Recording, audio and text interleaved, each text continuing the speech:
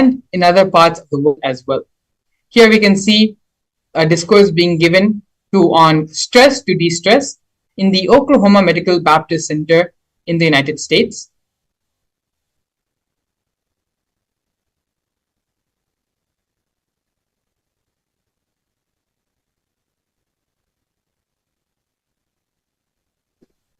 Further, in the history of the Kailasa and the Nithyananda Sangha, the Supreme Pontiff of Hinduism, in the 2015 Nasik Kumbh Mela and the 2016 Ujjain Kumbh Mela. In both Kumbh Melas, the Supreme Pontiff of Hinduism initiated thousands into the science and gave thousands the mass living enlightenment initiation.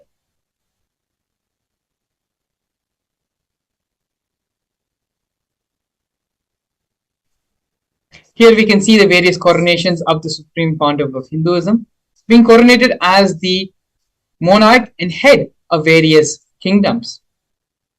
The first coronation which happened to the Supreme Pontiff of Hinduism was the coronation of the Kanchi Kailasa Saranya Peetham as the 233rd Guru Mahasannidhanam. Next, we have the coronation of the Suryavamshi Surangi Samrajya, the Supreme Pontiff of Hinduism, being coronated as the incumbent emperor of the Surangi Samrajya. We then have the Supreme Pontiff of Hinduism being coronated as the present 23rd Guru Mahasannidhanam of Dharma Mukti Swarga Puramadina. In the year 2012, the Supreme Pontiff of Hinduism was coronated as the present 293rd Jagat Guru Mahasannidhanam of Kailasonatha Shyamapita Sarvanyapita. In the same year, the Supreme Pontiff of Hinduism was also coronated as the Mahamandaleshwar of the Mahanirvani Akhada, which is the largest apex monastic order in Hinduism.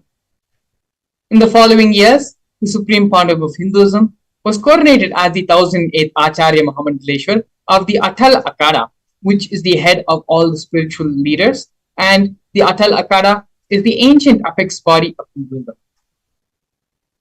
In the year 2015, the Supreme Pontiff of Hinduism was elected as the Supreme Pontiff of Hinduism by a congregation of over 1,000 Hindu leaders and pontiffs.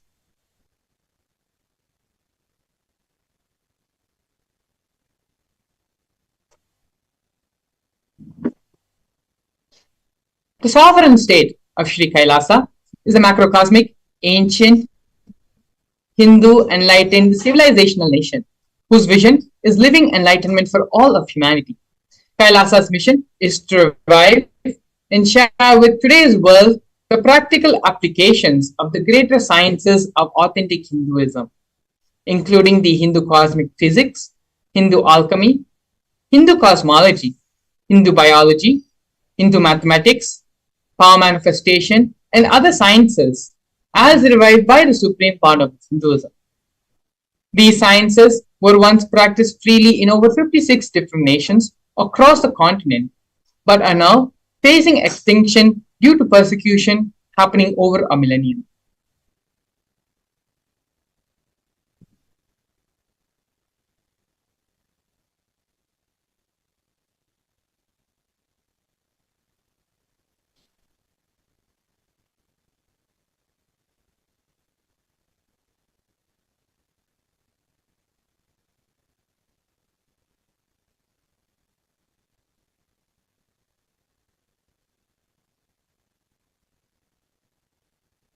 We are now looking at the 108 Sri Kailasa's Uniting Nations initiatives, where the legal body of Sri Kailasa Uniting Nations has initiated 108 different humanitarian efforts, different humanitarian services, which collectively allows for the creation of an enlightened, peaceful, sustainable, equitable, resilient, and thriving world.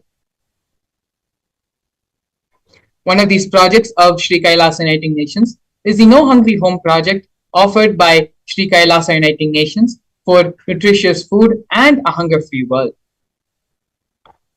Over 1 billion meals have been served over the past 27 years.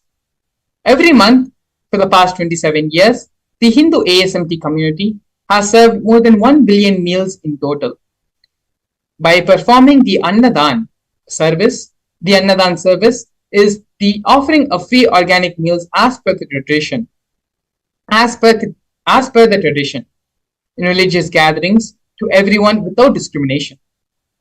10,000 meals are served daily free of cost, and up to 100,000 meals are served on festival days.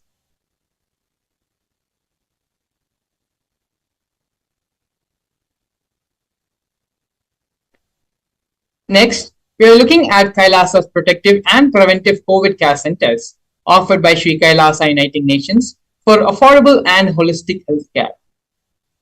During the pandemic, which was a global event which affected all of us in various levels, in various different ways, the Supreme Pontiff of Hinduism was the only one to convert his monastery campuses into a multi-layer quarantine facility free for all people, regardless of any differences in age, in gender, in caste, creed, ethnicity, color, social economic status, and without any discrimination, the service was provided free to all by the Supreme Pontiff of Hinduism.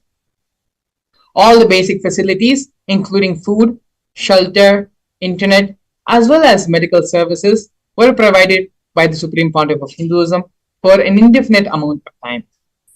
More than 30 million citizens followed Kailasa's 28-day spiritual regimen in the year 2020.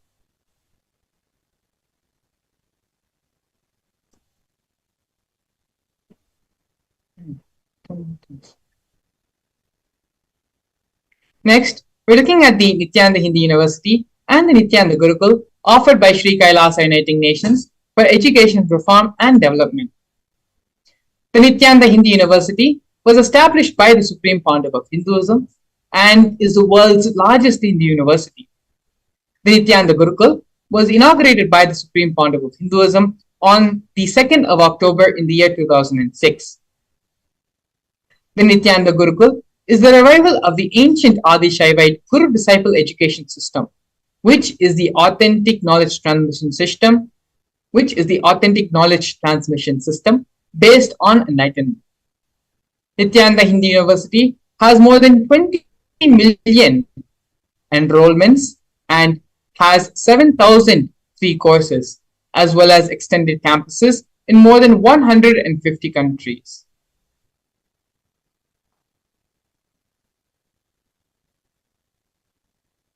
Next, we're looking at the Nithyananda Jnanalaya project and Hinduismpedia offered by Sri Kailasa Uniting Nations for the protection of Hindu scriptures.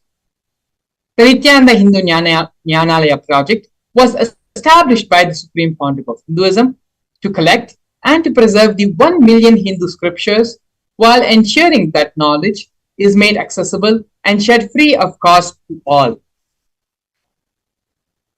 The Supreme Pontiff of Hinduism himself has authored more than 10,000 books in 3 different languages and has been translated in over 50 other different languages, has published more than 10,000 articles, and has delivered more than 10,000 hours of free discourses with a combined view of more than 1 billion. Kailasa's Hinduismpedia is a project established by the Supreme Pontiff of Hinduism, where the Supreme Pontiff of Hinduism has collected more than 15 terabyte digital books, rare manuscripts, from all the 19 Saravanya Pitas, which are the ancient mutts and ashrams. Over 1 million pages on Hinduism, a collection of 22,000 digital books, 1,000 e-textbooks, and 100,000 articles on various topics in Hinduism has been collected in the Hinduismpedia project.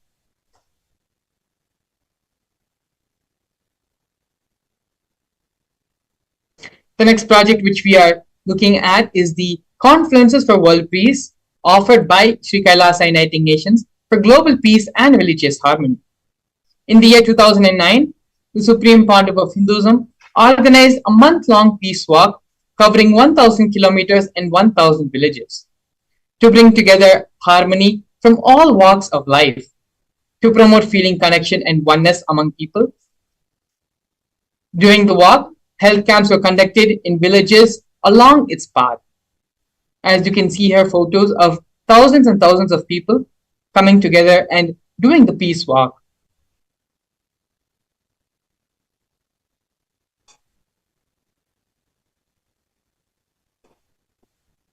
The next project which we are looking at right now is Sri Kailasa Uniting Nations for Feminine Empowerment and Gender Equality.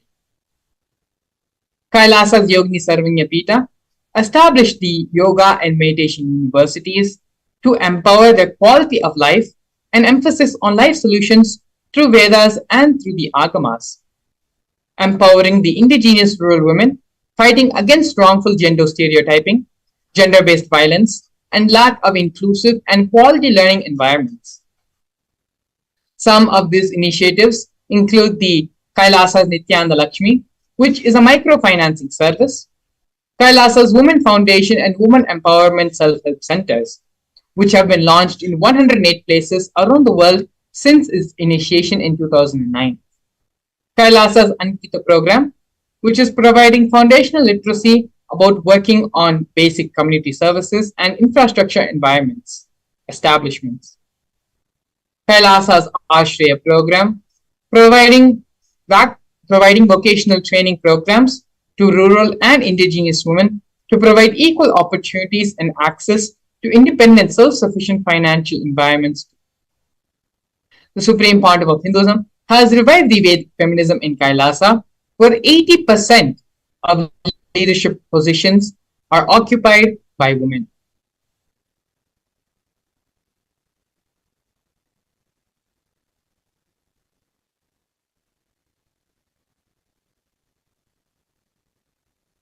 Next here, we're looking at the Nithyananda Yoga offered by Sri Kailasa Uniting Nations for yoga.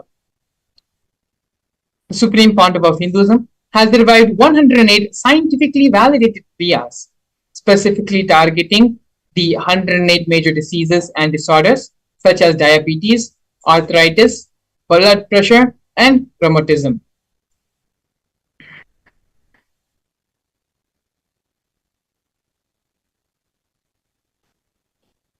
Nithyananda Yoga also is the revival of the ancient traditional forms of yoga. The Supreme Pontiff of Hinduism has revived the ancient pole yoga, which is the Shiva Stambha yoga, and ancient rope yoga, which is the Kundalini Raja yoga, in which yogic asanas, postures, and weight balancing techniques are performed to create the yogic physiology, aligning it to the cosmic geometry that manifests superconscious powers. Not only that, but the Supreme Pontiff of Hinduism has also been awarded 2 Guinness World Records for the largest rope yoga and largest pole yoga classes, bringing worldwide attention to these extraordinary forms of yoga. These Guinness World Records were established on the 30th of September and 3rd of October, respectively.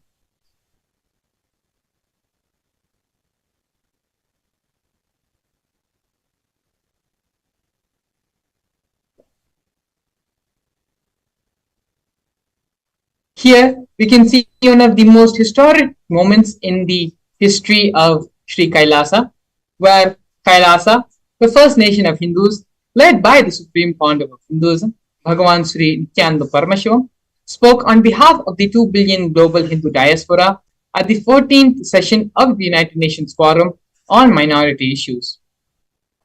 A significant milestone in the history of Hindus and the sovereign state of Sri Kailasa happened on the December 2nd, 2021. His Excellency Sri Nitya Moksha Priyananda, Ambassador Extraordinary and Plenipotentiary of Kailasa, represented the persecution of Hindus at the 14th session of the United Nations Forum on Minority Issues. The theme of the forum was conflict prevention and protection of human rights of minorities. This was the first time the plight of persecuted Hindu minorities was represented in the United Nations. The systematic generational attacks on Hindu indigenous traditions were highlighted in this.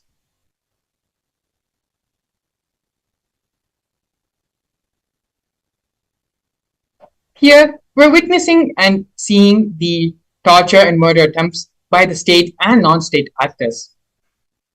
Over 70 assassination attempts and physical attacks on the Supreme Pontiff of Hinduism have happened in India and abroad. More than 40 attacks on community members, destruction of monasteries and temples. Over 60 incidences of attacks and molestations of rape of women and women monks. Intense lawfare through the 100 false legal cases being falsely accused on the Supreme Court of Hinduism. Intersectional persecution using the entire government mechanism, politically owned media, police, and judiciary controlled by politicians, inciting mob violence through the social media. These are just few of the many, many ways the Supreme Pontiff of Hinduism is being illegally persecuted and attacked for reviving Hinduism and for giving humanity the superconscious break. Despite all this illegal lawfare happening on the Supreme Pontiff of Hinduism, the Supreme Pontiff of Hinduism, against all odds, has built Sri Kailasa, has built the only Hindu nation for Hindus, and to revive, protect Hinduism, and to give the superconscious breakthrough to humanity. One of the important and most powerful ways the Supreme Pontiff of Hinduism is giving the superconscious breakthrough to humanity is through the power manifestation science. In this next segment, we're going to be looking over the power manifestation science, exactly what is power manifestation and how the science works, as well as a live demonstration of the power manifestation we are going to be seeing in the next segment.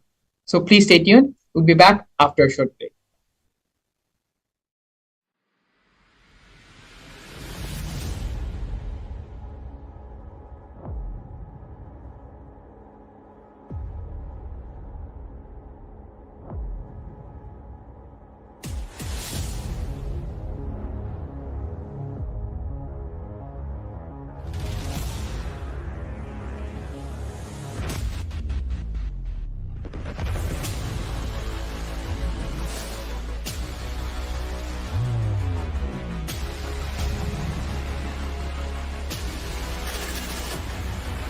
You will become Paramashivam.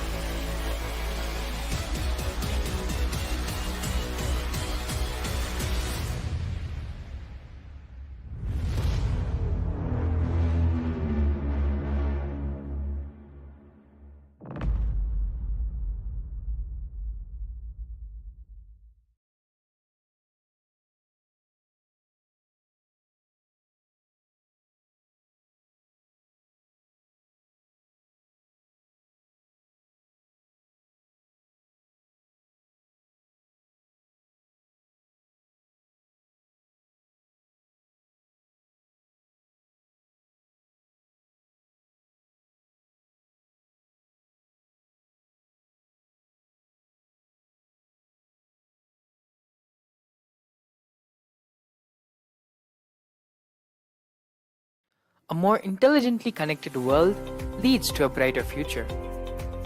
An enlightened humanity leads to a better world. During the Paramashivam program, we help people to discover their superhuman possibilities and help them to find and achieve the true purpose of their birth by giving them the techniques, practices, and methodologies from the Vedagamas, the original source scriptures of Hinduism. The Supreme Pontiff of Hinduism is reviving the ancient original Vedas and Agamas in all its glory, in a user-friendly way for the modern mind. The Supreme Pontiff of Hinduism is transforming human beings into divine beings, reviving, initiating, and replicating the 463 powers from the Agamas revealed by Paramashivam. The Supreme Pontiff of Hinduism is not just giving solutions for every problem man faces, but is making them irrelevant to their lives by transforming human beings into divine beings. Listen. Any argument presented by your mind, body, your present reality to establish you are not Paramashiva. You are not omniscient, omnipotent, omnipresent. Anything presented to prove you are not Paramashiva is illegitimate. Decide this. This is super determinism. Understand? Anything you declare as Nithyanandam, welcome everyone, all the viewers watching us live on our social media platforms, on Facebook Live, on YouTube Live, on Nithyananda TV for this beautiful and powerful session on power manifestation, manifesting the Shaktis of Paramashiva. In this session, we're going to see few various topics like what are the Shaktis, what is the difference between Shaktis and Siddhis, and how can these Shaktis help us in our life, and ultimately we're going to be seeing the beautiful demonstration of the live power manifestation of these Shaktis. So now we'll first see what are the Shaktis. So, in the Vedagamas, the source scriptures of Hinduism, in elaborate detail, that every human is hardwired to be able to manifest the Shaktis, extraordinary Shaktis of Paramashiva. The manifesting powers are described in a systematic method and science for human beings to explore the various opportunities and powers, various possibilities that have been given in the Vedas and Agamas.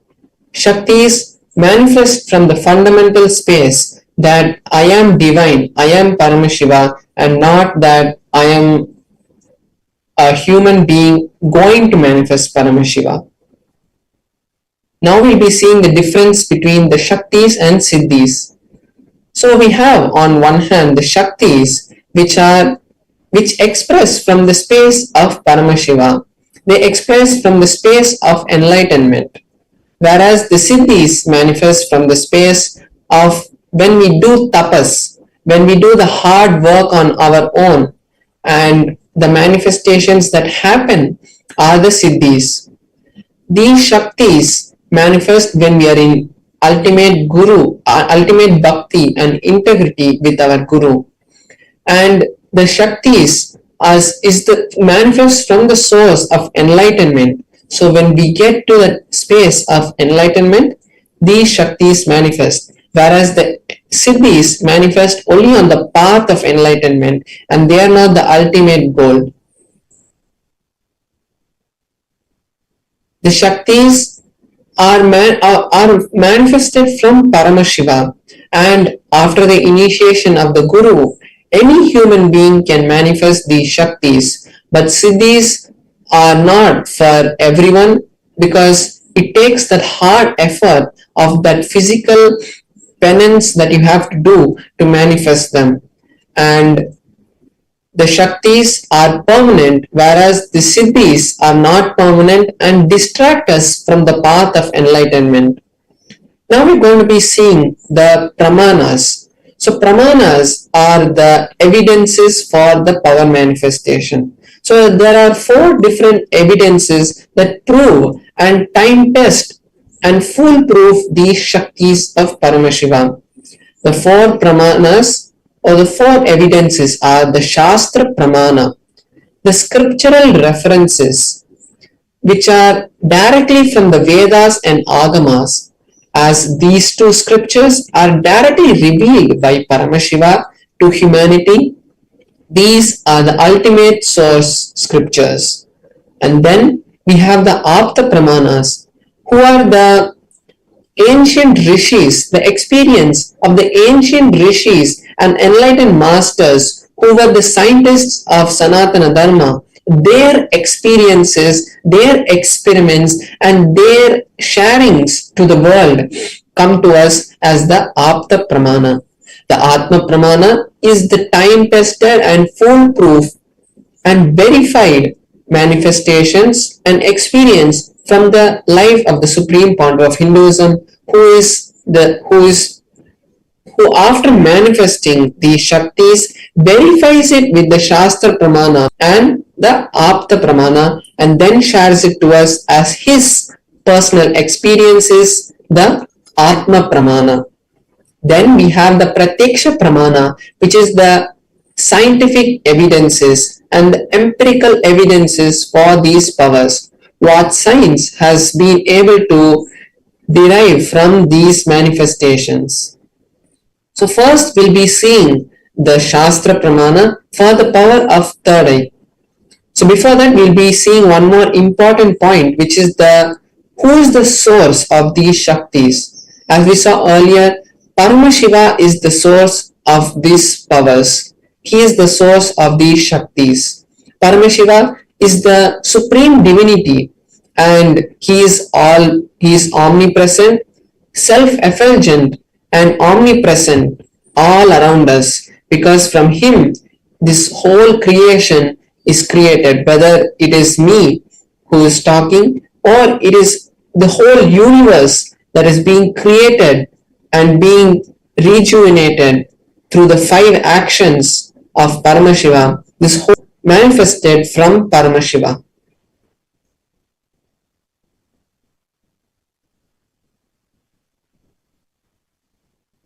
Now the ultimate truth about Shaktis is when a powerful cognition, the jnana, is mapped into us, is understood, is cognized by us, our consciousness, when it is mapped, it becomes prajnana, which is the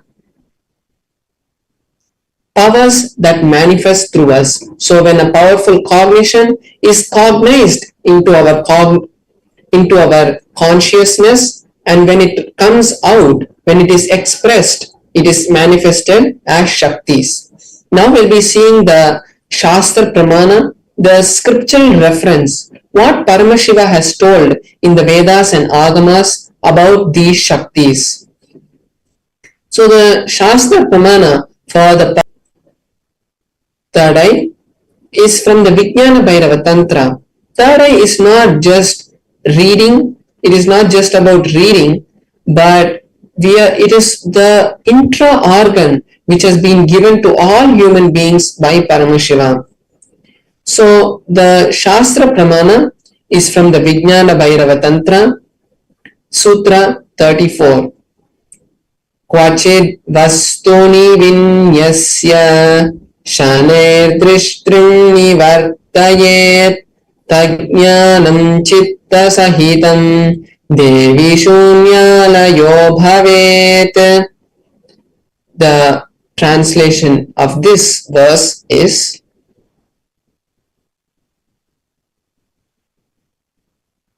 by fixing the mind on the inner space within the crown center and sitting stably without any movement and having the eye succession to the third eye, by that stability of the mind and inner space through the power of the third eye, one directly sees the ultimate goal, Lakshyam, by having the vision beyond the sight that reveals any object or place, attaining the space of oneness with the source Paramashiva. So as we can see here, the beautiful explanation of the methodology of how to use the third eye to have the extraordinary powers manifest has been revealed by Paramashiva in this verse. Next, we'll be seeing the Apta Pramana, which is the experience and the happenings that have happened in our history, in the lives of various enlightened masters and incarnations.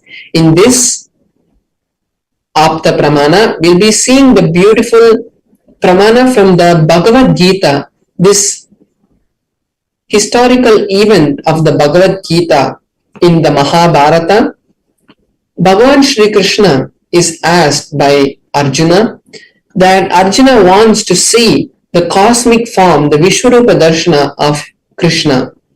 But Krishna tells in the 8th verse of the 11th chapter, my cosmic form with these physical eyes of yours. Therefore, I grind vision of the third eye. Behold my cosmic form. So we can see in this verse how directly Bhagavan Shri Krishna is initiating Arjuna into the science and the power of third eye. And also in the same story, we can see how Sanjaya, the charioteer of a blind king who is Dhritarashtra, the father of the Pandavas, of the Kauravas, and the uncle of the Pandavas, who was blind was told the whole was inside and outside he the was narrated the whole story of the Mahabharata war This which was happening by experience, I was Sanjaya, who able to was see also initiated. everything Next, we can around see the me, above Atma me. Pramana, the The whole personal experience is experience clear of the Supreme and Pontiff very of direct Hinduism, how he below experienced me, this everywhere. Pramana.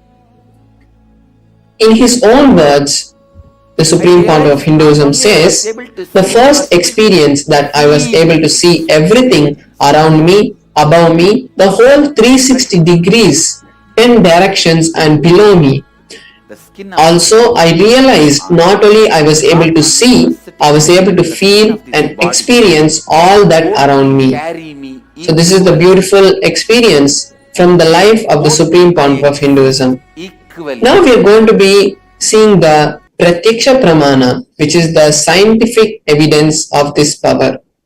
So we can see how here in this picture, the Supreme Pontiff of Hinduism itself is going under the PET scan, which is the positron emission tomography, which is a method that the scientists used on the Supreme Pontiff of Hinduism to measure the activity in the brain.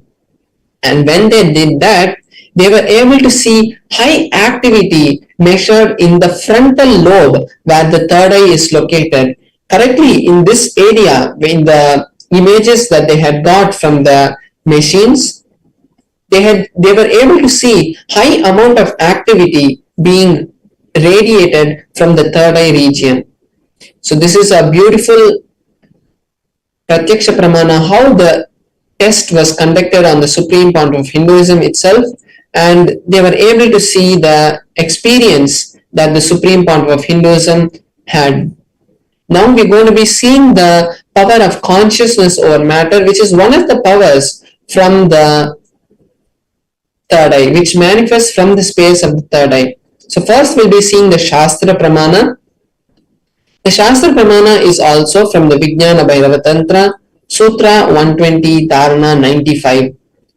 क्वचिद् वस्तुनि विन्यस्य शनैः दृष्टिं निवर्तयेत् तज्ज्ञानं चित्तसहितं देवि शून्यालयो भवेत्. Beautifully, Paramashiva says, having fixed one's eyes on a particular object, Vastu, one should slowly withdraw the sight from that object as well as slowly eliminate the knowledge of that object along with the thoughts and impressions. Then, O Devi, one abides in Shunya, the state where there is, which is the space of all inclusiveness and infinite oneness. So we can see how in this verse also Bhagavan Paramashiva is beautifully giving us a step-by-step process of how to manifest the powers. Now we will be having a live demonstration of this power and I will be manifesting this power. So what I'll be doing is I have my Atmalinga.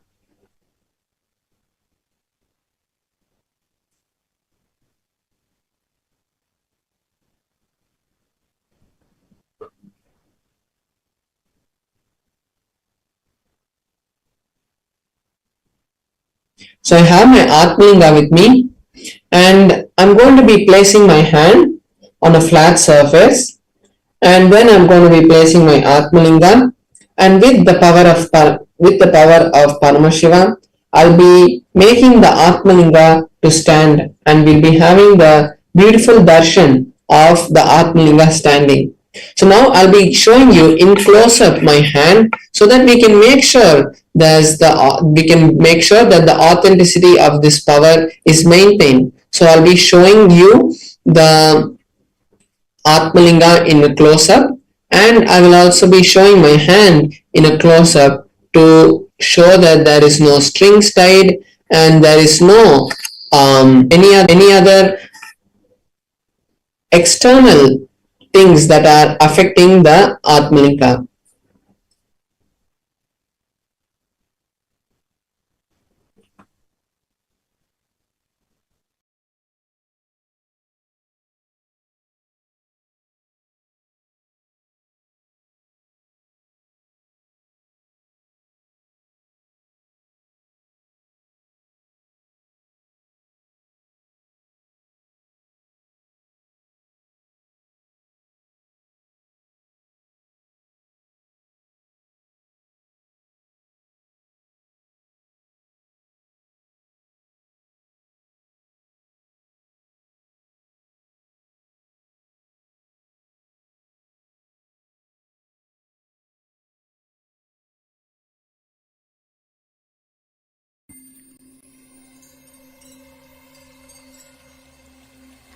welcome you all with my love and respect.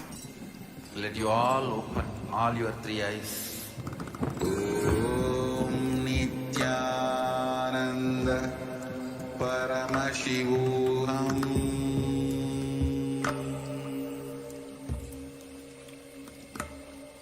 Om Nithyananda Paramashivam.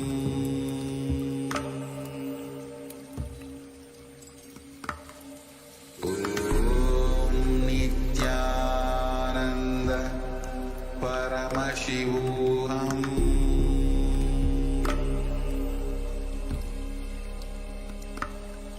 Om Nithyananda Paramashivam.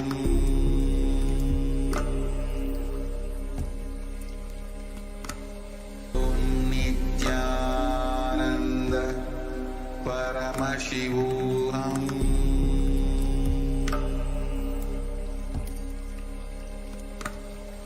Om Nithyananda.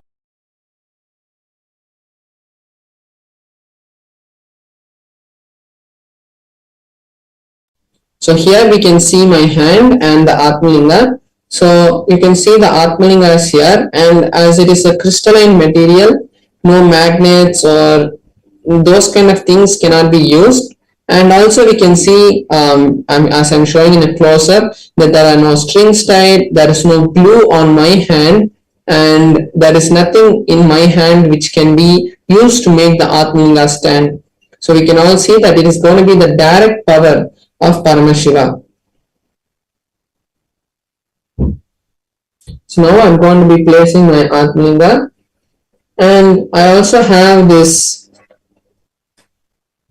tissue paper here so that I can show you that I'm just rolling it like this, and then I'm showing you so you can see that there is no ropes that is going to be able to make the Atmalinga move, and we can see that there is no ropes anywhere. So we can see even when I move, there is no movement in the Atmalinga. I'll be chanting the Mahavakya intensely. I'm connecting to Paramashiva, and from that space of oneness and Advaita, I'll be making the Atmalinga to stand. So all of you viewers watching us live now can also take this beautiful opportunity to manifest these Shaktis of Paramashiva, and any desire or reality that you want to manifest, you can take this time to do these, to post your requests in the chat, and when you post it, you will be able to see the direct manifestation happening, because when we manifest the powers of Paramashiva, we are also entangling with Paramashiva. So now I'll be chanting the Mahavakya, and we'll all be having seeing the beautiful manifestation, and you can also take this time to manifest any power that you want, because when we entangle, we are creating a beautiful ecosystem, a Vata Varna, to manifest the power.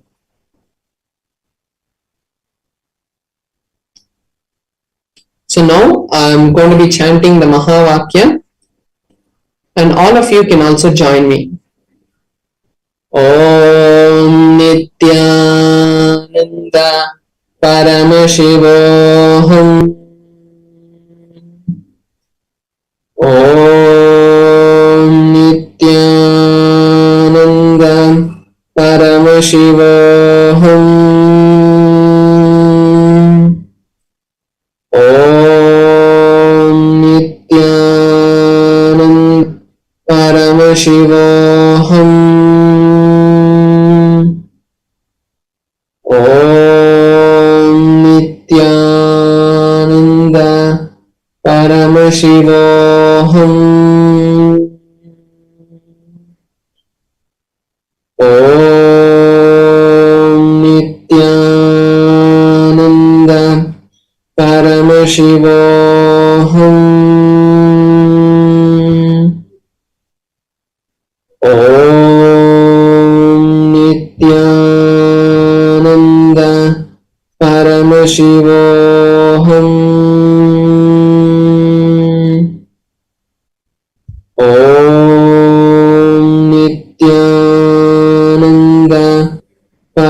Paramashivoham. Om Nithyananda Paramashivoham. Om Nithyananda Paramashivoham. Om Nithyananda Paramashivoham.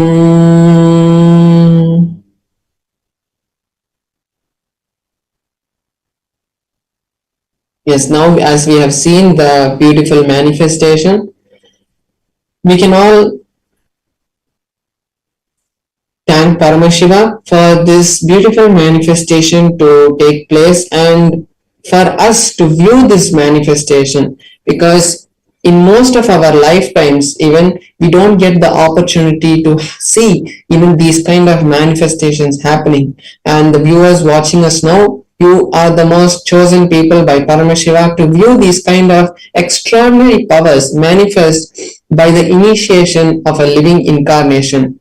So now let's take these few minutes for us to also manifest this power, but we are going to manifest in a real life way.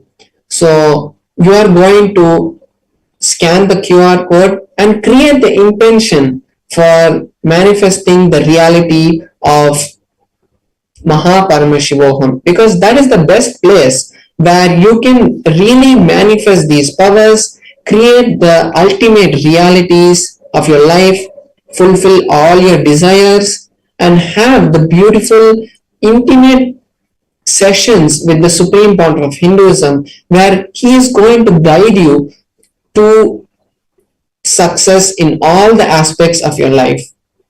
And when you are going to create the intention for these manifestations, that is the only time you are going to really create the happenings into reality, the desires into reality. So I request all the viewers watching us now to take this beautiful time to scan the QR code and go to paramashivoham.org and create your reality by starting with the intention. You may think, oh, I don't have money and I have no way it's going to happen, but all of us know that when the Supreme Founder of Hinduism can make a crystal linga to stand up, it is the same as bringing money to you. So let's now take this beautiful time to register ourselves and manifest that reality. So now we'll be going to the next session, and in the next sessions we'll be having a direct session from the Supreme Founder of Hinduism, where he will be guiding us in various satsangs. He will be guiding us on the aspects of karma. So that is going to be what we're going to mainly learn from today's session. So we'll be right back with you after a short break. Thank you, Nithyanandam. A more intelligently connected world leads to a brighter future. An enlightened humanity leads to a better world. During the Paramashivam program, we help people to discover their superhuman possibilities and help them to find and achieve the true purpose of their birth by giving them the techniques, practices, and methodologies from the Vedagamas, the original source scriptures of Hinduism. The Supreme Pontiff of Hinduism is reviving the ancient original Vedas and Agamas in all its glory, in a user-friendly way for the modern mind. The Supreme Pontiff of Hinduism is transforming human beings into divine beings, reviving, initiating, and replicating the 463 powers from the Agamas revealed by Paramashiva. The Supreme Pontiff of Hinduism is not just giving solutions for every problem man faces, but is making them irrelevant to their lives by transforming human beings into divine beings. Listen.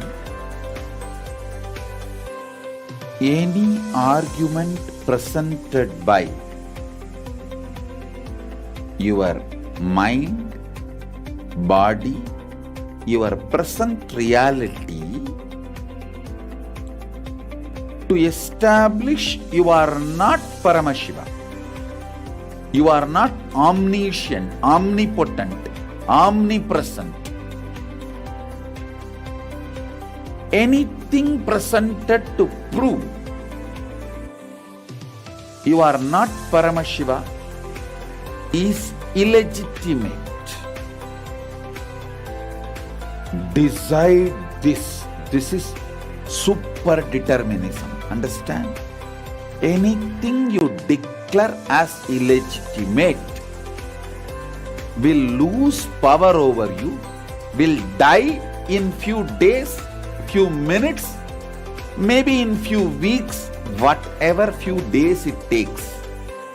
It will not have power over you. Understand, this is the method for sudden enlightenment. This is the method for sudden enlightenment. It happens by the Shaktipada. Here Paramashiva is sitting to tell you all, you are Paramashiva, you are me, with Shaktipada and Shaktinipada. The Dvitiya Vijnasa Krama is an extensive and thorough yoga sequence to prepare your body to receive the experience being given by the Supreme Founder of Hinduism. Through the yoga, which is aligned as per the source scriptures laid down by Paramashiva and the Agamas, you break all the impossibility in your body and in turn break the very cognition of impossibility. The program leads you to go beyond your human frame and limiting human ideas, which prevents you from living your highest possibility. I will reach you wherever you are, whichever corner of the world you may be. I will reach you with enlightenment. Again I tell you, I am not here to prove I am God, I am here to prove you are God. Don't wait to become divine. Register now at paramashivoham.org.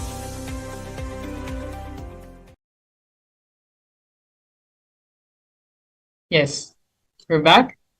Beautifully, we saw Paramashivam Maharaj doing the power manifestation with the grace and blessings of the Supreme Pontiff of Hinduism. He was able to manifest the power of consciousness over matter, which are one of the many powers of third eye, in which Paramashivam Maharaj was able to lift the Atmalinga from a horizontal position to a vertical position. Now, after seeing this extraordinary power manifestation demonstration, we're going to be entering into the topic and subject of today's Bhava Samadhi Darshan. As I previously mentioned, today the Supreme Pontiff of Hinduism is going to be gracing all of us in the Bhava Samadhi Darshan of Bhikshatana. The story of Bhikshatana is very beautiful and is one of the Leelas which Paramashiva performed in order to remove the karmas, to remove the ego of the Tarakavana Rishis. Leading to the Bhava Samadhi Darshan, we're going to be looking and finding out our various incompletions, root patterns, as well as understanding the concept of what is karma. How can we come out of karma? How can we bring completion to karma? We are now going to be watching a series of satsangs given by the Supreme Pontiff of Hinduism, enlightening us on this topic, on this concept of exactly what is karma.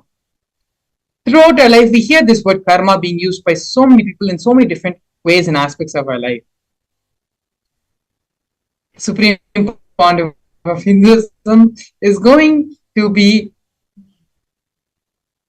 expanding and giving the proper definition, proper understanding, the correct understanding about karma and about life.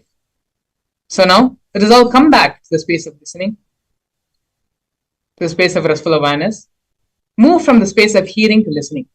It is only in this space of listening, whatever the Supreme Pontiff of Hinduism says becomes a part of our system. It becomes a part of our cognition. in this space of listening now. Let us now watch these satsangs.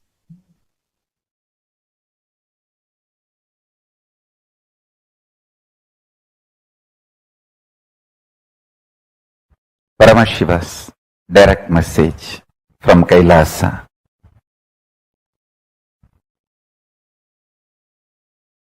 The dimension of Chidabhasa of the universe, where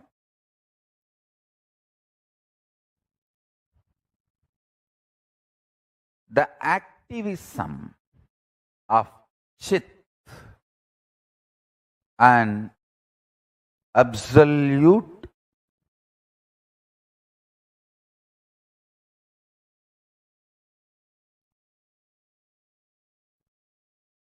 pure existential reality of Chit. Listen, the activism of Chit, we call it as Shakti. Its pure existence of Chit is called Paramapurusha.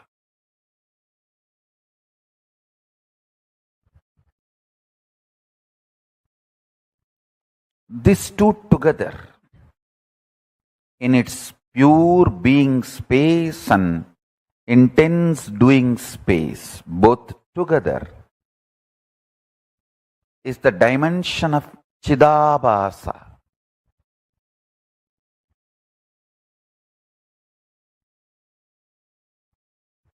That space of Chidabhasa is the source of all these 5 dimensions of the universe: length, breadth, depth, time, space.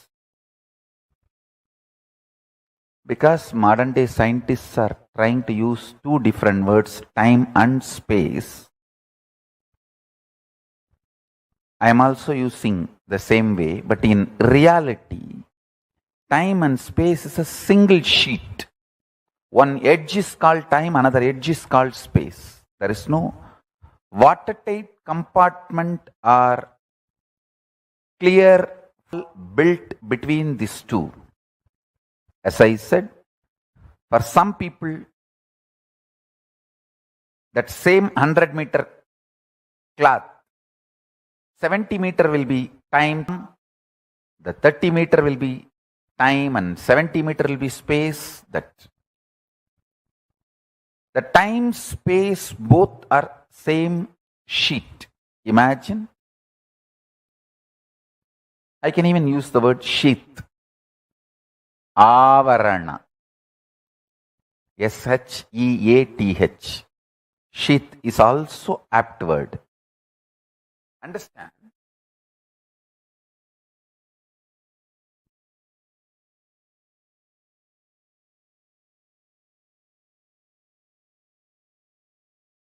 Whether you know it or not, realize it or not,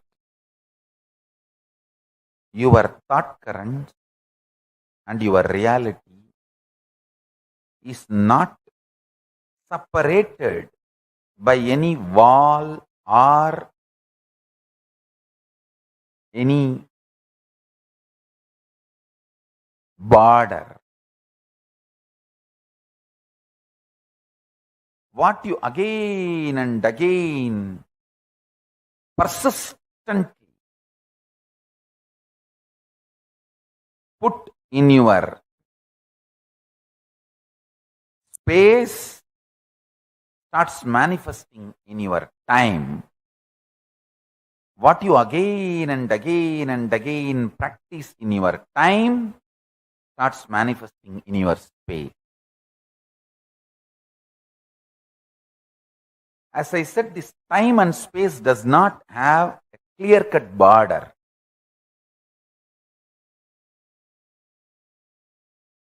For some people, in this time-space continuum, in the time-space dimension, if it's 100 meter, consider it as 100 meter long cloth. For some people, 70 meter is time and 30 meter is space. For some people, 30 meter is time, 70 meter is space. For some people, even only 2 meter is time and 98 meter is space. For some people, 98 meter is time and 2 meter is space.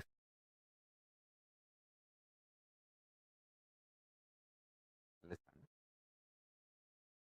When the length dimension starts manifesting its possibilities in all its multiple level, it gives birth to breadth dimension.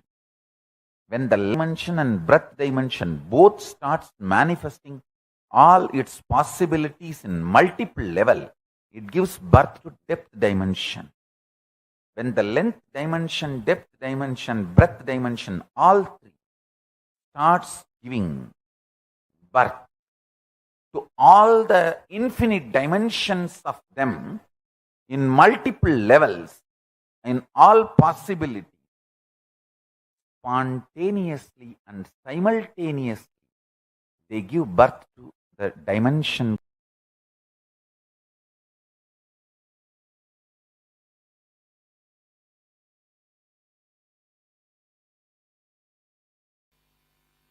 Any thought current or thought pattern in which you are stuck is karma. Listen.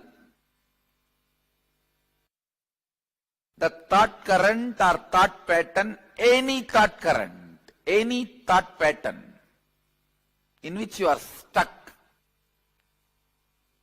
is karma. Stuck thought current, suffocating thought current, suffocating thought pattern, suffocating thought trend is karma. Apply this one line definition in any zone of your life or any dimension of your life. Health. Any idea you have, thought current you have, which is not bringing health in you, is karma. Wealth. Any thought current, any thought pattern you have, which is not bringing wealth, what you want to cause as your reality in your life is karma. Anything which is not letting you cause your reality, the stuck thought current which is not causing your reality is karma. Understand? It can be in the field of your relationships, in the field of your wants, in the field of your needs, in the field of your contentment, in the field of your completion, whatever may be the field. In any field, the thought current in which you are stuck, thought pattern in which you are stuck is karma. There may be tons of life solutions for every situations you may know. Like completion with yourself, completion with others, authenticity, integrity, responsibility, enriching, listening. There may be tons of concepts you heard to cause your reality. But if it has not started happening, it is only karma for you. Listen.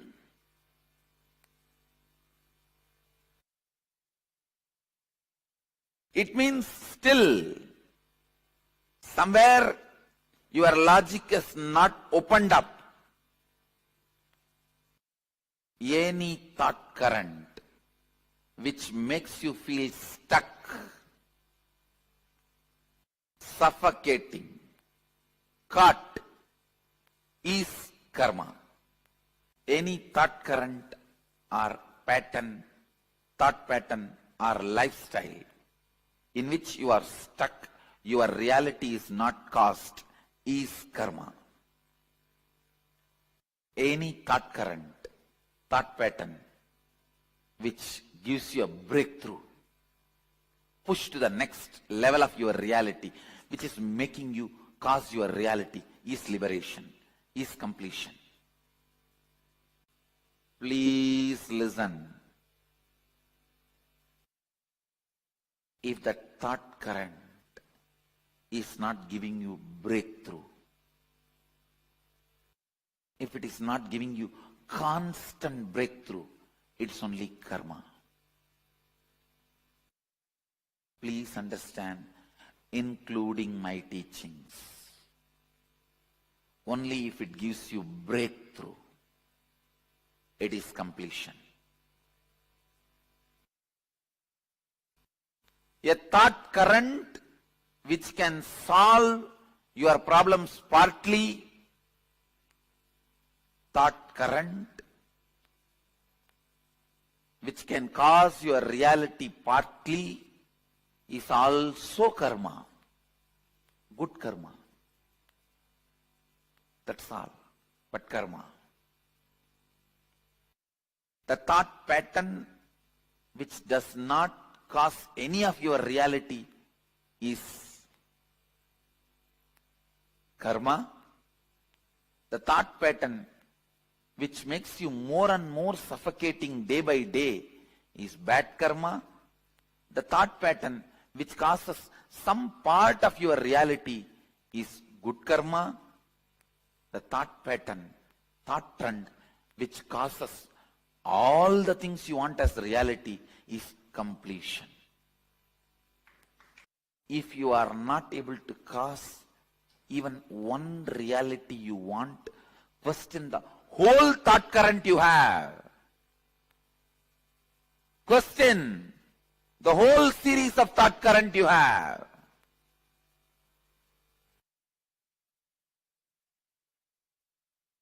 Not one or two.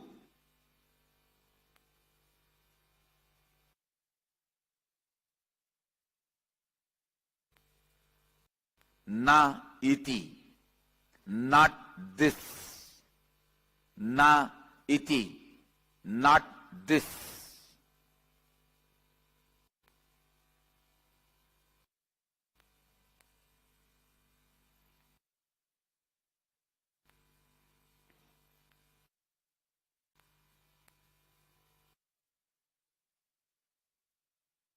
Even if one thought current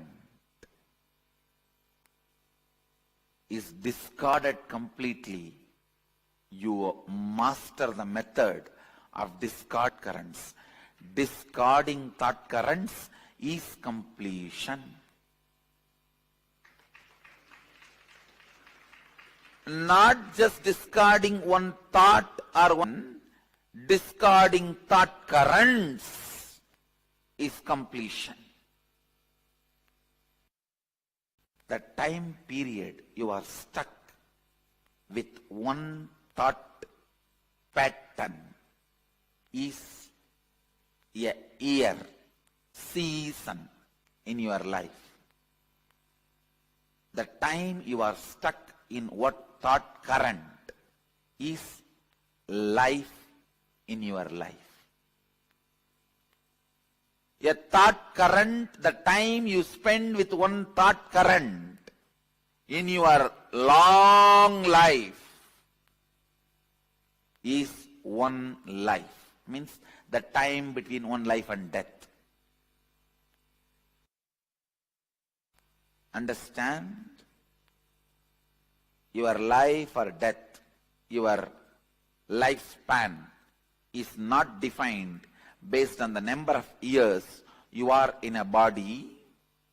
It is based on the time you spend with one thought current. That is why whenever you complete certain thought current and enter into a new thought current, whenever you are initiated into a new thought current, Vedic tradition calls you newborn.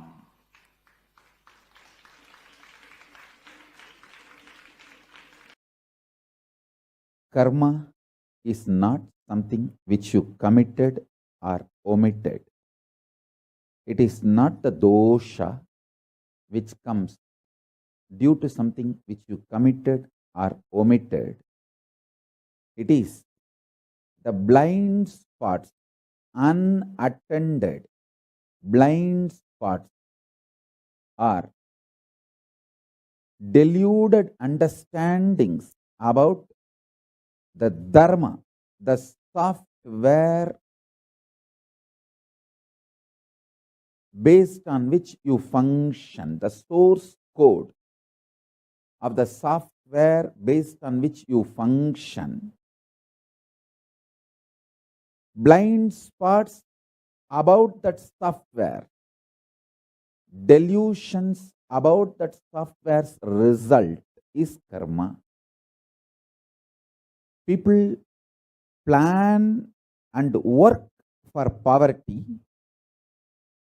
but blame poverty on karma. Hey, listen. When you postpone what you need to do for money, you are doing what is needed for poverty. Understand? When you are postponing what needs to be done for wealth, you are preponing what is need to be done for poverty. When you don't want to be exposing your blind spots to yourself, when you want to be in delusion, when you are postponing what you need to do for wealth, you are preponing and doing what is needed for poverty. Learn to open your eyes to the software based on which you are functioning.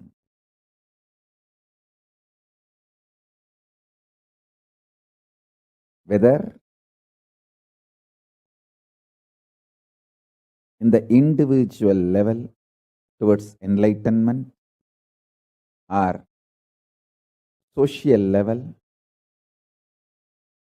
your survival as the society, group of people, or political level, survival of your political existence, or economical level, survival of your group economically in any level.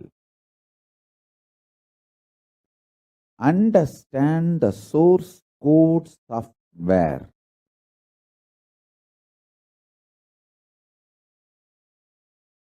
I understood the source code software of myself, my body, how the various organs of my body is coordinated, how they are all inspired, excited, what inspires them, what makes them active, alive, energetic. I have understood that source code. Because of that, even poison could not kill me. When anti-Hindu gang tried to poison me, it only disturbed my health, but it could not kill me. Before that, I woke up and did all the detoxing needed to be done.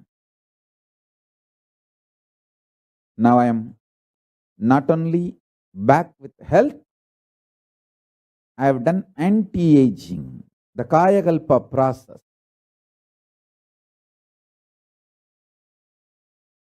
all my knowledge, research, everything I received from my gurus and with my own experience, and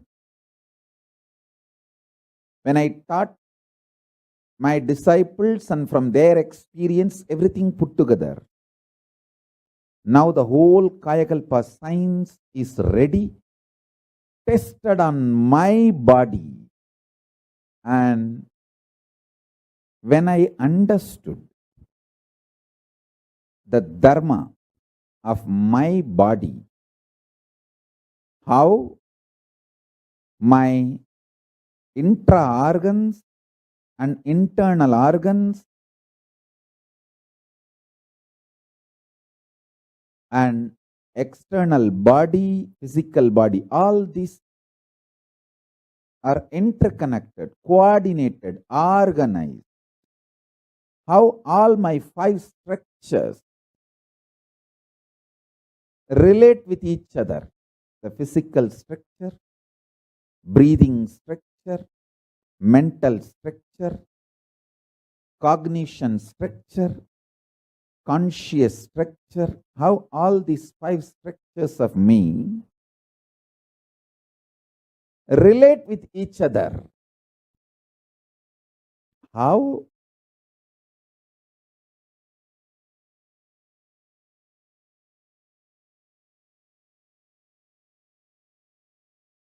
they either inspire each other or perspire each other. This whole coordination, what is the source code of the software of this happening? This whole thing I understood, because I understood what is happening inside me, I can understand very clearly what is happening outside me. Once I understood the first principle of me, I just know everything. I become Sarvanya. I can know anything. Understand? I am not talking out of arrogance. I am telling you the truth as it is. I can know anything. If there is a crisis in social level or national level or international level, I can look into it and understand the whole plan, how it is going to. Little secret. It's a real secret.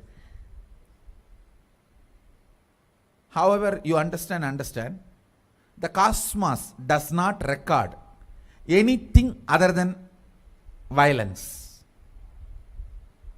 Means only if you cause pain, karma gets recorded. Other than violence, nothing is recorded as karma. For example, somebody goes and steals $2 billion from a multi-billionaire, and that fellow is loaded with trillions of dollars. He doesn't care.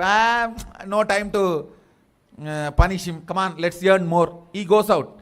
He doesn't bother. You don't get karma. And you go to a homeless guy and steal few pennies. That fellow rolls on the ground and cries. You get karma. Karma is not the quantity or quality of the action you performed. It only the amount of interference or violence you caused. That's all. Listen. I'll go to the origin of the universe. Please understand. Now, I am giving you cosmic legal opinion. I commit with you, I will be completely integrated to the original truth. Because make decisions in your life based on my legal opinion. With that responsibility, I am talking to you. When this manifested, Mahadeva, Sadashiva made only one sankalpa. Let me become many to celebrate me. Listen, it means the first principle is let us all coexist. That's all. The primary principle, let us all coexist. Other than the violence of breaking this, let us all coexist, nothing is considered as karma.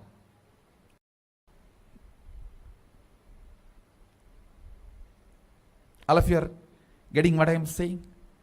See, that infinity, when it decided to manifest as this universe and as all of us, only principle it declared is, let me become many to celebrate me. It means only one principle, let us all coexist, that's all. Only if you break that let us all coexist, karma comes. Other than that, nothing is a karma. Only thing recorded as a karma is violence, nothing else. All of you are getting what I am saying? For example, as I gave the example, that you take $1 billion and that fellow does not bother from whom you take, you don't get karma. You take 1 penny and that fellow rolls on the ground and cries, you get karma. Karma is only the suffering cost, nothing else. Good karma, the celebration cost, that's all. See, Mahadeva, he becomes many. He declares, let me become many to celebrate me. So more and more celebration you cast becomes good karma. More and more pain you cast becomes bad karma. That's all. The same rule applies. You may give $1 billion to somebody and he is not happy about it. You don't get good karma. You may be giving a penny to somebody and he is just praising you and glorifying. He is just ecstatic. You get good karma. It is the experience cost matters, not the other money or quantity or quality or the work of or any of that done. All of you are getting? Because the principle in which the universe, Brahmanda, is expanded. See, the universe manifests. It becomes that multiverse. That universe becoming multiverse, the principle or the first declaration with which it explodes is, let me become many to celebrate me. So anything you add as a celebration of ourself is a good karma. Anything you add to break that fundamental principle of coexistence is bad karma, that's all. Wow. Nothing else matters. What is karma? Disturbing the natural expansion process of the universe. Supporting the natural process of expansion is good karma. Trying to disturb is bad karma, that's all.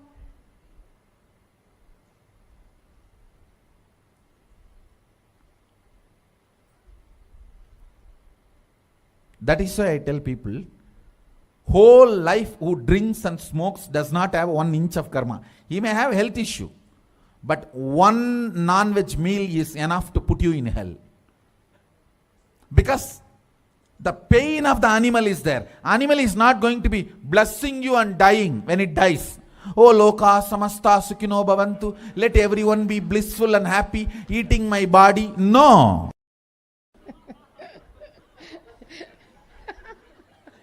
No, tell me, is there any animal? See the Facebook video, how they skin the animals. Tons of Facebook videos are there. There's on Facebook page that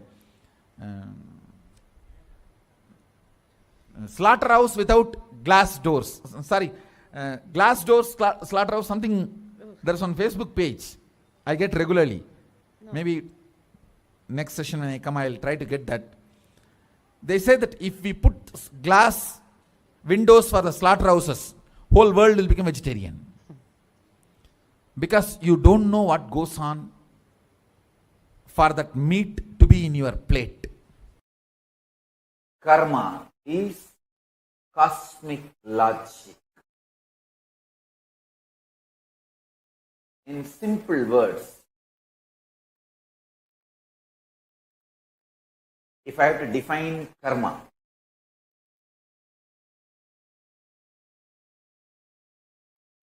cosmic logic and the way life of the cosmos, which is independent intelligence,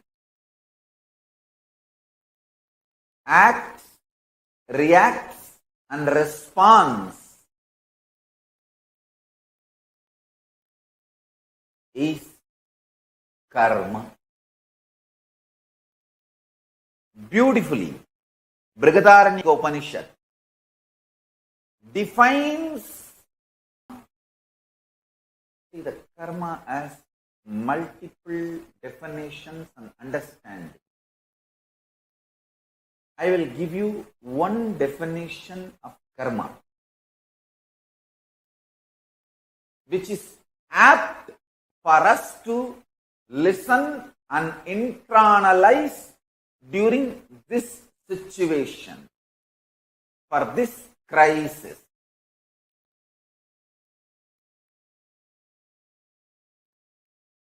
Yadakari, yadachari, tata bhavati, sadhukari, sadhur bhavati, papakari, papo bhavati, punya punyena karmana bhavati, papa papena.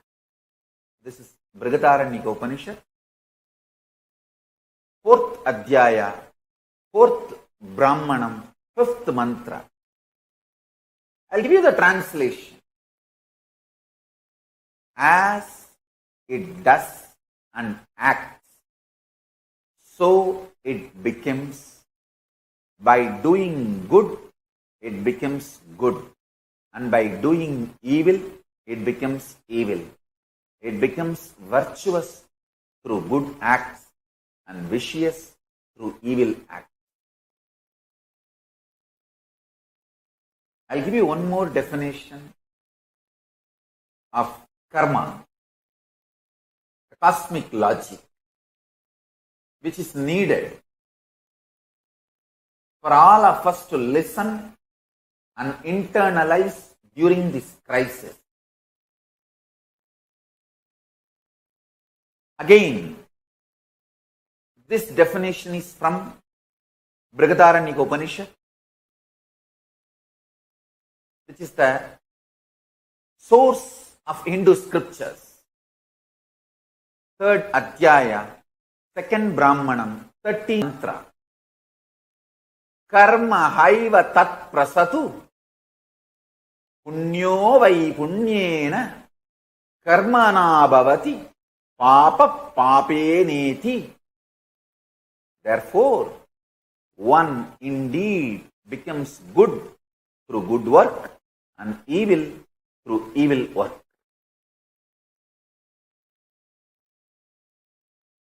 We need to internalize this definition of the cosmic logic. What is the papa we did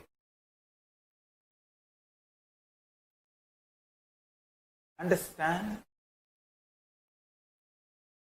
Hinduism asks us to internalize only to build powerful future, not to collapse into guilt or powerlessness about the past.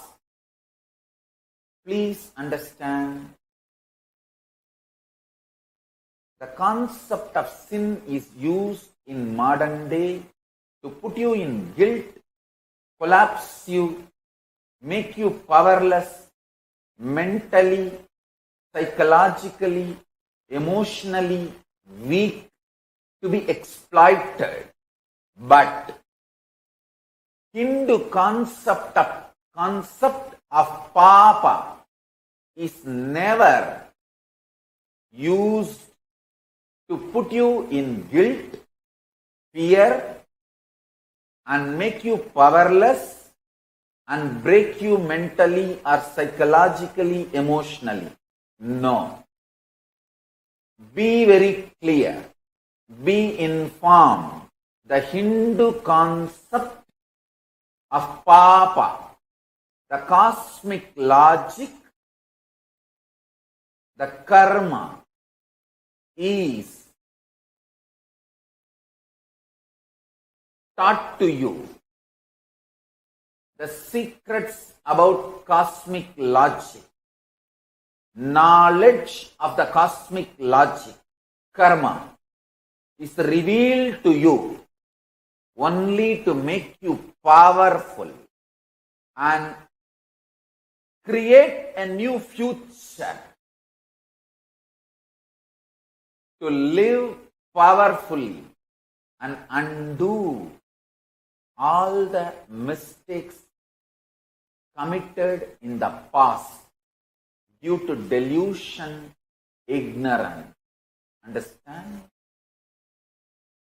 The concept of papa is completely different from the concept of, as I said, the three levels of karma. The level where you have to experience and enjoy good and the bad you did. That's the animal level. The human level, you can cancel your good by bad, or you can cancel your bad by good action. Through prayaschitta, you can free yourself from the bad happened through you.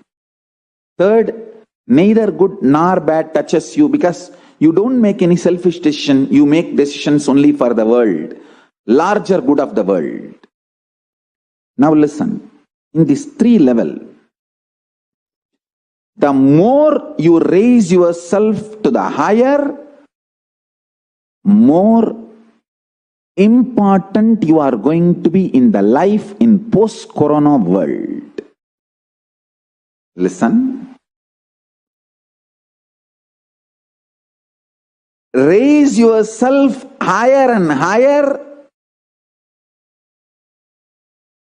through your tyaga, through involving yourself with a larger good of the world.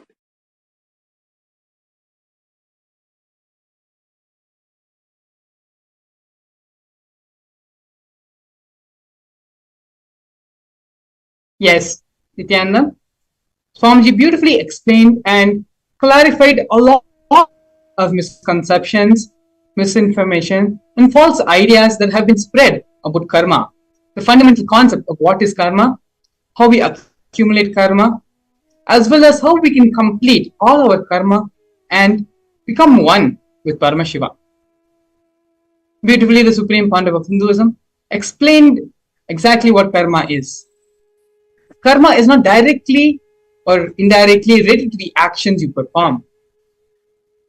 Swamiji beautifully explained, it is only when you inflict violence upon someone is only when karma is formed and only when karma is created. The only founding principle for accumulating bad karma is the pain and suffering that you inflict on another person. And the only where you can gain good karma is by the decisions and actions you make on becoming one, on bringing the oneness experience with everyone, in becoming inclusive and making more and more the space, the concept, and the community of oneness around you. Let us now look at the internalization exercise, which is going to help us understand this concept about karma in a much more deeper way.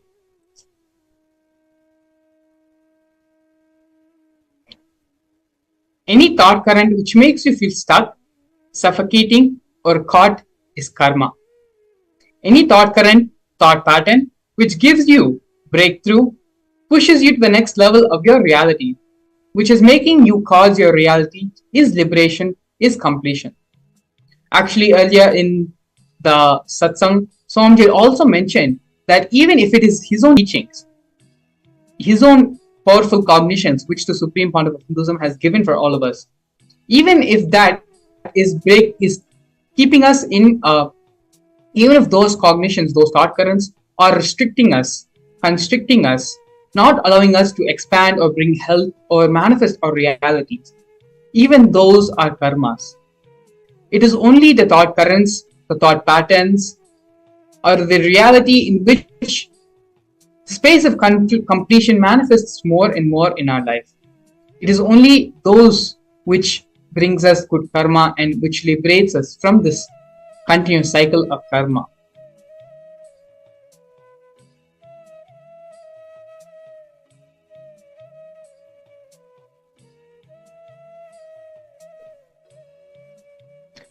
The first step of this exercise, let us first pen down all the thought currents or lifestyle in which you are stuck, you feel is suffocating you, which is not letting you cause your reality. So I think this is pretty much very simple for all of us. All of us from the top of our head knows exactly where we're stuck in life, the ways we are feeling suffocated and restricted in life. It is only after we identify all the problems which we want to complete and we want to get rid of our life, then we can even work towards finding the solution for it and completing it.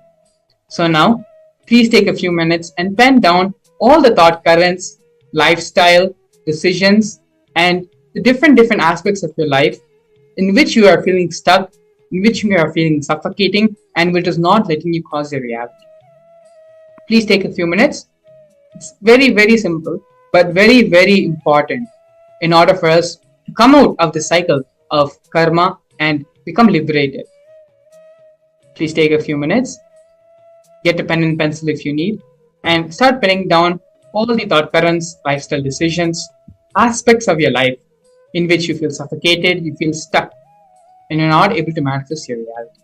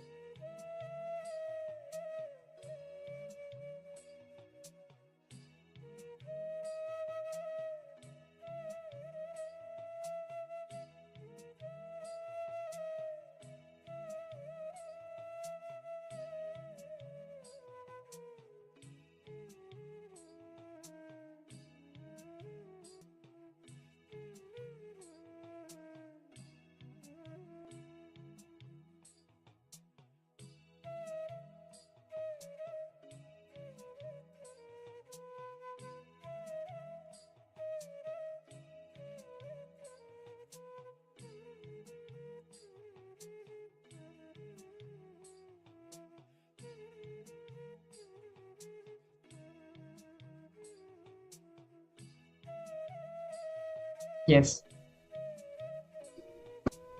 The most beautiful thing about all these exercises which we are doing before the program starts, before we have the Bhava Samadhi Darshan of the Supreme Pontiff of Hinduism, is that each and every day the Supreme Pontiff of Hinduism is giving a different way, completely different direction, different methodology, so that we can manifest our reality, so that we can live the life the way we want. So this is so exciting and so inspiring, so much of bliss just even talking about it. The way you can manifest the reality which you want right now just by doing this simple exercise and having the darshan of the Supreme Pontiff. Throughout our life, from the time we were small, from the time maybe we even start cognizing and remembering ourselves, whether we realize it or not, there have been many places where we know, we feel we are stuck, we are suffocating. There's something which we want to achieve, but we're not able to. Swamiji is giving the answers. We feel that way in those moments. Not only is he giving us the clarity and explaining to us about our own lives, Swamiji is also teaching us how we can manifest the reality which we want. And that starts by first penning down all the things which you want to change in your life, which you want to transform in your life. Manifest the reality, the life which you want to live. So please, with utmost sincerity, pen down all the patterns, all the thought currents, the lifestyle decisions. Every way you feel stuck, you feel suffocated, you don't know what to do. Pen all those things now. Swamiji is going to be getting rid of all these incompletions in the Bhava Samadhi Darshan today. Continue to pen down all the patterns, problems, everything which you want to be removed from your life.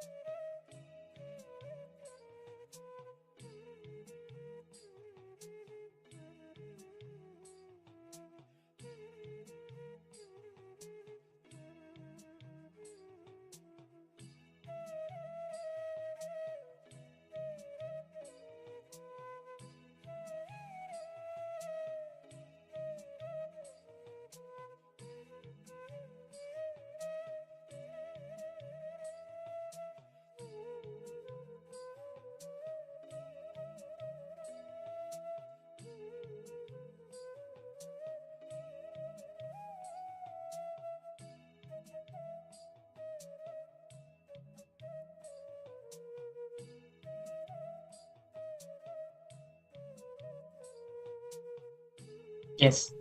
We're now going to be moving into the second step of this process.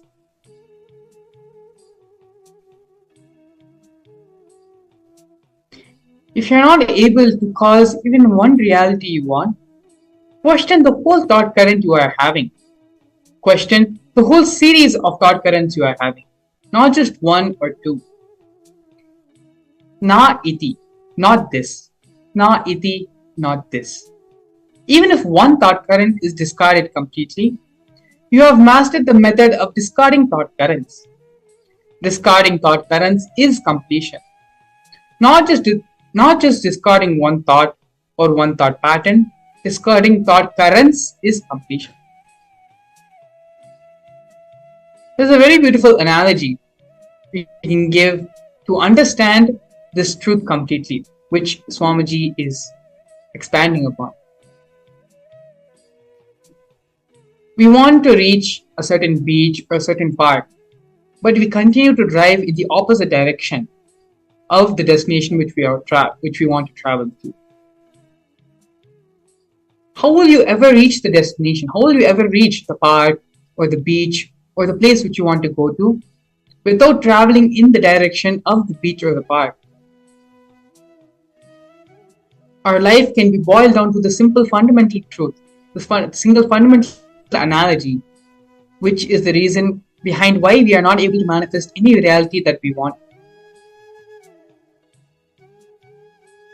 To manifest the space of completion, to manifest the reality which we want, we need to travel in that direction. As Swamiji beautifully says here,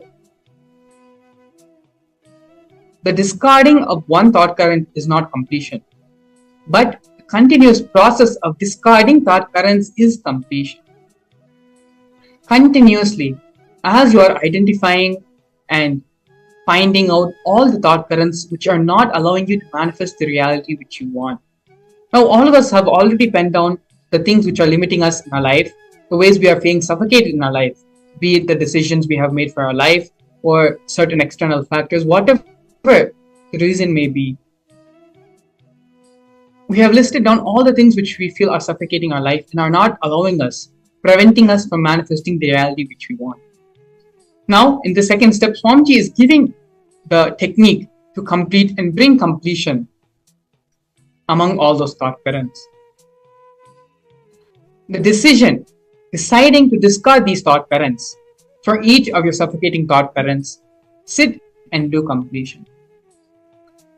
Again, let me remind you, it is not just the discarding of one certain thought current, of certain thought currents, which is going to bring completion into you.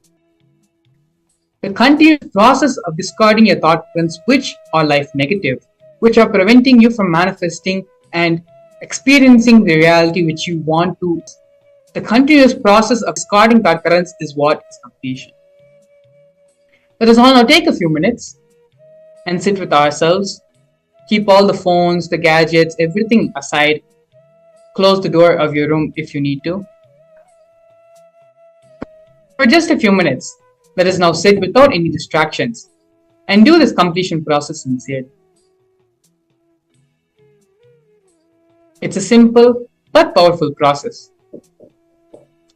Just sit and have the list in front of you in which you have written down all the suffocating thought currents, suffocating decisions which you have made, which are preventing you from experiencing the reality which you.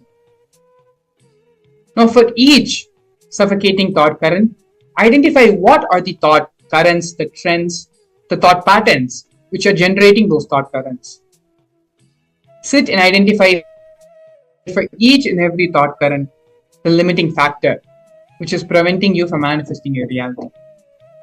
As we begin identifying these, start discarding them and declaring completion with those thought currents, those thought patterns.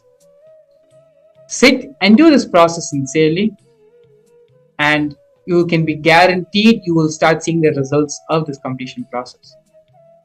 Not only that, once we have done this initial completion of identifying all the thought currents, the thought patterns, which are limiting us from experiencing our reality, the Supreme Pontiff of Hinduism, in a few hours, is going to be giving the Bhava Samadhi Darshan of Bhikshatana, through which the remaining thought currents, thought patterns, which are beyond us, which we are not able to see, which we are not able to rectify. Swamiji will do them for us. When we take the first initial 10 steps, 20 steps for the completion to start happening in us, Swamiji will go the full run, the full mile, the full 1,000 steps to ensure that only completion is there in us. So without further ado, let us now sit and start manifesting this completion in our being.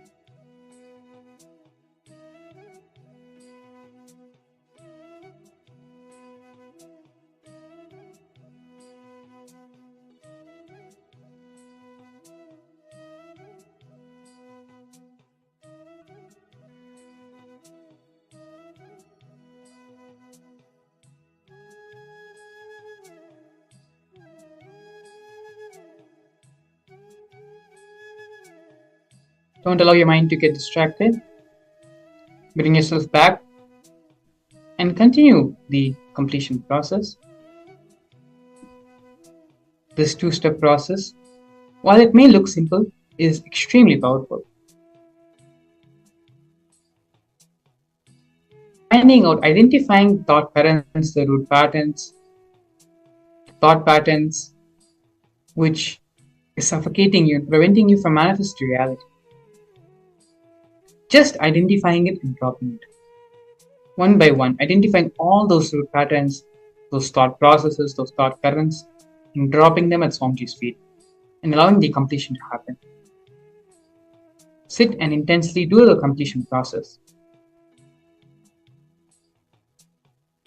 The sincerity in your completion process directly influences the quality of experience you're going to have in the Bhava Samadhi Darshan. No doubt, the job, what Swamiji needs to do, Swamiji will do through the Bhava Samadhi Darshan. But it is only when we are allowing ourselves to be receptive will we benefit much more from this experience. So continue and take a few more minutes, sincerely sit and do the completion process of identifying and discarding all the thought currents, thought patterns, and root cognitions which are suffocating you and not allowing you to manifest your reality.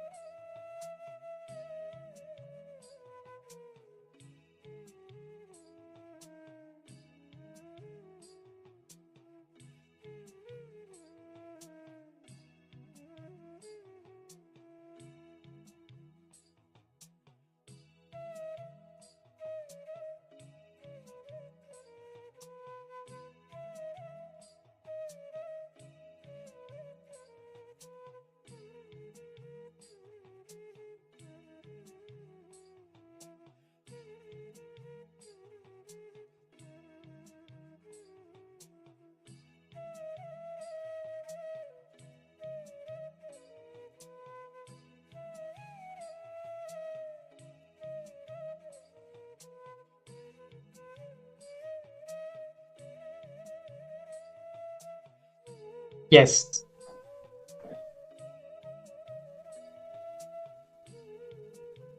Now that we have going through the completion process and identifying and discarding all our old thought currents, all our suffocating thought currents, it is now time to move into the next step, next process of relieving and coming out of these karmic cycles. And that is having the darshan of the Supreme Point of Hinduism in the Bhava Samadhi darshan. We have step by step understood what is karma, the correct cognition, the correct understanding about karma, and as well as how to complete and come out of this karma cycle. Now that we have done the completion process to relieve ourselves from the karma, the next step is to having the darshan of the Supreme Point of Hinduism.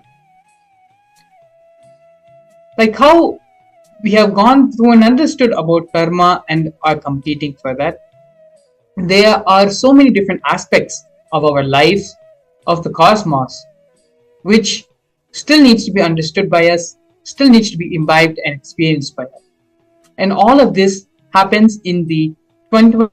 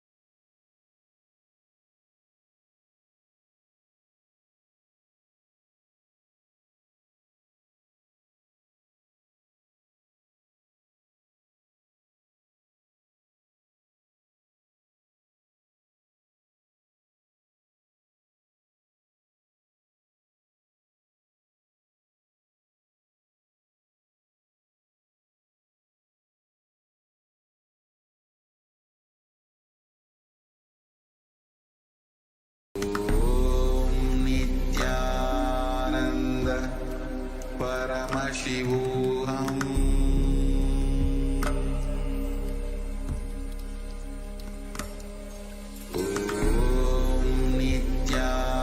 Nithyananda Paramashivam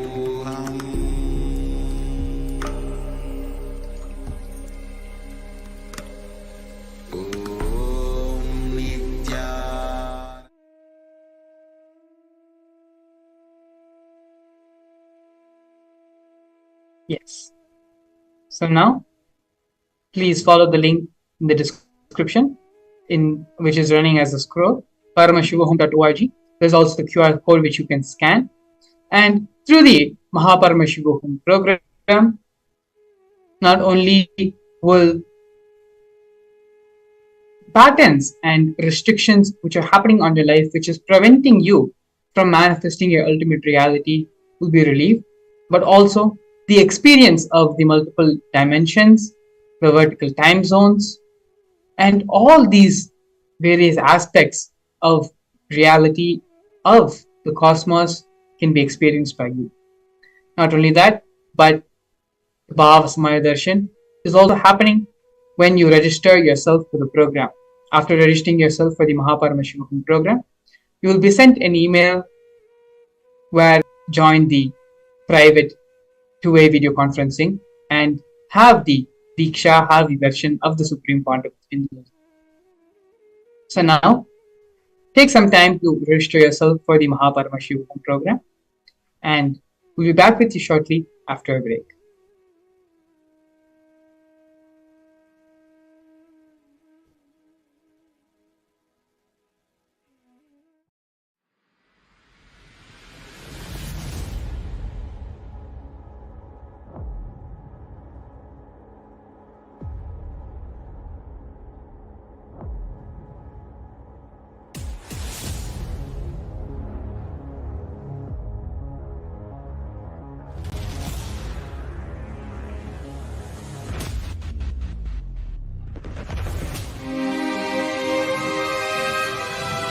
When people talk about the universe, they usually mean the vast expanse of space, billions of light years across.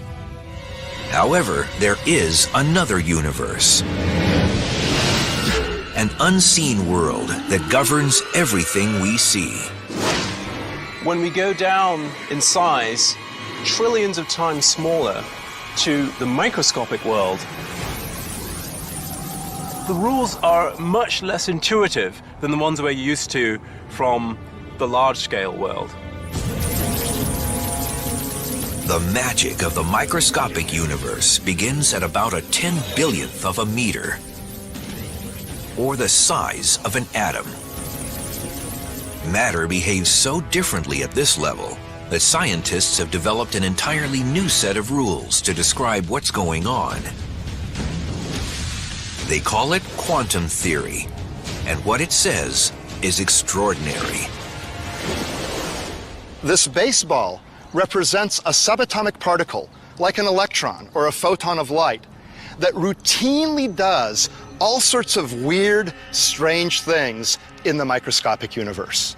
The subatomic version of this baseball can be invisible, can go through solid objects with ease, can be in multiple places at the same time, and can seemingly go backwards in time and change the past. This means I could throw this microscopic baseball to first base and to home plate at the same time, or change the seemingly predetermined outcome of a play while it's still going on. Now, this is the stuff of science fiction, but really, we know it to be true, or at least it appears to be true in our quantum world. We get all sorts of weird things happening.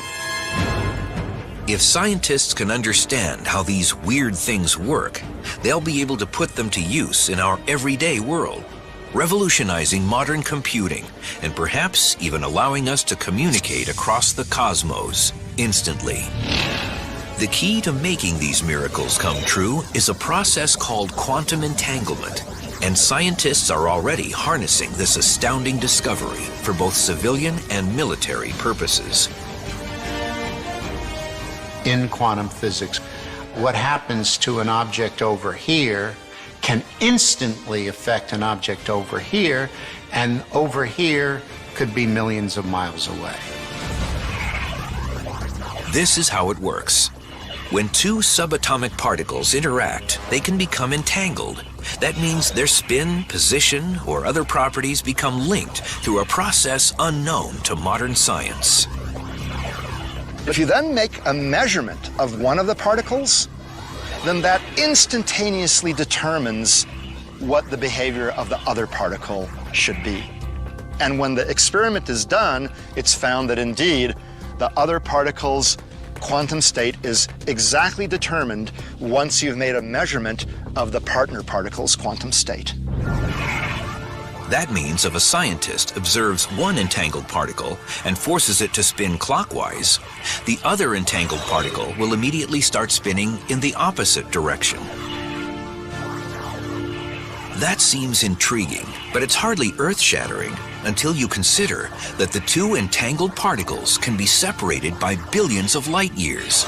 And still, the moment you observe one particle spin, you've dictated the other particle's spin. That's weird because it may suggest that information has traveled instantaneously, faster than the speed of light, from one particle to another. I don't understand it. I don't know that anyone does. Spooky action at a distance, as Einstein called it. What's surprising is that when you make a measurement of one particle, you affect the state of the other particle. You change its state. There's no forces or pulleys or, telephone wires. There's nothing connecting those things, right? How could my choice to act here have anything to do with what happens over there? So there's no way they can communicate with each other. So it is completely bizarre.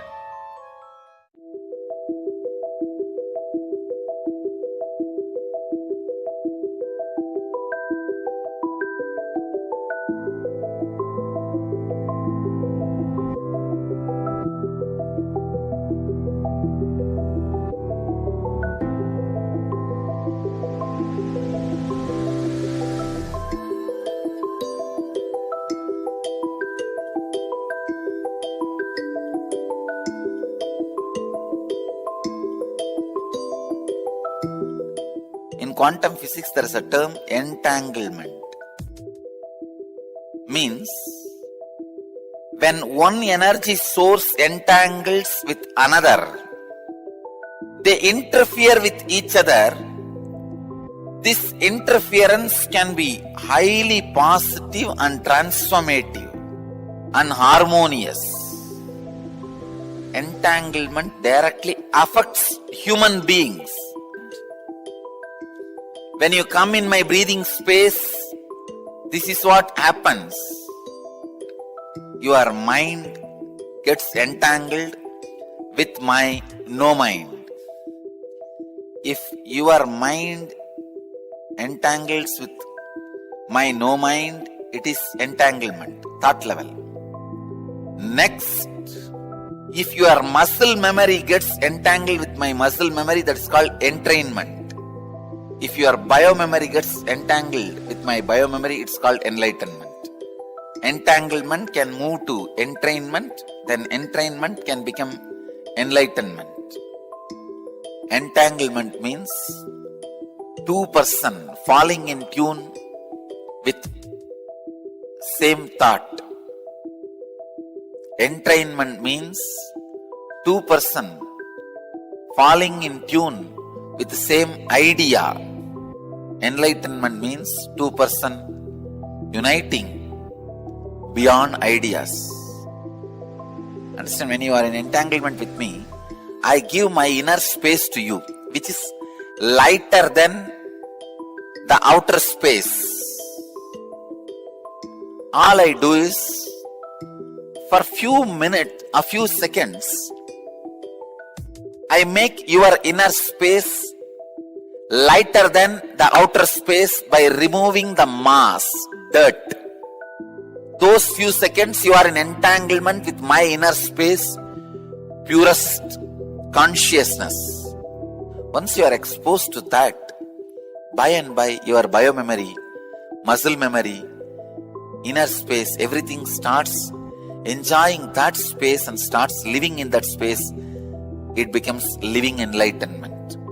This is the way the entanglement becomes entrainment, entrainment becomes enlightenment.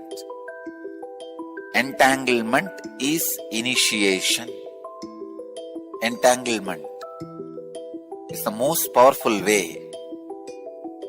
Entangling yourself with an enlightened being is the most easiest and powerful way to raise yourself to the higher level and get enlightened.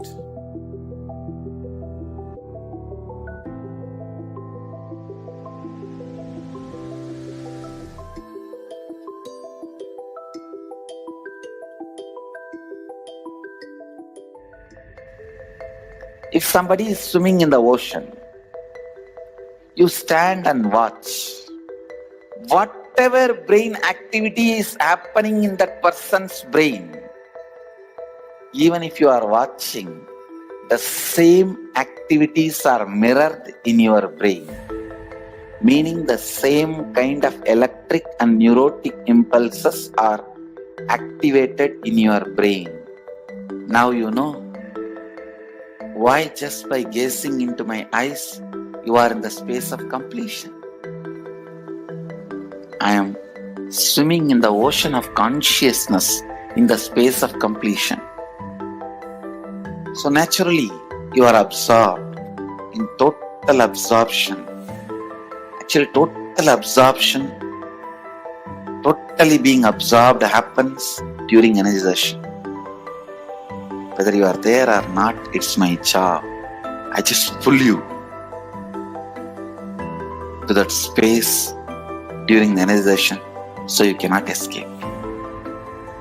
It's replicating the highest neural activities inside me, experiencing and living life with the cognition, energy, and the inner space of an incarnation.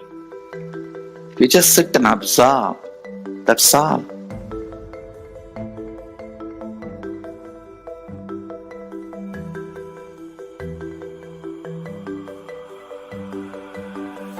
The Shaktini Pata is the word. for quantum entanglement. If I have to roughly translate, Sadashiva uses the word Shakti Nipada. He goes even one step further, even taking bath in the same water in which master took bath or the deity has been given bath, and sprinkling that same water on your head. So, to the extreme level, Sadashiva describes this quantum entanglement not only in the physical level, even thought currents. If I express certain thought current and you are wow, you feel wow about it, then the entanglement has started. What is being told to you? What for I stand? What is the concept I share?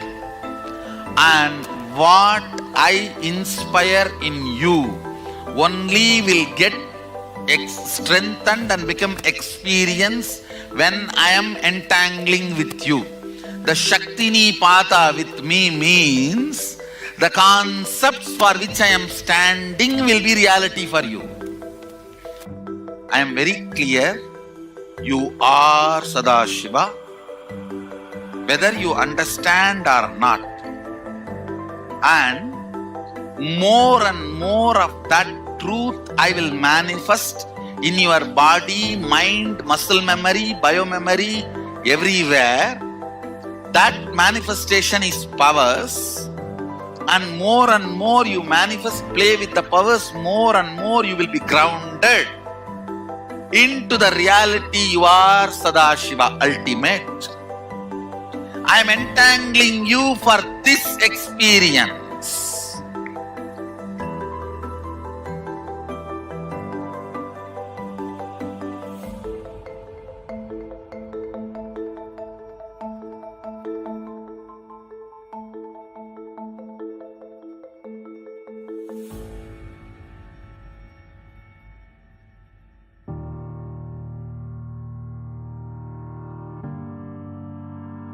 It is a pure spiritual process.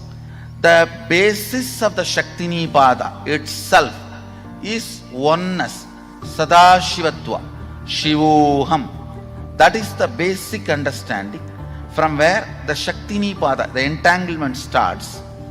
So, in few days, more and more they start getting entangled with this truth. The more and more powers manifest. When they manifest the powers, they get more and more entangled with the original truth. Actually, powers are side effects of the entanglement with the original truth.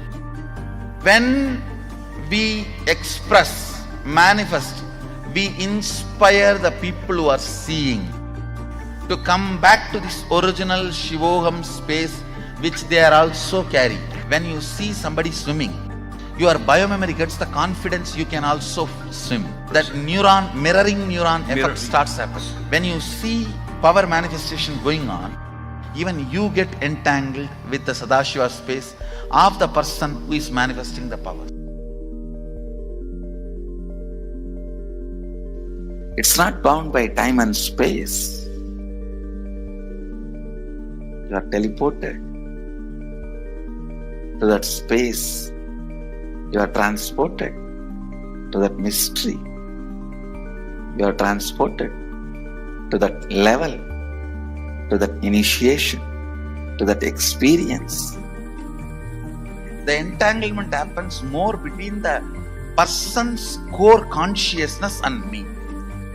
The moment he decides he is seeing me, that is enough. Even if he does not see me, his decision is powerful enough for me to entangle with that person. Shakti Nipada is not limited to the physics of time-space. Even the two-way video conferencing screen is just to trigger that first few minutes. They need to be triggered. That software need to open up. Just for that only, that two-way video conferencing screen. After that few minutes, you may not even need that screen. The entanglement has started happening. How I heal through healers.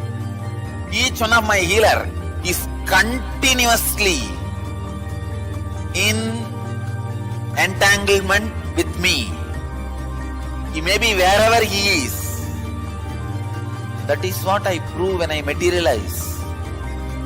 See, when a devotee can receive vibhuti or kumkum and materialize, same thing. The deity also receives vibhuti, kumkum and materializes. How? When somebody's kundalini is awakened, when somebody is initiated as a healer, is in entanglement with me, same way the deity is also in entanglement with me. Once the prana pratishtha is done, the deity is continuously in entanglement with that super consciousness.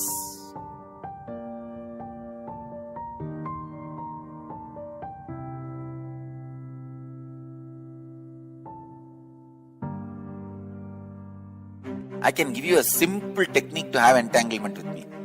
Just morning, sit in the satsang, that's all. Every day morning satsang itself is entanglement with me. If you are in the entanglement level, just physical healing happens. If you are in the entrainment level, means muscle memory, doing what I am saying, the transformation happens. If you are in the enlightenment level, just melting. The very mystical doors of life opens and the enlightenment, conscious explosion happens.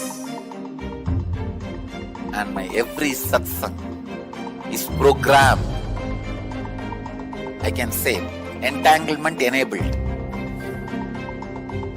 The constant entanglement happens. That is why many times the ideas which you never heard directly from my mouth or from the discourse, you will be telling to others. You would have heard only 5 ideas, but when you expand it to others, explain it to others, when others question you, you will have 25 ideas coming out of you. You may be thinking, where did I get this entanglement? This levitation, kundalini awakening, everything happens just through this great truth of entanglement. Nothing else. Blessings to all of you. This quantum entanglement will make quantum enlightenment manifest in all of you.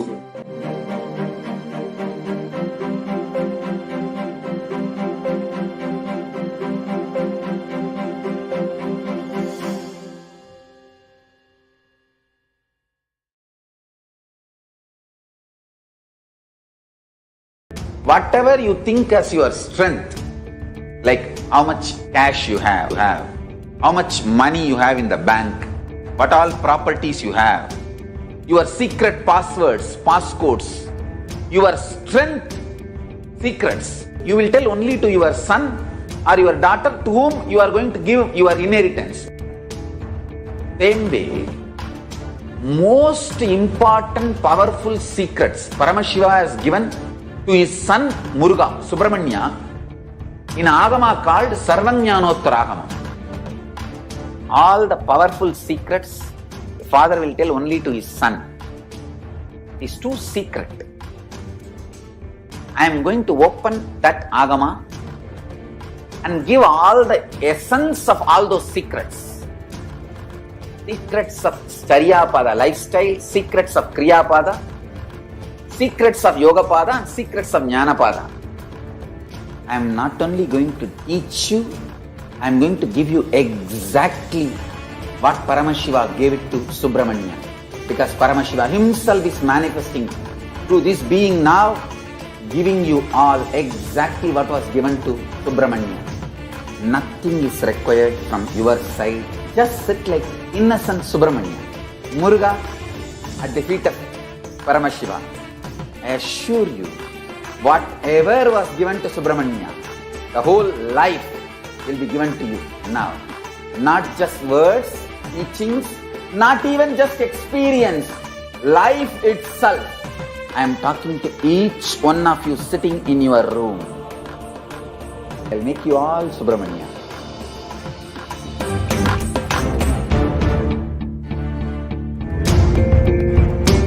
Since the beginning of time and space, Bhagwan Paramashiva, the all-powerful, all-pervasive, and all-knowing ultimate superconscious existence, revealed in the Vedas and Agamas, the source scriptures of Hinduism, the truths about himself and the manifested universe and its multidimensional and simultaneously existing dimensions and worlds, also known as parallel universes or vertical time zones.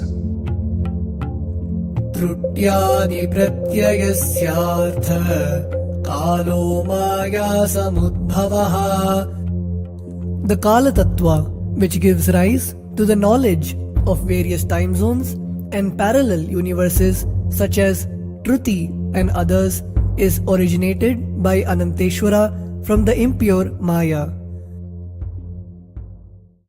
Bhagwan Paramashiva mentions that as we experience the various higher states of consciousness, we simultaneously experience the various time zones associated with them. We get transported to the parallel universes and experience the other dimensions of our own existence, of our own personality. Listen, Subarloka is all about stable bliss, absolute health and stable bliss. Maharloka is all about the highest peak possibilities. Janaloka is the place where you can exist in multiple bodies at a time. You experience oneness as the super reality. Tapaloka is that last struggle you go through. Sometimes you know you are Paramashiva, sometimes you just slip off, but again you say, I am Paramashiva. That space is the Tapoloka, an absolute surrender. Whether I am remembering, I am manifesting Paramashivatva, or I am deluded, I surrender both to Paramashiva. When you take that decision, you are lifted to Brahmaloka.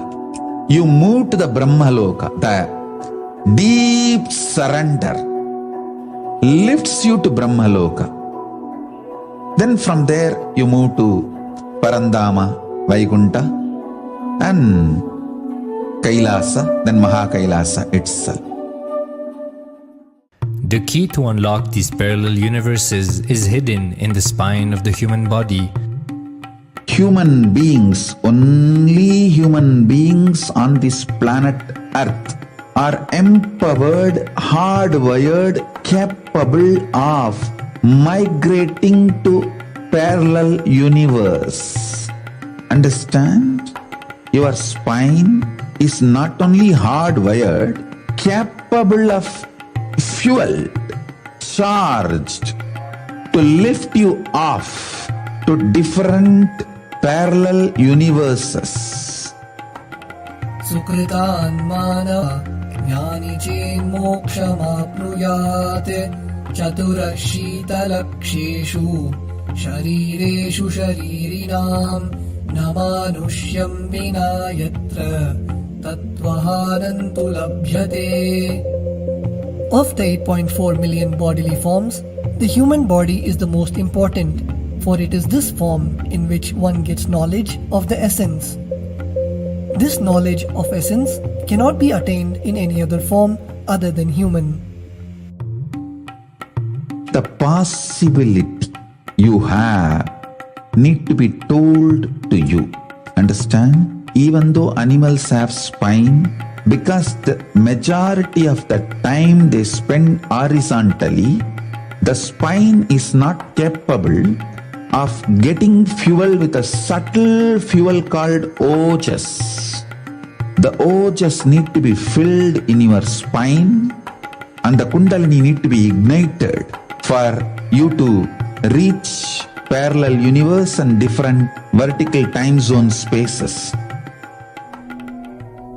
When our state of consciousness is raised, we start experiencing these higher lokas, allowing the various possibilities and powers available in these universes to start expressing in our own human body.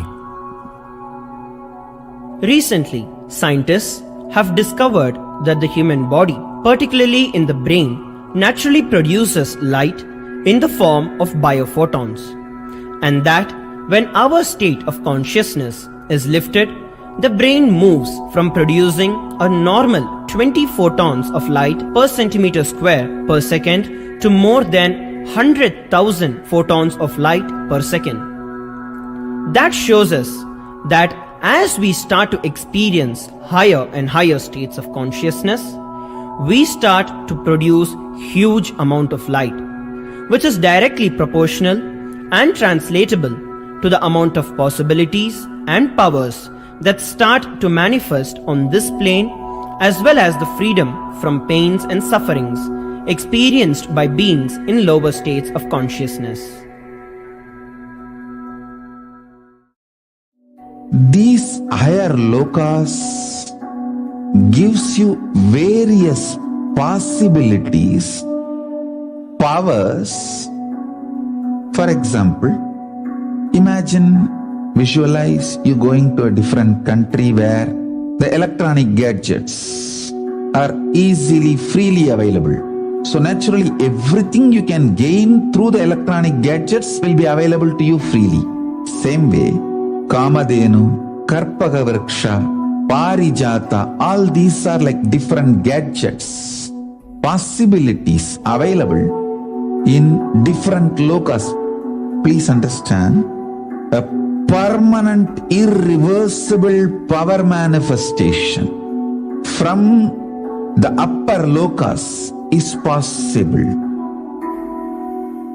Once these possibilities and powers start to express in the human body on the Bhuloka, our present plane, we reach a point of no return, where the cognitive shift which happens in us about who we are and what is the reality hidden behind this perceivable world frees us from the deluded ideas we have about ourselves and the life in the cosmos.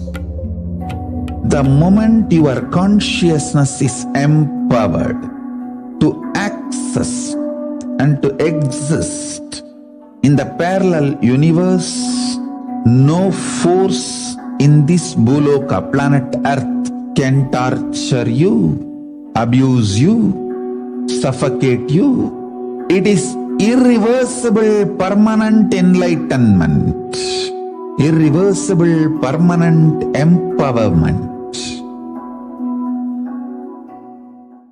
In the source scriptures of Hinduism, the Vedas and Agamas, Bhagwan Paramashiva reveals about the importance of being initiated by a guru who is fit of giving initiation for us to raise into the various states of consciousness and experience the higher time zones.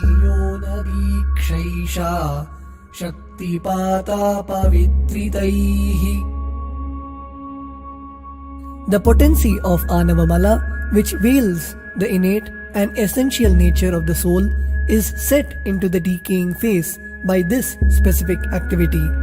Such specific activity is characteristically called Diksha.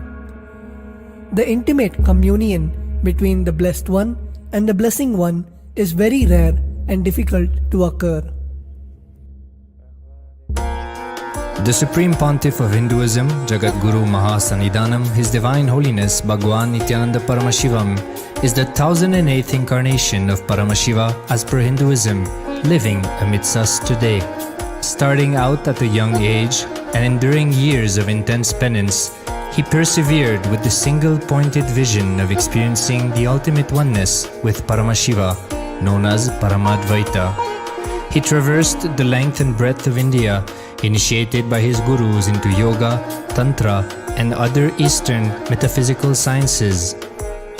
After having many profound spiritual experiences, he finally received the ultimate experience of Paramashivoham, I am Paramashiva, from his guru Arunagiri Yogeshwara, an incarnation of Paramashiva himself in the holy town of Tiruvannamalai in South India.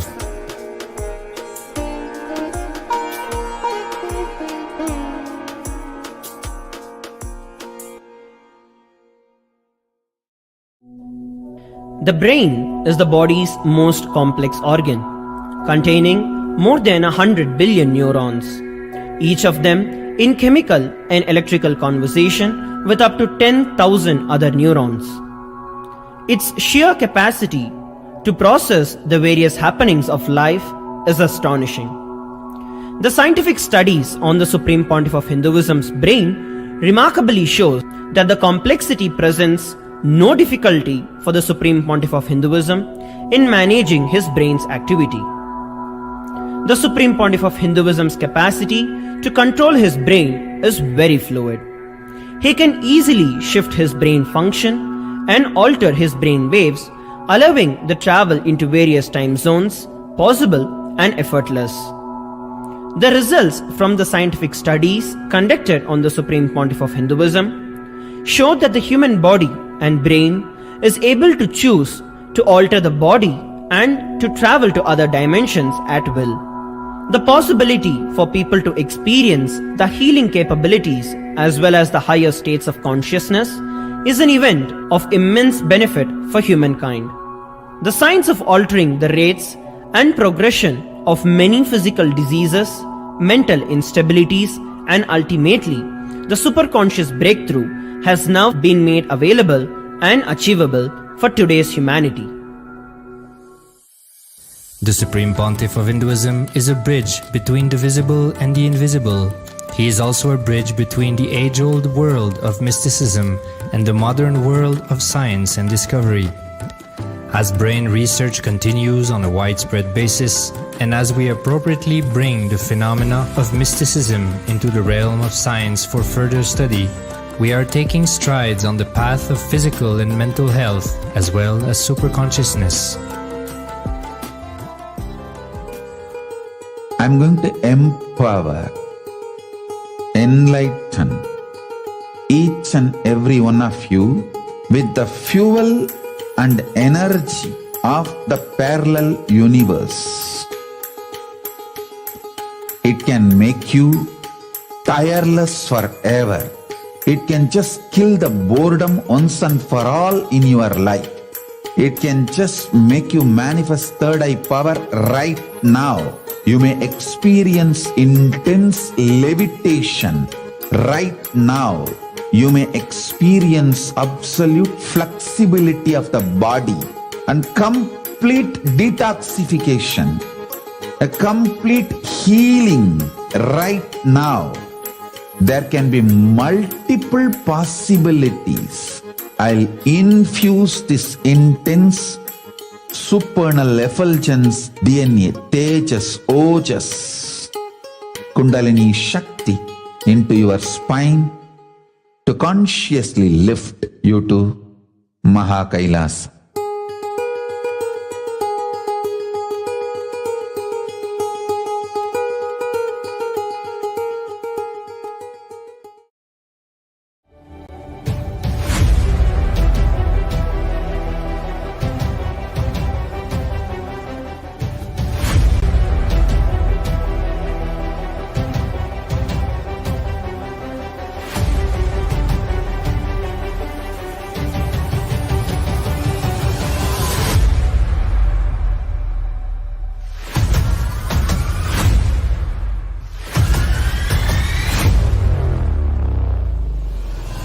Whatever I shared till now, condensing the whole thing and reviving it as experience, starting from completion, unclutching,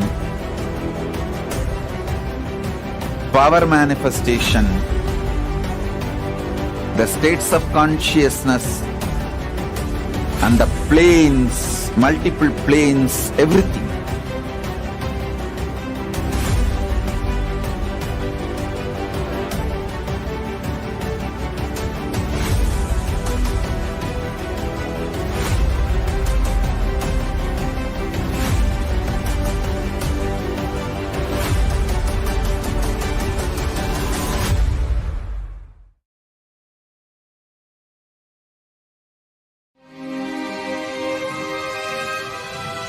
When people talk about the universe, they usually mean the vast expanse of space, billions of light years across. However,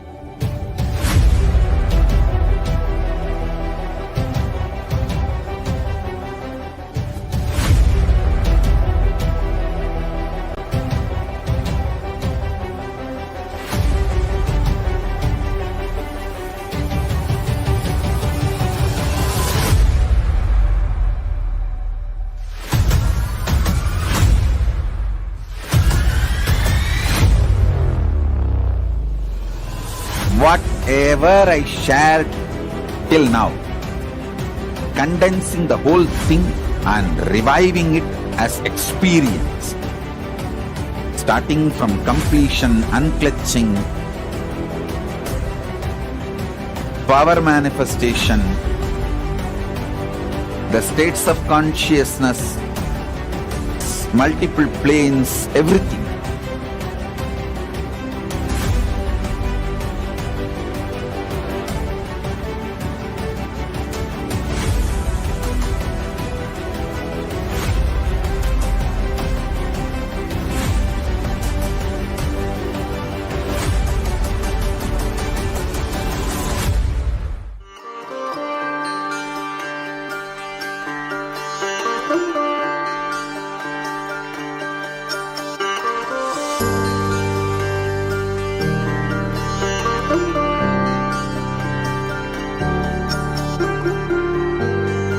Kailasa, the good God country. Hinduism has something great to offer. Hindu God, Paramashiva, is good. We love him not just because he gives us what we want, but because he is good, and he has so much to offer to the world that makes the best nation.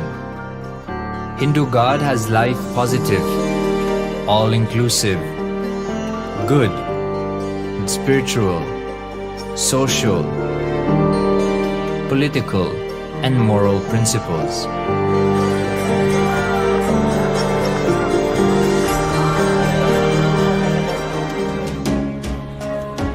Hindu principles are guaranteed solutions for all the major problems of humanity: resettlement, violence and lawfare, impoverishment, inequality, environmental footprint, pandemic and biowar, disputes, feminist movement, women's rights, child rights, minority rights, linguistic rights, human rights.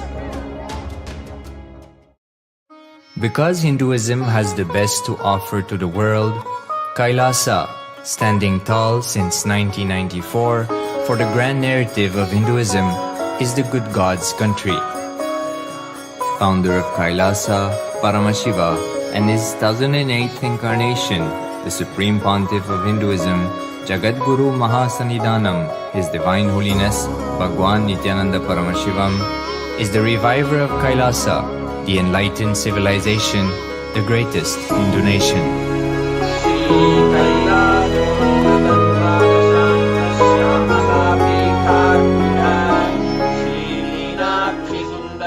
His Divine Holiness was birthed by his predecessors of enlightened masters,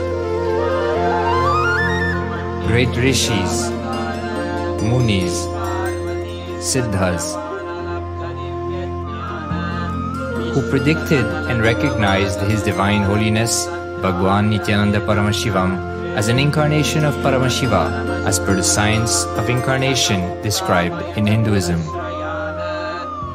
From his first Chaturmasya at the age of 3 in the year 1980 until the age of 16 in the year 1994, the Supreme Pontiff was trained for the revival of Kailasa.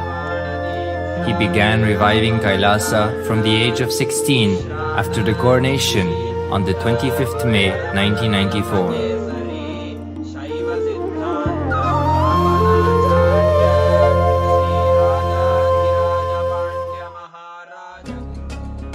Kailasa that we see today is 26 years of sincere hard work of the reviver and Hindu diaspora all over the world.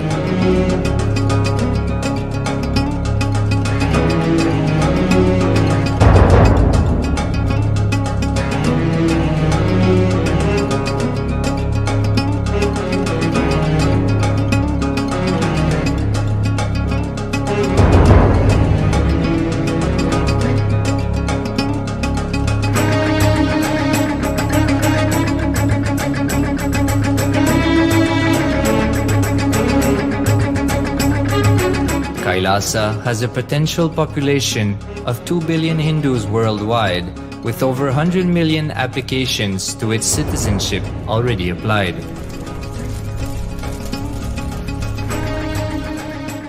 Hinduism has stood over 10,000 years as an enlightened civilization, has been a global beacon of spiritual and timeless wisdom,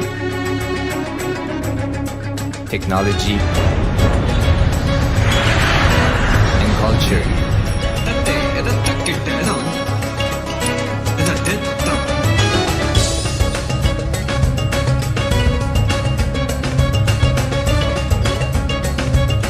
He's wearing a grey jacket. His name is Boris.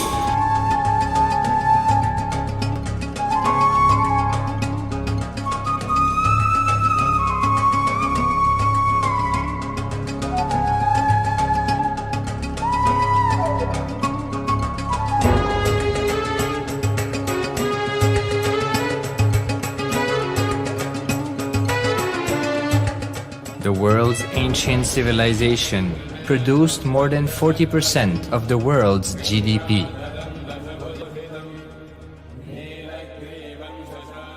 Purpose of life is to experience oneness with the ultimate reality, Paramashiva. Life exists on the planet Earth for last 40 billion years and 5 times faced complete extinction on the planet Earth. But somewhere one DNA, one cell, living organism is thrown out of planet Earth, preserved inside a volcano rock. After millions of years comes back to Earth due to gravity or whatever reason, gets into the ocean and starts the life again. Sanatana Hindu Dharma is the conscience to give breakthrough to your DNA through natural selection process and to your consciousness through the conscious decision process.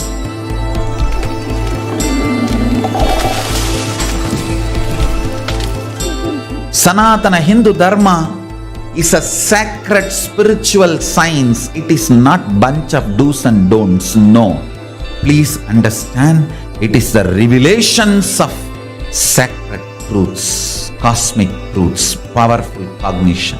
It is still alive, that science is available, time-tested, foolproof. This science of living enlightenment is the complete solution for all the problems individual or society or modern day humanity is facing. Then you will understand all the problems of the modern day humanity. Sanatana Hindu Dharma is solution. Whether the terrorism or climate change, natural calamities or man-made calamities, problems humanity is facing, the only solution is science of living enlightenment, revealed by Paramashiva from the Vedagamas in the modern day through this body. I am a Hindu revivalist, not by any revolution, but by evolution and setting model communities. Understand? Kailasa is reviving the ancient Hindu enlightened civilization. Paramashiva manifested this Kailasa Mandala, the enlightenment ecosystem and the lifestyle. I am going to revive this whole enlightenment ecosystem, Kailasa, by creating a model Kailasas all over the world. I will work sincerely and revive this spiritual science, which is the core for enlightenment ecosystem, making you all manifest the state, space, powers, being, superconsciousness and Kailasa of Paramashiva, and making all of us manifest Paramashiva. In a world ravaged by war, ecological destruction, hatred and division, Kailasa stands as a bold vision of human potential, coexistence, organic living, and alignment with nature.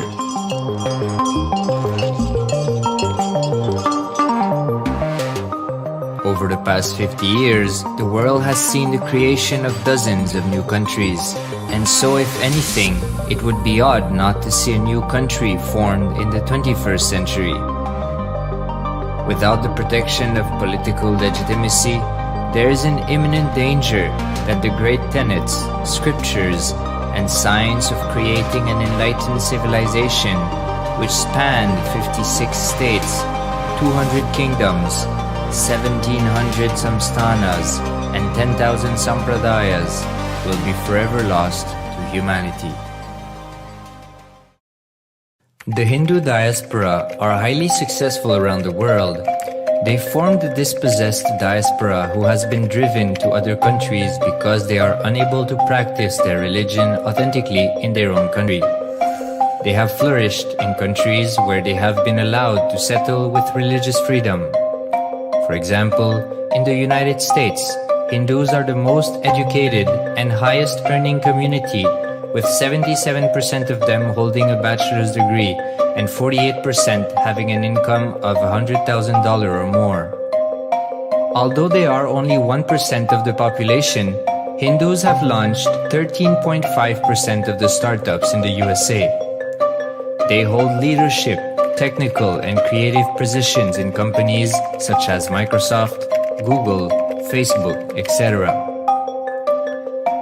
This success has been repeated around the world, in the UK, Canada, Australia, etc.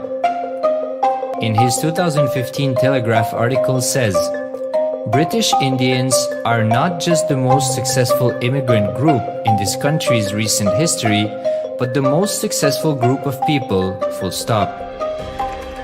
He continues, more extraordinary than the rise in numbers is how it has taken place so harmoniously and profitably for this country and those in it.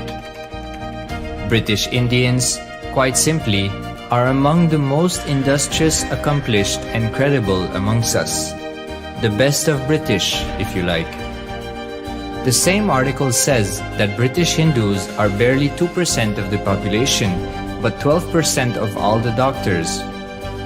Australia and Canada have understood the ingredients of fast economic growth of the country and are doing everything to attract the educated, rich Hindu community. Hindus are the fastest growing migrant population in Australia. In 2017, 200% more Hindus have received invitation for Canadian Permanent Residency Program. Even now, the Hindu diaspora worldwide are the richest. No divorce, have no cases of drugs and substance abuse, lowest mental disorder, no depression. Hinduism is the only religion which neither converts nor kills. Absolutely non-violent, the elite sect of mankind.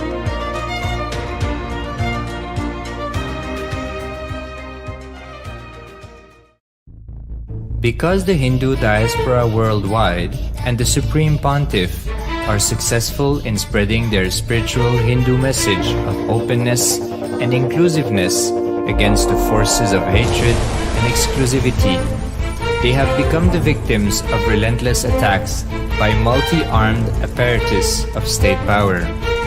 Anti-Hindu forces, extremist caste, supremacist militant organization want a one ideology, Hinduism, under their exclusive domain.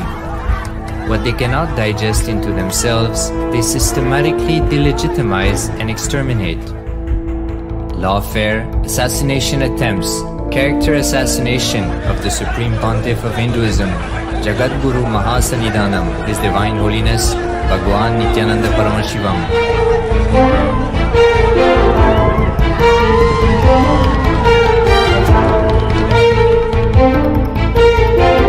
Attempted assassination and assassinated Kailasians.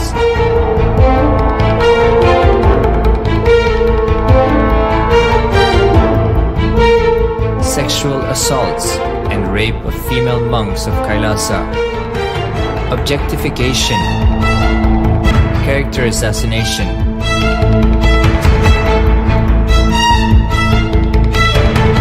state-funded child abuse and sexual abuse on the children of Kailasa. Then I told I don't want to see a picture. Then I told I don't want to see a picture. Then they showed me a picture. State-operated embezzlement of funds, properties and assets donated by the Hindu diaspora worldwide for the purpose of the revival of Kailasa.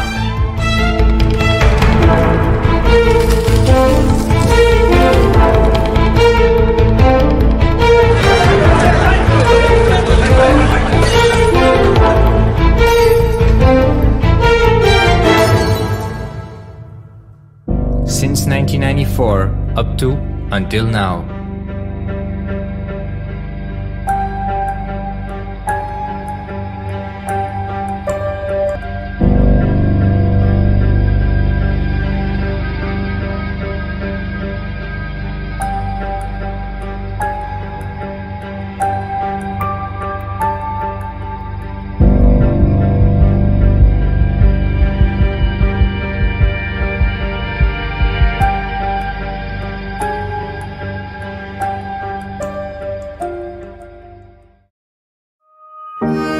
Building a nation is not a project accomplished overnight or by virtue of hope. Kailasa is the manifestation of 26 years of sincere hard work, sacrifices, integrity of the Supreme Pontiff of Hinduism, Jagadguru Mahasanidhanam, His Divine Holiness Bhagwan Nithyananda Paramashivam, and the Hindu diaspora worldwide for the past 26 years for the enlightenment of humanity.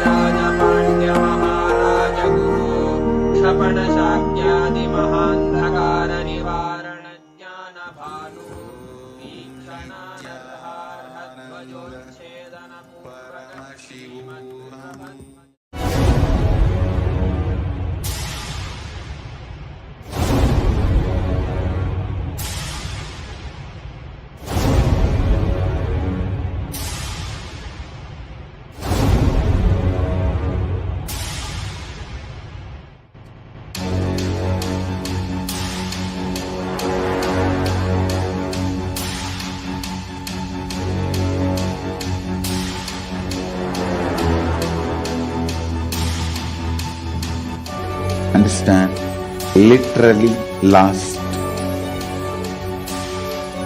39 years from the age of 5, whatever Paramashiva manifested through teaching, speaking, writing, every way, condensing the whole thing and presenting it to you all as experientially in these 21 days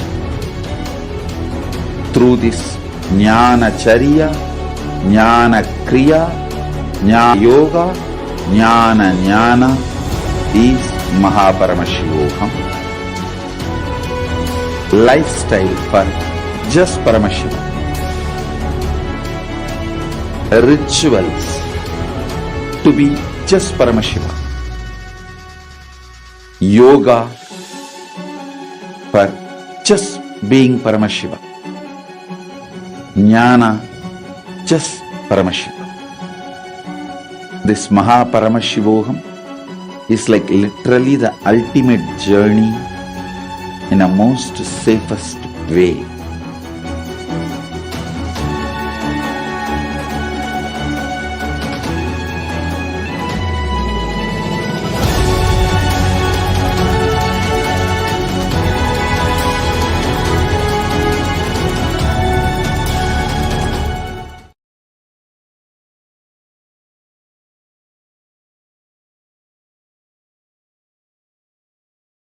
A more intelligently connected world leads to a brighter future.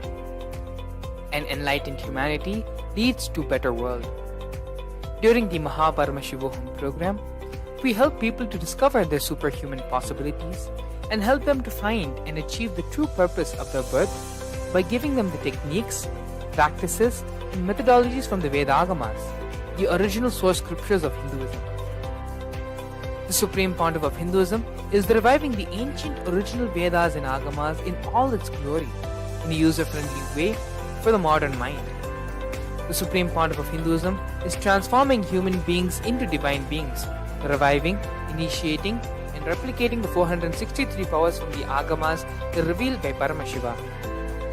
The Supreme Pontiff of Hinduism is not just giving solutions for every problem man faces, but is making them irrelevant to their lives by transforming human beings into divine beings. Listen. Any argument presented by your mind, body, your present reality to establish you are not Paramashiva. You are not omniscient, omnipotent, omnipresent. Anything presented to prove you are not Paramashiva is illegitimate. Decide this. This is super determinism. Understand? Anything you declare as illegitimate will lose power over you, will die in few days, few minutes, maybe in few weeks, what days it takes. It will not have power over you. Understand, this is the method for sudden enlightenment. This is the method for sudden enlightenment. It happens by the Shakti. Here Paramashiva is sitting to tell you all, you are Paramashiva, you are me, with Shaktipada and Shaktinipada. The Dvitiya Vijnasa Krama is an extensive and thorough yoga sequence to prepare your body to receive the experience being given by the Supreme Pontiff of Hinduism. Through the yoga, which is aligned as per the source scriptures laid down by Paramashiva and the Agamas, you break all the impossibility in your body and in turn break the very cognition of impossibility. The program leads you to go beyond your human frame and limiting human ideas, which prevents you from living your highest possibility. I will reach you wherever you are, whichever corner of the world you may be. I will reach you with enlightenment. Again I tell you, I am not here to prove I am God, I am here to prove you are God. Don't wait to become divine. Register now at paramashivoham.org.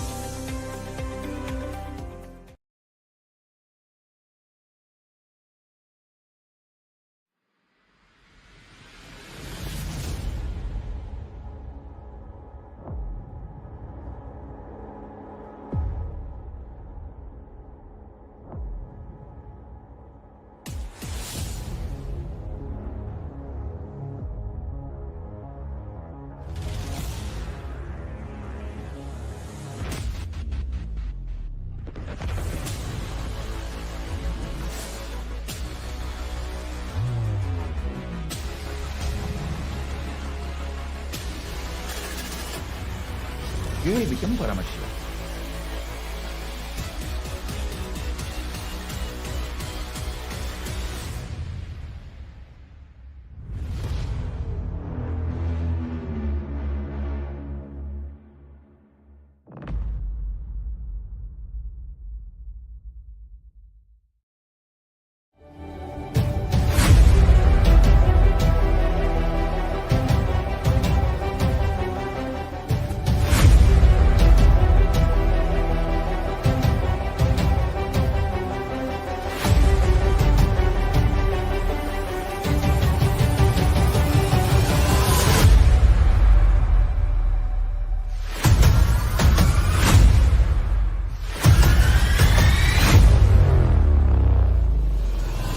Whatever I shared till now, condensing the whole thing and reviving it as experience, starting from completion, unclutching,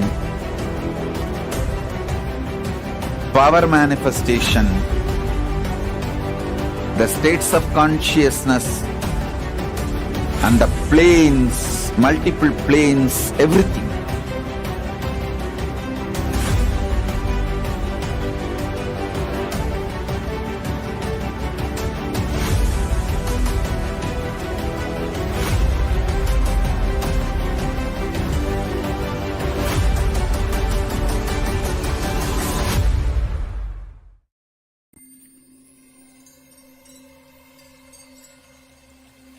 I welcome you all with my love and response. Let you all open all your three eyes. Om Nithyananda Paramashivam.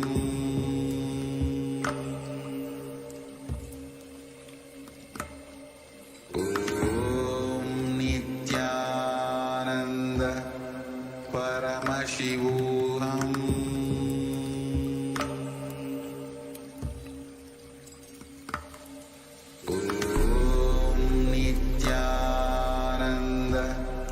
Paramashivam.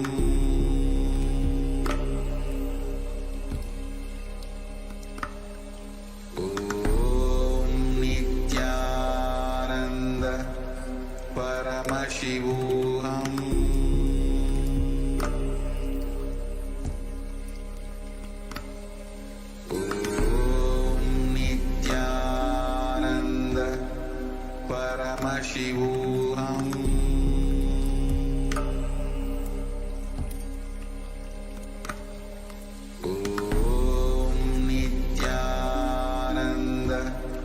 Paramashivam.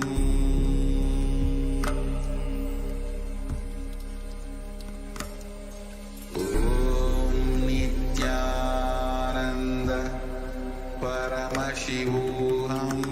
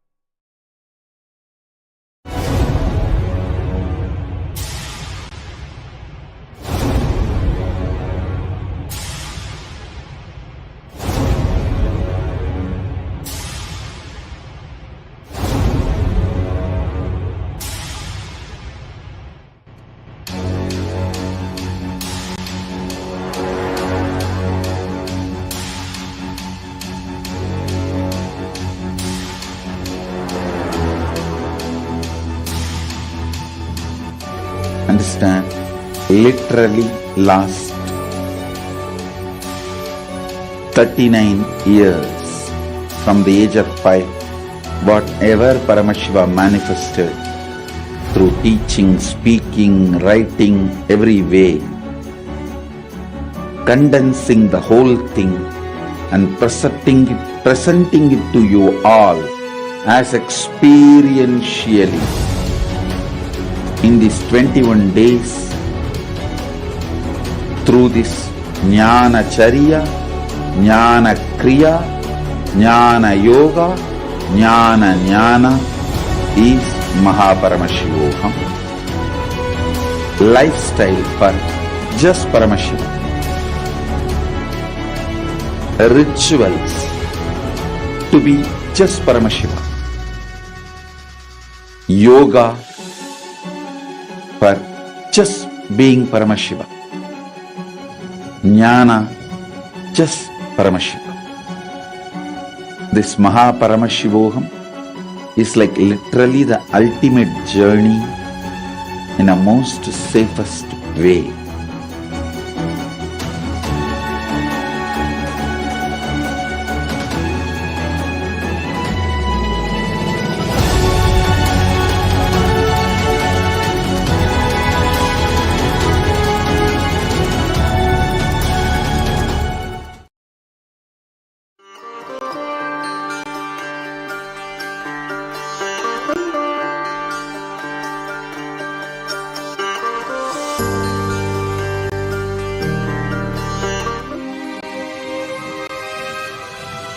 When people talk about the universe, they usually mean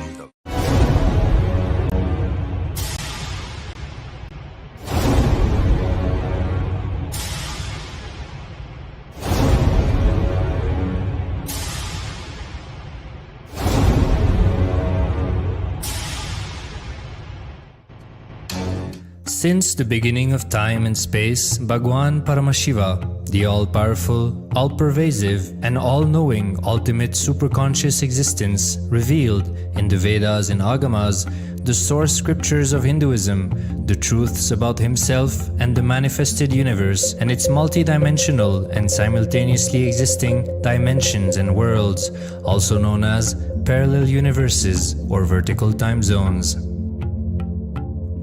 त्रुट्यादि प्रत्ययस्यार्थ कालो माया समुद्भवः. The Kala Tattva, which gives rise to the knowledge of various time zones and parallel universes such as Truti and others, is originated by Ananteshwara from the impure Maya. Bhagwan Paramashiva mentions that as we experience the various higher states of consciousness, we simultaneously experience the various time zones associated with them. We get transported to the parallel universes and experience the other dimensions of our own existence, of our own personality. Listen, Subarloka is all about stable bliss, absolute health and stable bliss. Maharloka is all about the highest peak possibilities. Jana Loka is the place where you can exist in multiple bodies at a time. You experience oneness as the super reality.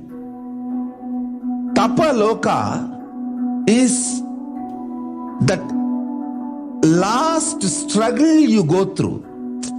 Sometimes you know you are Paramashiva, sometimes you just slip off, but again you say, I am Paramashiva.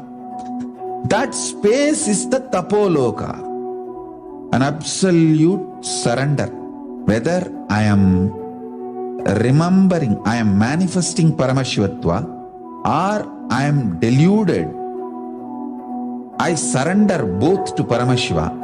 When you take that decision, you are lifted to Brahmaloka. You move to the Brahmaloka. The deep surrender lifts you to Brahmaloka. Then from there, you move to Parandama, Vaikunta, and Kailasa, then Mahakailasa itself. The key to unlock these parallel universes is hidden in the spine of the human body. Beings only on Earth. It's just amazingly enjoying the breathing space of the avatar. Nothing else on planet Earth like that. Power manifesting, oh my God, I was able to move the water bottle, the whole water bottle on my tablet right across. I shrunk the cart. It cannot even close the cart and the water bottle. And the increase of the height, oh my God, my partner, I increased in more than 1 inch so many times and decreased the height in so many times. The water got so hot you can literally see the steam coming out of the cup. It was so hot. There are so many power manifesting. Swamiji initiated us into 108 different power manifesting. Never I have ever experienced this kind of powerful initiation. Amazing. I took Vishesha Diksha level 2 and Swamiji gave me this Atmalinga, 24 karat. I have the yantra here. This is my own personal Atmalinga given to me from Swamiji that I do Shiva Puja on every day. And I have oneness with this Atmalinga. And I talk to my Atmalinga and my Atmalinga gives me all these answers and any question I have or anything I talk to my Atmalinga, I get my answers. And Swamiji is the only one gives these Atmalingas. So I think everyone should have their own Atmalinga because this is personalized for everyone. So you get your own Atma. This is your Atma and that's your Linga. So everyone deserves to have their own Atmalinga to do Shiva Puja daily. After MSS, my life has transformed so much. I am able to body scan, third eye reading, healing. I'm amazing. My healing to others are just by I don't even have to use Atmalinga anymore. Like for example, today I had 2 people, they feel the energy and healing instantly. And I always wanted to do remote body scanning and healing. Swamiji has blessed me with that. He told me in gold and silver. And that is exactly what I am experiencing. My healing is like in gold and silver.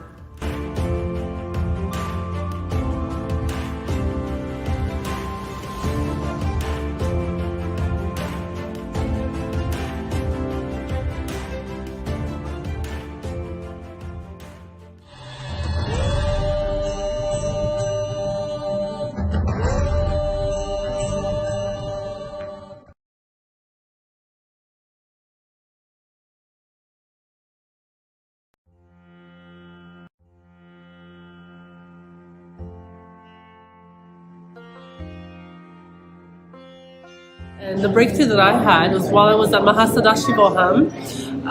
I was wanting to be able to sit and manifest, but I felt impatient and I felt like it wasn't happening. Although I was manifesting other powers, but some of them seemed more difficult than others. So what I did was I decided to change my mind or change my cognition in order to have a breakthrough. So I put the idea that I feel I'm not able to sit and manifest until it happens. I put that on my crown chakra and I gave it the gaze of my third eye until I had a click. And the shift that I experienced was Swamiji tell me, just like, for example, Mahasadashivoham was a possibility that was presented to me and I was not denied of it. I was able to manifest even though I had obstacles. Same way, the power manifestation is also given as a possibility and he will not deny it from me either. And so from then I had a more friendly, look towards power manifestation, and it happened ever so beautifully with the space of oneness. Thank you. Nithyananda.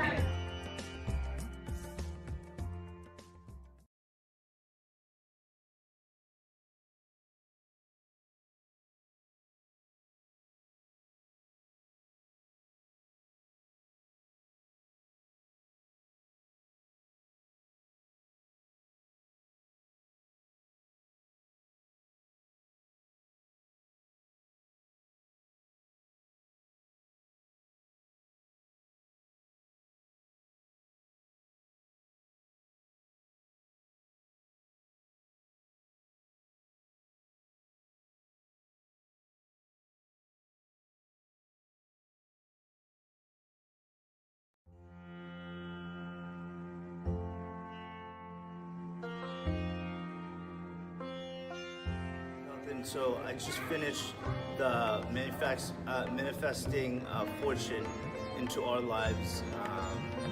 I learned a lot through the 2-day workshop.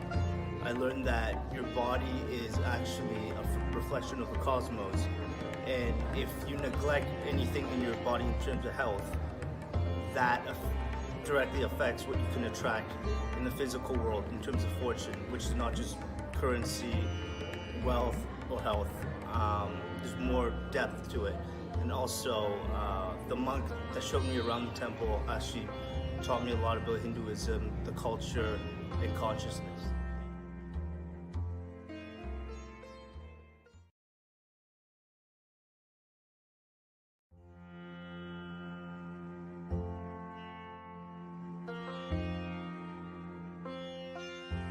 I came to the temple last week because I saw Swamiji on YouTube for over 1 year, or I guess actually it was more than that. And I had a lot of questions, and I was so happy to find out he has a temple actually in Toronto. So I searched for it. I asked to come, and they welcomed me. At the same day, I came actually to talk to one of the monks, and it was very, very, very nice experience. He opened the door for me. He explained for me who is Swamiji, what is the temple about, and how can I heal myself in order to heal others. And he recommends for me a few workshops. I did the puja on Friday, and Saturday, Sunday today is wonderful, wonderful puja. I get very, very good energy. I felt much relaxed, much centered. I felt there is a lot of things I can do, I can establish. And the workshop yesterday and today, it is very, very, very helpful and informative, and opened my eyes to know who's Swamiji, I should say. And now I have a clear vision, a clear understanding. And my goal is, because I came actually here to the temple, is to do the inner awakening and Maha Sadashivam. If you have any questions, if you have any misunderstanding, if you have any problem in your lives, come to the temple. It's a very nice place. Only the energy from the deities, you have a lot of good experience. I feel much better. And I did yesterday a healing session with one of the volunteers here, and who did a lot of things actually, and I feel much, much better. And I'm keep continuing to come here because I felt this is where I am and where I belong to be.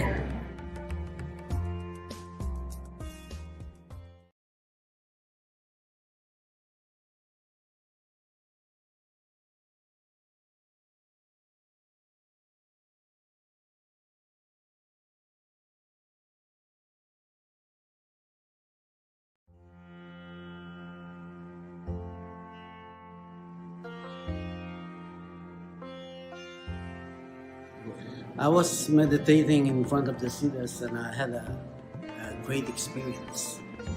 I saw it clearly. The Siddhas appear in my vision.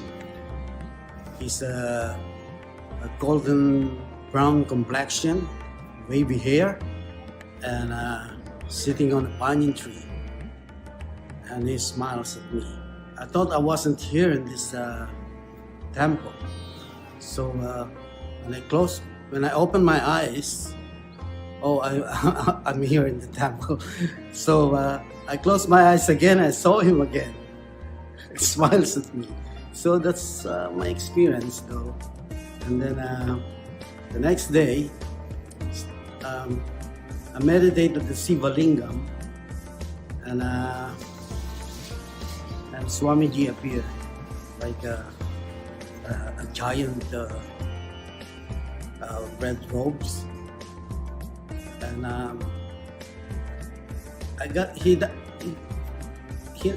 he never talked. He doesn't talk to me, but I got the frequency, the vibrations. Well, more than the Siddhas. That's because Sadashiva. That's my experience here, and this is all the deities here are alive. I think it's the energy is live, and I can feel it every time I came here. I meditate, and sometimes I saw little molecules, prana molecules, scattered around the area, and that's all my experience. When I came out of this temple, I'm sitting on the table. I just feel blissful. So I'm just quiet.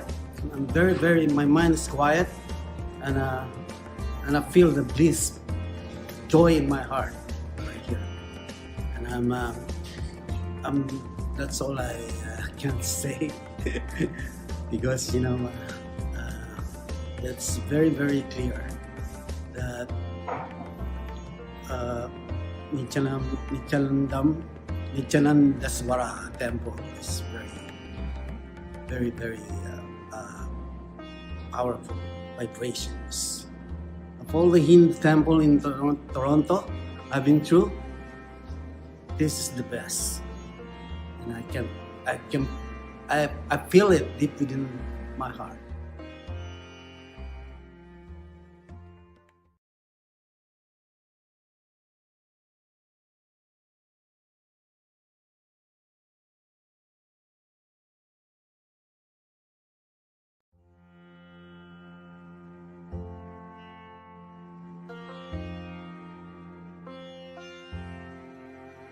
In Bididi, we were playing with the power manifestation of teleportation. So I was able to manifest teleporting Vibhuti to a friend of mine in Toronto back home. It went on his hand, on his book. We celebrated, we were happy. We're grateful that the experience happened. Now fast forward when we came back to Toronto, I was playing with it, but it wasn't quite happening. I wasn't seeing the effects of teleportation, even though I was willing for it to happen. So later on, we had an assignment to do increase in height for Mahima of 21 people. So halfway through my assignment, I had about another 10, 12 people left to do. I thought, well, hey, since I'm able to increase their height, Swamiji's the one doing it anyhow, how about we start playing with teleportation again? I was doing increase in height over video conferencing, which was the people were in Europe, like hundreds of thousands of miles away, Europe, US, all over the place. So well, Swamiji's doing it anyhow, let's play with teleportation and see what happens. And sure enough, more often than not, the recipients are actually receiving the teleportation of Vibhuti and experiencing the shift. There's really no difference. Like one Shakti is not more difficult or less difficult than the other. You just have to understand that the glorious of Swamiji, you're not taking the credit for it, therefore he's the one doing it anyhow. So just by having the will persistence and the will for it to take place and connecting with Swamiji and doing the space of oneness, it'll manifest. So that is all. Thank you again.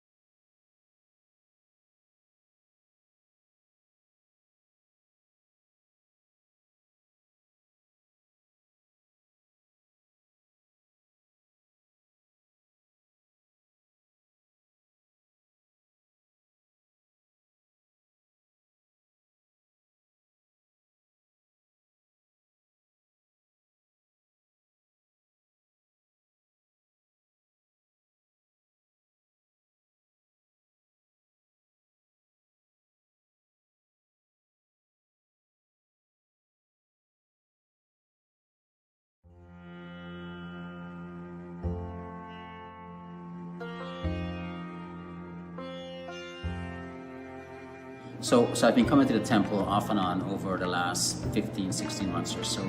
And I've been coming more regular recently, say about the last 4 weeks or so. And I actually sit into listen to the pujas that happens in the evenings. And what I've noticed is that when I go home at night, the days I'm here when the puja is being done and I witness it and I go home, I find that I'm more relaxed and I actually sleep better. At night that I come here, I find that I have a lot of energy. I don't have to second guess the alarm or put it on pause. I just wake up and I get on with my morning to get prepared for work. And the interesting thing is that when I wake up, the first thing I hear in my head is the actual chanting that goes on during the puja. And I thought it was interesting because it's like a song that's stuck in your head. It actually makes you want to face the world basically and get out and do something, be productive for the day. So I thought I'd share that with everyone because this is like really exciting stuff. I'm so happy that I found this place. I've been looking for a temple for the longest time and this is it. Thank you very much.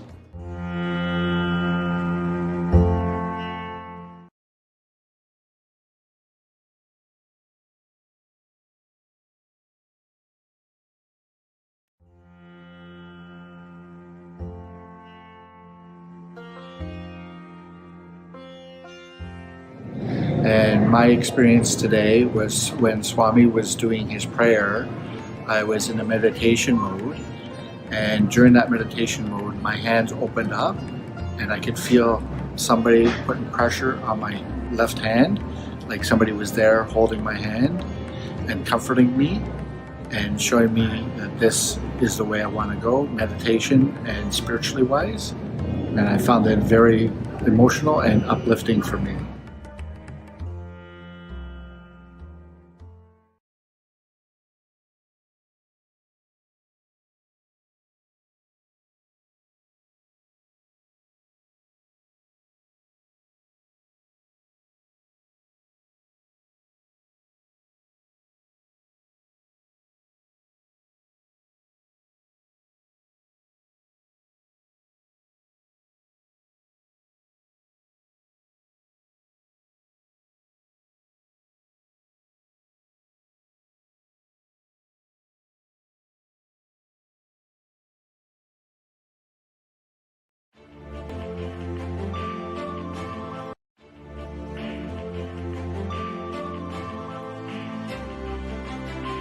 Mahasarashivoham was the best thing I ever experienced.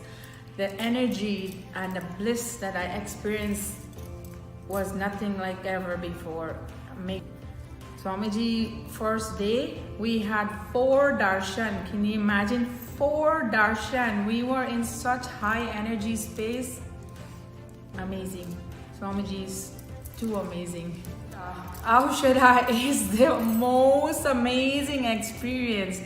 Putting the Aushadha on our body and going under that 21-foot linga in the Vairasarova, oh my God. The experience is the ecstasy, the energy, huge.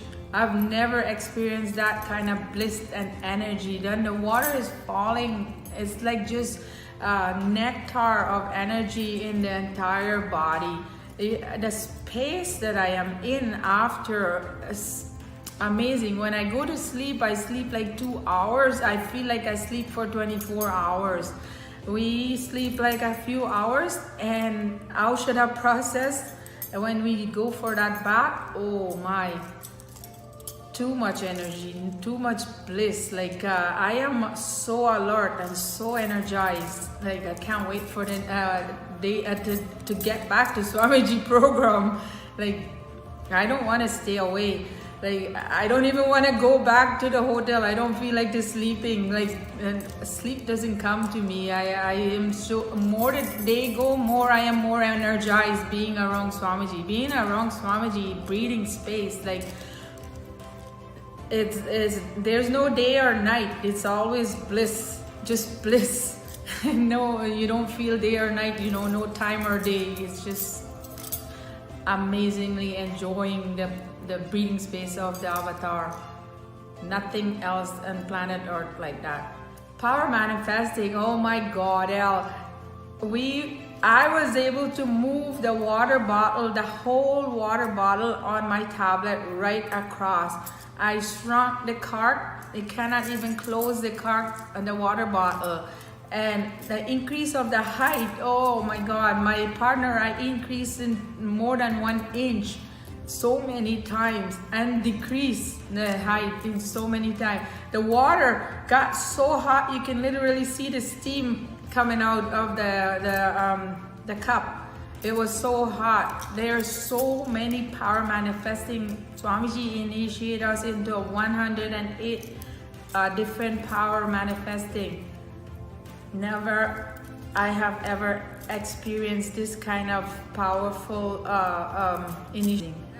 I took Vishesha Diksha level 2 and Swamiji gave me this Atmalinga, 24 karat. I have the yantra here. This is my own personal Atmalinga given to me from Swamiji that I do Shiva Puja on every day. And I have oneness with this Atmalinga. And I talk to my Atmalinga and my Atmalinga gives me all these answers and any question I have or anything, I talk to my Atmalinga, I get my answers. And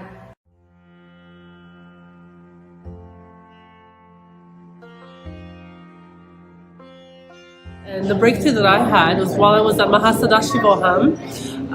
I was wanting to be able to sit and manifest, but I felt impatient and I felt like it wasn't happening. Although I was manifesting other powers, but some of them seemed more difficult than others. So what I did was I decided to change my mind or change my cognition in order to have a breakthrough. So I put the idea that I feel I'm not able to sit and manifest until it happens. I put that on my crown chakra and I gave it the gaze of my third eye until I had a click. And the shift that I experienced was Swamiji tell me, just like, for example, Mahasadashivoham was a possibility that was presented to me and I was not denied of it. I was able to manifest even though I had obstacles. Same way, the power manifestation is also given as a possibility and he will not deny it from me either. And so from then I had a more friendly,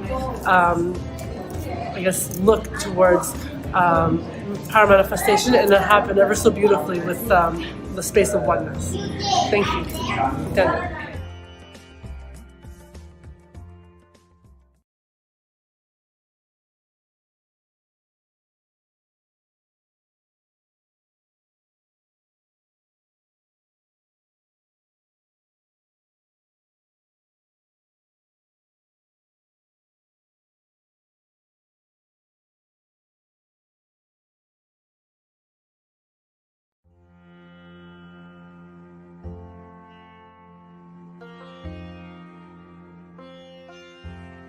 So I just finished the manifesting fortune into our lives. I learned a lot through the 2-day workshop. I learned that your body is actually a reflection of the cosmos. And if you neglect anything in your body in terms of health, that directly affects what you can attract in the physical world in terms of fortune, which is not just currency, wealth, or health. There's more depth to it. And also, the monk that showed me around the temple actually taught me a lot about Hinduism, the culture, and consciousness.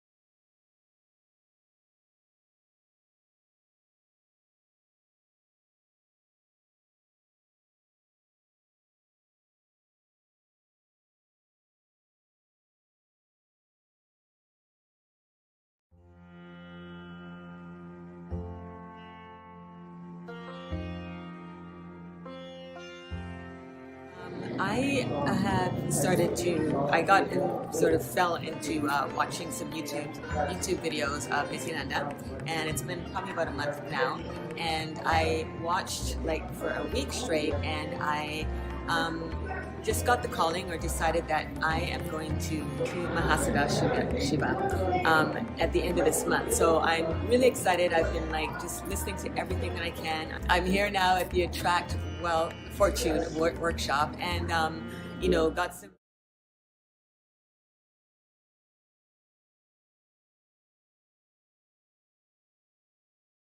Nithyananda.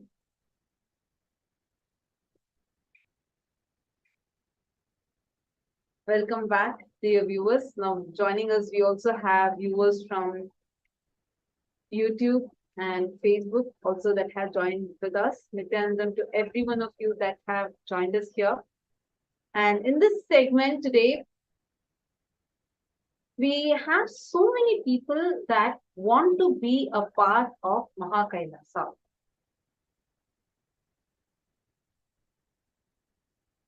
Now, for some reason, you are feeling that you're stuck, you're not able to manifest it, and you're trying some kind of an obstacle. So in this segment, anybody that wants to have a scanning done for yourself, you can reach out to us. You can post it either on Facebook or on YouTube. Please post it that you want to have a scanning. Immediately, the Kailashins will connect with you and get you onto the Zoom with us, where we can do the scanning for you to the third eye. Every one of you who have a strong intention to manifest Mahakailasa, at some point or the other, we all feel like, I have to become part of this happening called Mahakailasa, and I cannot afford to miss it. And you might feel like many times you're just stuck at some point without knowing how to have a breakthrough there. And you want to have a breakthrough in that place so that you can actually take the jump, take the step to become part of Mahakailasa, right? So I would like to request every one of you that are looking for having a breakthrough, that want to become part of Mahakailasa, to please let us know if you are ready and you want to be a part, but you're just stuck and you are ready to have the scan and the help with which you want to take a step. You can let us know in the chat.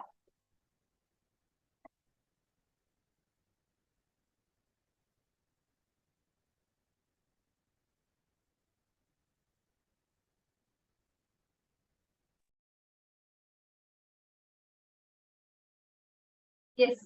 Okay.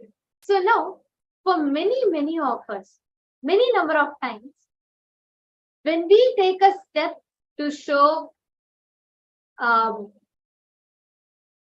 once, like if we take a step to express our love for divine, our love for existence showers us with all the possible gifts, everything back to us. When you take one step, Cosmos takes 10,000 steps for you. This has been a rule, literally like a law with which the cosmos functions. Because something that is the most powerful is which can even move Paramashivam. And that is the most powerful. Why just through devotion you can manifest, you can move the biggest of obstacles, any issues or crises that we have in life. Just having the space of devotion in us can make us have an extraordinary breakthrough to manifest whatever we want as reality. Now, to every one of you that are there with us, that are watching us live right now, we might have all heard this story of Krishna and Sudama. How Sudama is a friend of Bhagavan Sri Krishna, and he is like stuck with so much in poverty, and he's like so afraid to even ask Krishna. He feels like, oh God, Krishna is like the king of Dwaraka, and I'm a poor man, like I'm stuck in poverty. Literally, their family used to drink water to satiate their hunger. So this whole thing, when Sudama was even afraid to ask Krishna, his wife insists that you just go, he's your friend, you have to go to him and ask him, maybe he'll help you. And he actually goes, Krishna literally rushes to him and comes and treats him properly with all the love and respect and celebrates him. And Sudama is so, he's like, what will I give my friend? And he's having everything under the cosmos. And what can I, a poor person, give him? And he has only like few grains of puffed rice. And Krishna, with so much of love, will take and consume that. And after that, for every grain that Krishna consumes, Krishna will shower Sudama back with wealth. And such is the love of the master. When you just when you just open up yourself to the master without being resistant or hesitant to who you are, the master will shower you back. Cosmos will shower you back with the ultimate blessings and boons. And today, there are many of you who are here with a strong intention that you want to manifest Kailasa, you want to take a step, you want to be part of Kailasa, you want to manifest it. And all you need to do for it is just have a breakthrough in one place, and that will help you manifest your journey to Kailasa. Now, to every one of you that are watching us, today we are going to be manifesting and doing a very special segment where you're actually going to be manifesting your journey to Kailasa Alhai. And joining with us, we have some special participants who are interested in taking this step like right now, and they are ready to experience the scan and see how the power, using the power of third eye that Swamiji has gifted all of us, we can create the reality as we want, as per our will.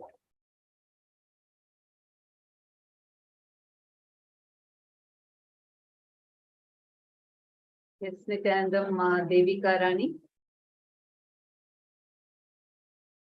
We have Devika Rani, and we also have more other participants that are joining with us. Nithyananda, Devika Rani, you're able to hear us, ma?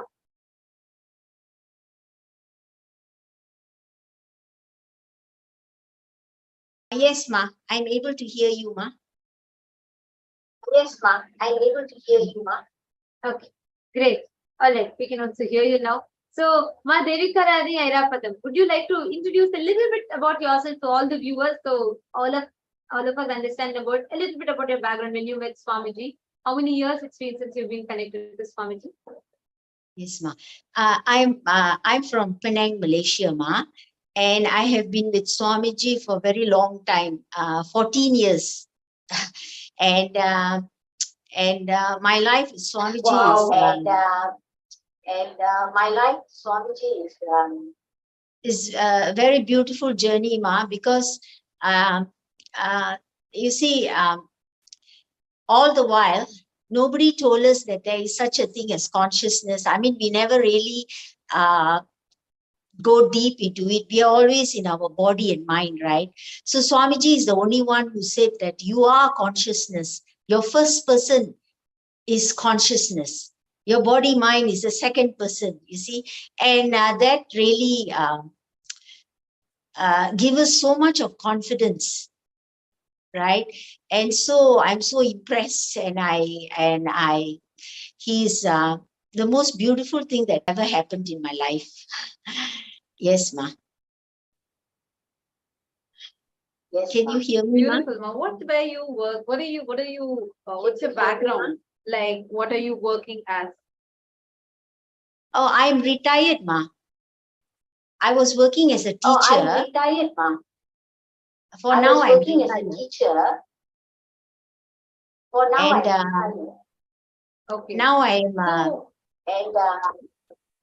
yes, now ma? I'm at home. I'm at home. Yes, I'm retired. So you want to be And a part of Mahakailasa and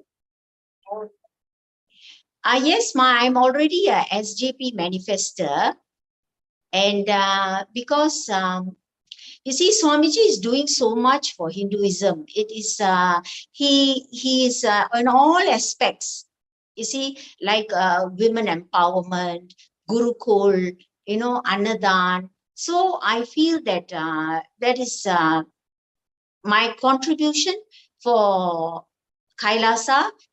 By being an SJP manifester, I am giving back for all the gratitude that I have for Swamiji, you see. So he knows best, okay? He is an avatar, he knows best. And I have transformed a lot. I've benefited a lot from all the programs.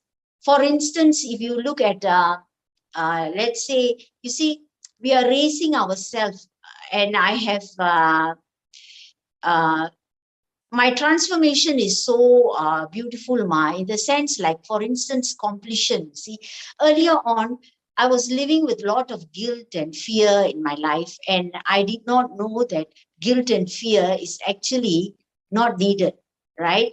And with this completion process, we learn that by doing the completion, we look in, we internalize, right? And when we look in, when the completion is done, we actually have powerful cognitions about ourselves, about the world, about the life, right? So it is indeed so beautiful. You are told that you are Paramashiva. You are told that you are higher being. You can achieve the higher self. So that's why, Ma, I very true, Ma. Actually, there are so many. That's why, Ma, I Sorry, I think Yes, there's a Ma? small delay, Ma. Go ahead, go ahead. Because I hear echoes, Ma. That's why I'm wondering whether you can hear me. Can you hear me, Ma?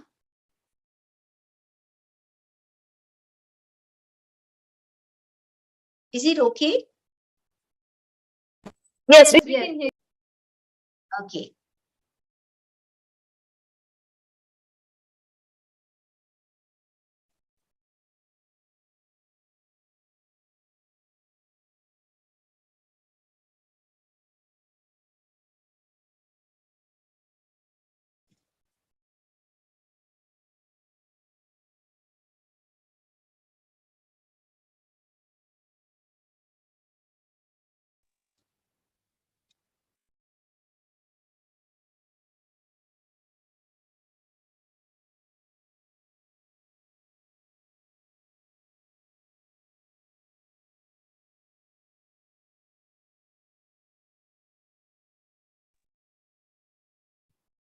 Sorry, Nithyanandam.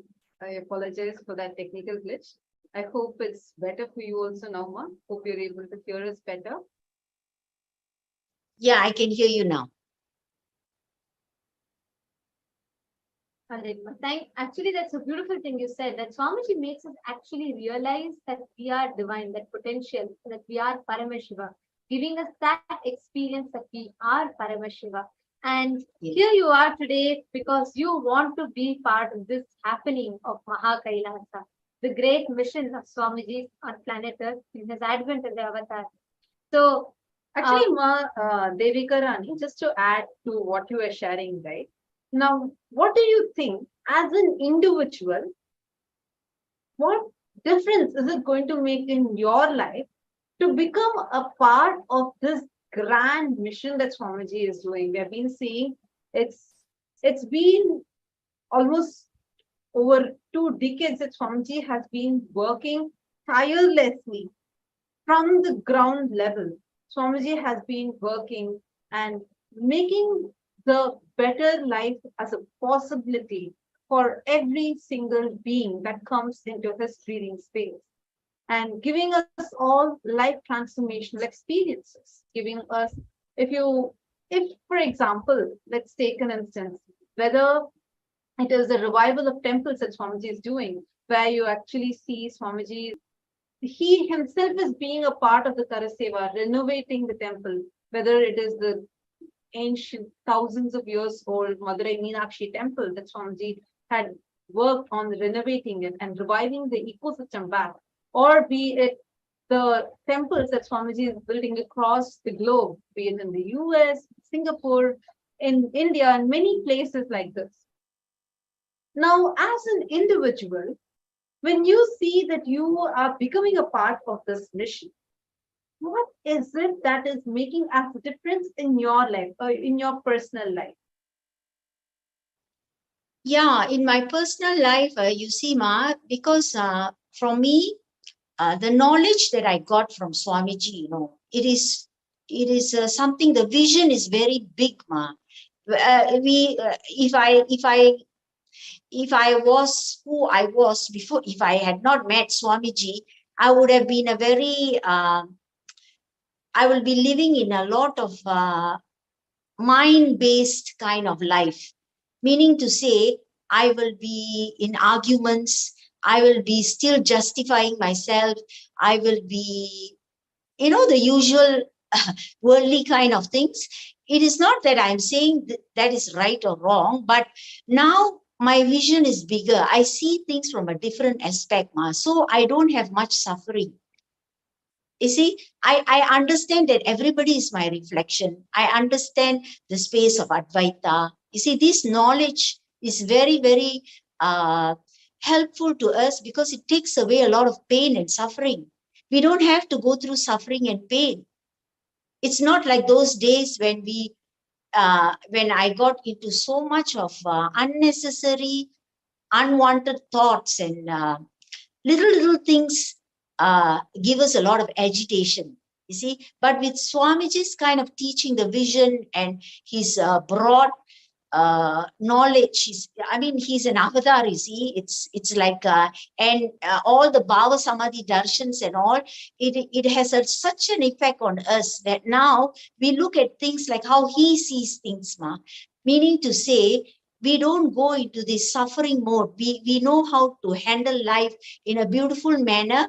And people also, like my family members and all, they normally come back to me for help. They come back to ask me, some of my cousins and all that, how to handle their problems, although they are not in this Sangha or anything, but they know that I can help them.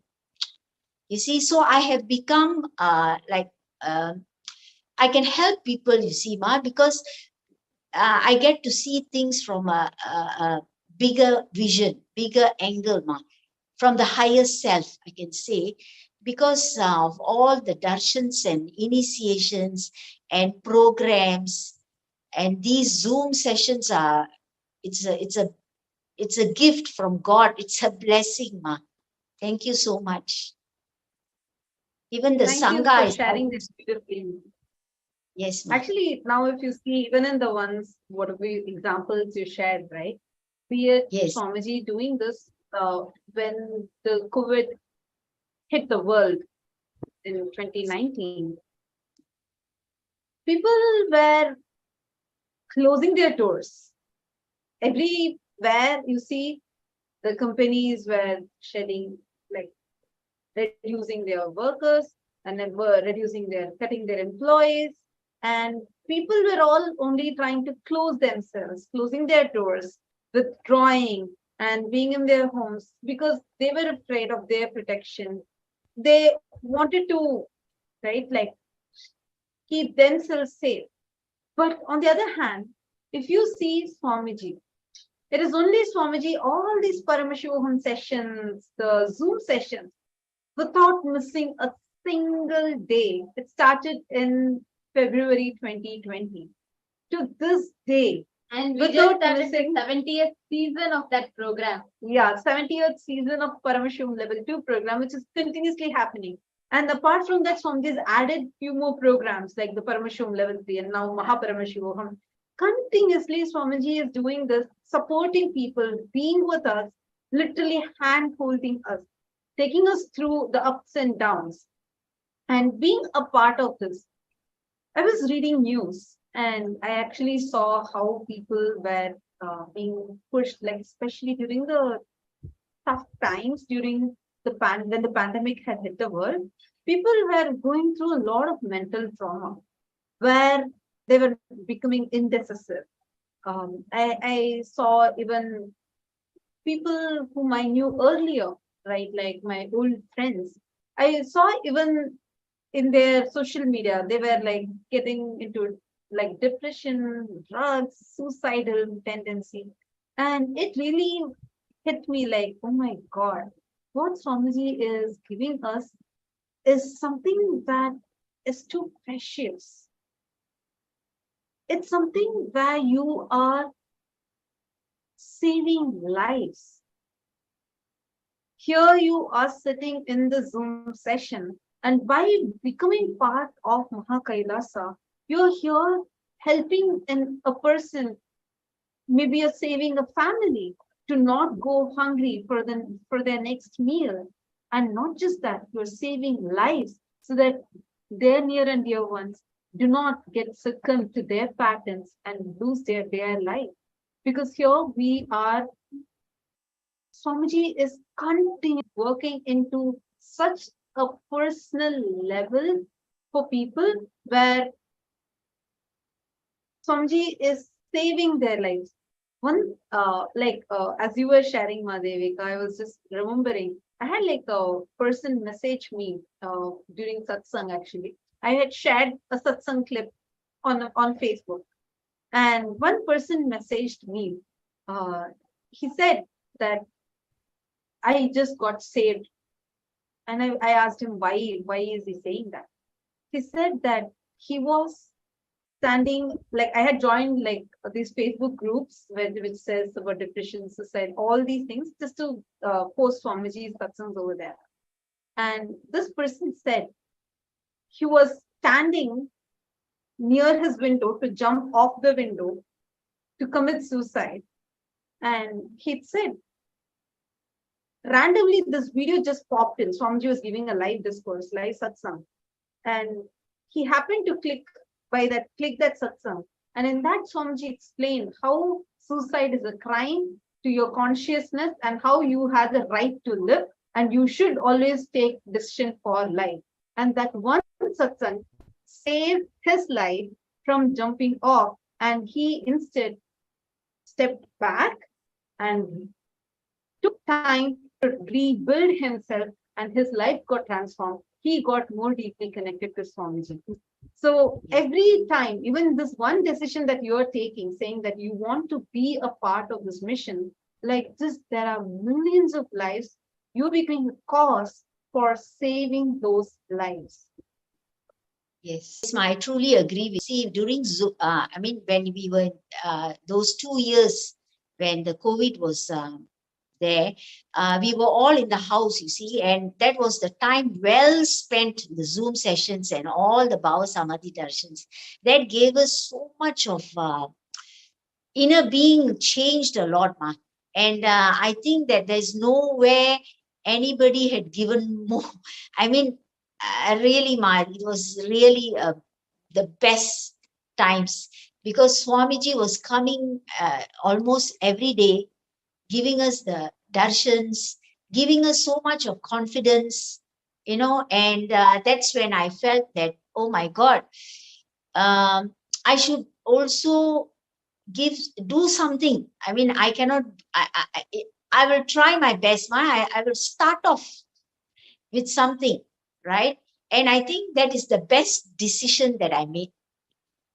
If you ask me now, I think that is the best decision because I feel now that by contributing, this will go on for life. This will go on, and especially the younger generation will benefit a lot.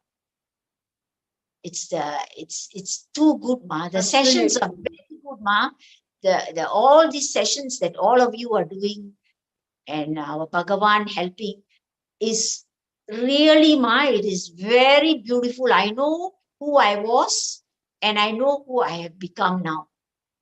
It's a total transformation, and I can feel the peace within, which money cannot buy. Money cannot buy, ma. It is, I truly feel the peace within now. And I've been searching for this for Janmas. And now I truly feel, especially when Swamiji had given the, at one time Swamiji was giving the Tatastu, he was like blessing, calling out our names. And he did call out my name, and I asked him for peace of mind, and I got it. I have it. Every word that Swamiji gives is truly, it has a deep, it's truly a deep blessing for us, ma. And I can say now, I have peace within.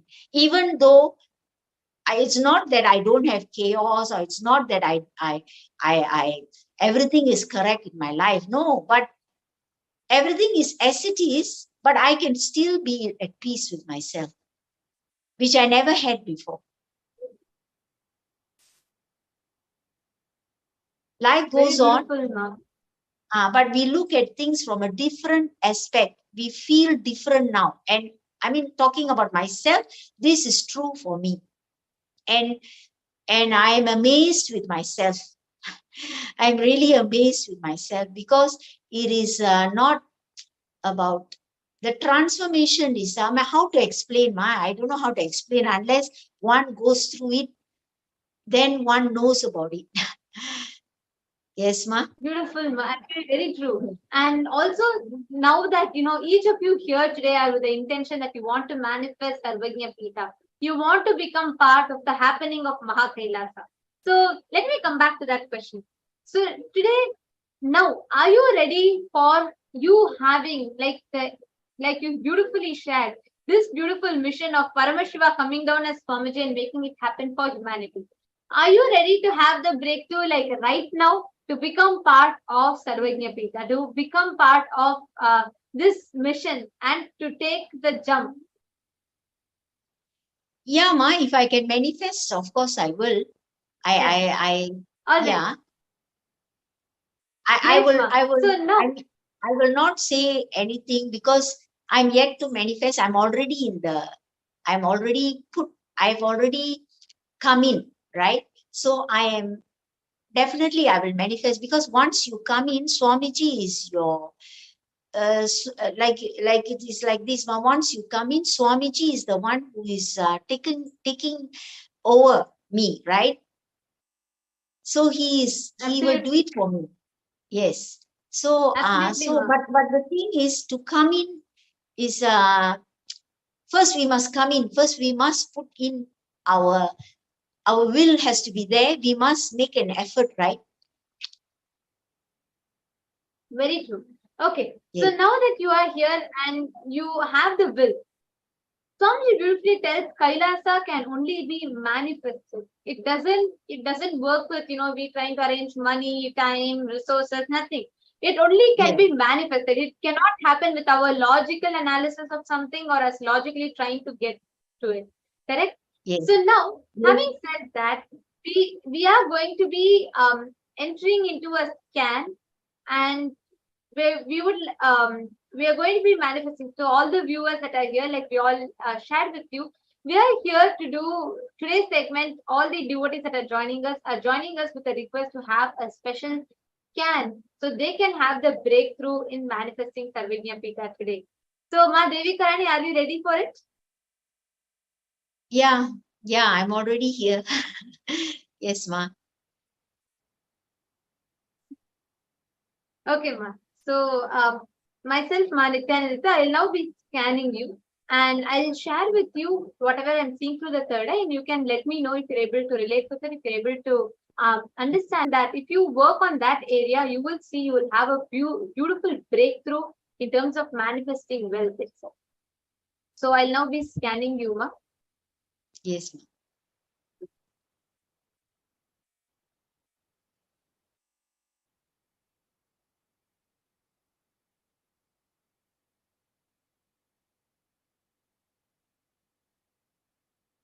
Now she's going to be chanting Mahavakya, connecting with Swamiji and doing this scanning. Any of the viewers that would like to receive a scan like this, you also can let us know. Just put it here in the YouTube comment section. We also have more people that have joined us. We have Ma Kalamalanda. So we're going to be doing the scanning. Anyone else that would like to have a scanning also, feel free. You can put that you would also like to receive a scan in the YouTube comment section or the Facebook events page.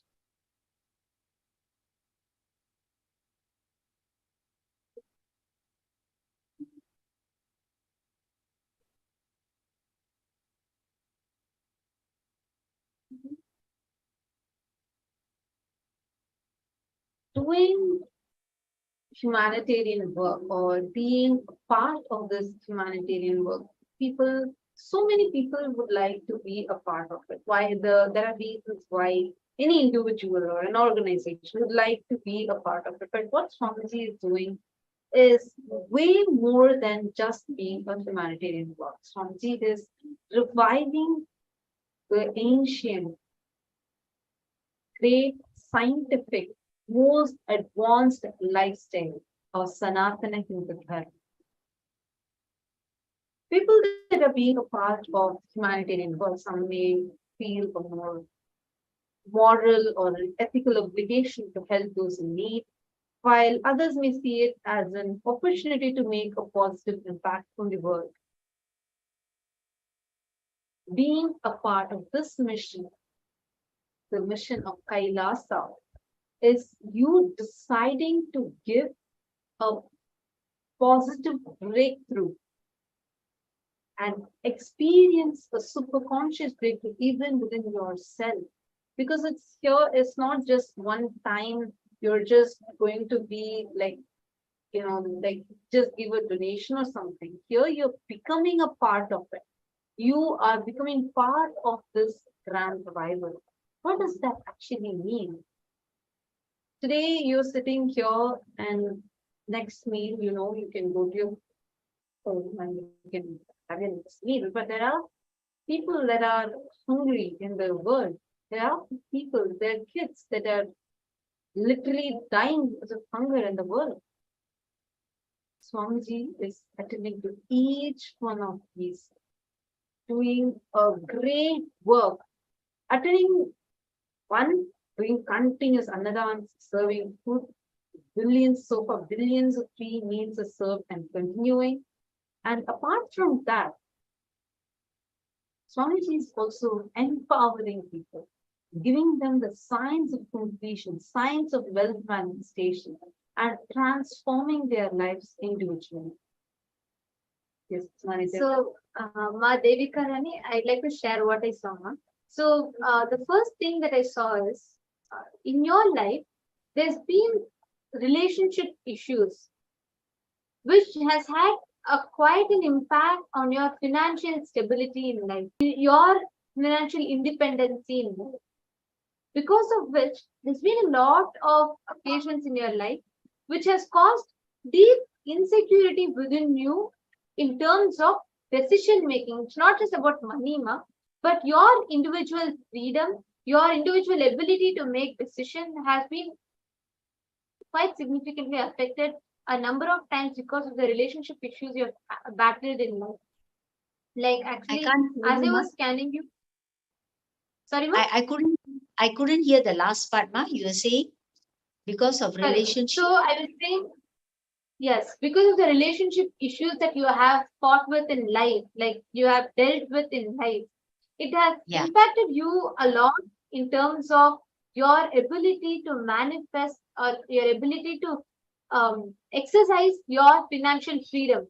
Actually, if you see, ma, I saw that your husband,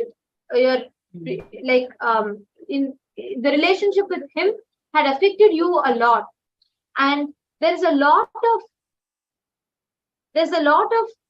insecurity that happened in you which gave you a strong impression about yourself that you're not worthy enough, like you're not powerful enough to have your freedom, you're not powerful enough to feel your rights, and that caused a lot of this powerless cognition in you, which even today, if you have the freedom and choice in front of you and the resources, you all have resistance and fear to invest your time or money or energy into something in life. This is the main thing that I yeah, ma, what you said is right, ma, because probably because my husband is not really involved in Sangha, but he doesn't say anything. I mean, I'm free to do what I want, but he doesn't come with me for anything with Swamiji, but it's not that he has come to Bidadi and all that. He follows me, but he's not involved. He doesn't follow Zoom sessions. He doesn't follow anything. He's just like he watches me and he's okay with it. And but of course, when it comes to manifesting Kailasa. I didn't involve him. I didn't tell him about it. Because as you said, Actually, it's that better. is what that insecurity Yes. in you. See, that Yes. insecurity in, or not being able to exercise your individual, not being able to make an individual decision and stand by Yes. it, not having that powerful inner space, not like you have a lot of insecurity in your inner space, which is why you're afraid of expressing your choices or your decisions to others. Yeah, Actually, that's Ma, true. if you just go and talk to Aya today, if you just like right now, right after this, go and talk to Aya from the space of completion, from the space of understanding that your ability to manifest, express that complete oneness, complete freedom with life, absolutely without any type of insecurity, you will realize how cosmos will make everyone around you to support you in your decision. And you will see, you will be able to have a breakthrough in this. In your journey to manifest Kailasa, you'll be able to have a big breakthrough if you just break this one pattern. Just be strong, powerful, and also trust life. You need to complete with lot of doubts and hatred you built towards life, because of which you're afraid to exercise your freedom. Like you are afraid to express yourself as you are because of deep insecurity, whether it is decisions in terms of finance, decision in terms of relationships, health, wealth, anything. It is this fundamental thought current in you. If you actually complete it, Ma, you will see, even right now, there's a gap you have in your relationship with your husband. That's what I saw in the scan, that where you have not expressed yourself fully. And you're always having that room for self-doubt and that room for that gap where you always are not sure or you're having that insecurity. If you just break that one place, like right now, if you just sit with Atma Murthy right after the scan, I just request you to sit with Atma Murthy for some time, chant the Mahavakya 21 minutes. Visualize you're manifesting your Sarvajna Pita today. You are taking that step today. Just visualize that. Go and talk to Aya with complete completion. There should be absolutely no force or pressure. But just go and express your intention to Aya. You will see how miraculously the whole ecosystem around you will support you to manifest your journey for Mahakailasa. Okay, Ma. Okay, Ma, I'll do that. Yes, I will chant also, it one time, then I will talk to him. Sure. Yes, Ma. But it's very early in the morning now. Maybe later when he wakes up, then I'll tell him, Ma. Here in Sure. Or Malaysia. do the Mahavakya chanting right away. You do the Mahavakya chanting right away. You will see how powerful your inner space will be. Something will just remove it from you. All the doubts and insecurities that you have. I'll do that, Ma. Am I supposed to do it now or after the Zoom? After the session, Ma? Right after the scan, you can do. Okay. And we will let you know, Ma. Thank you so much now for joining with us. Thank you. Thank you, Ma. Thank you, Ma Devika Rani. And it was really nice to have you and listen to you. And hope this can help you manifest. Yes, thank you very much. Right from, thank you, Ma. Thank you so much. Yes. Nithyananda.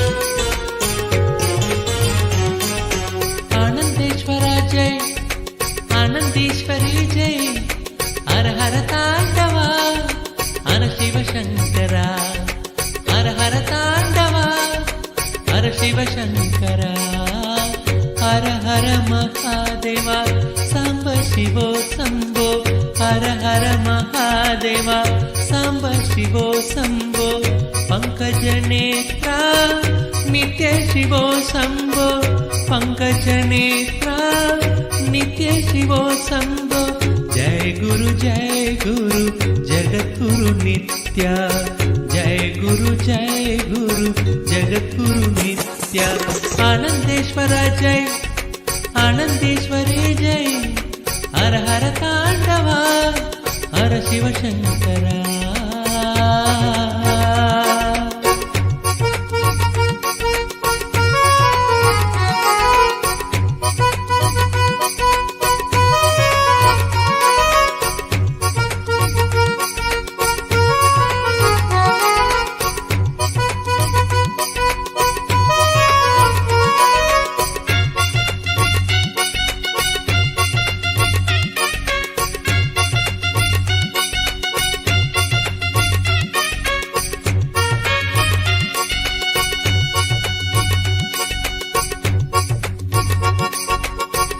Gokul बाला है नंदलाला नित्य कुमारा नवनीत चोरा गोकुल बाला है नंदलाला नित्य कुमारा नवनीत चोरा नित्य कुमारा नवनीत चोरा जय गुरुनादा नित्य गुरुनादा जय गुरुनादा नित्य गुरुनादा मुकुंद मुरारे नित्य गोविंद मुकुंद मुरारे नित्य गोविंद डम डम डम डम डमर बोले शंकर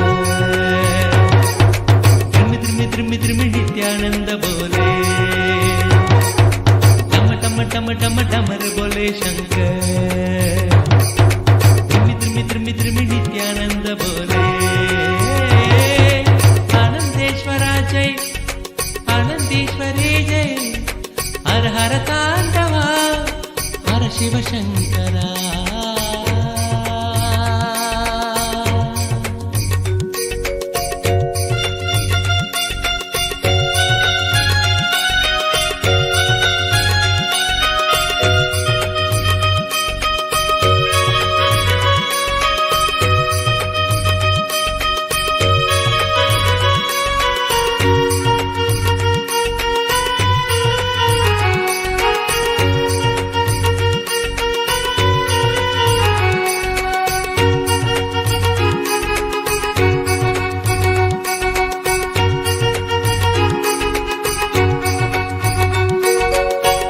देवी भवानी जय आनंदेश्वरी भगवती भारती भवभयहरिणी भगवती भारती भवभयहरिणी माता नित्येश्वरी मंगलहरिणी माता नित्येश्वरी मंगलहरिणी नित्य नित्येश्वरी दुर्गा भवानी नित्य नित्येश्वरी दुर्गा भवानी टम टम टम टम टमर बोले शंकर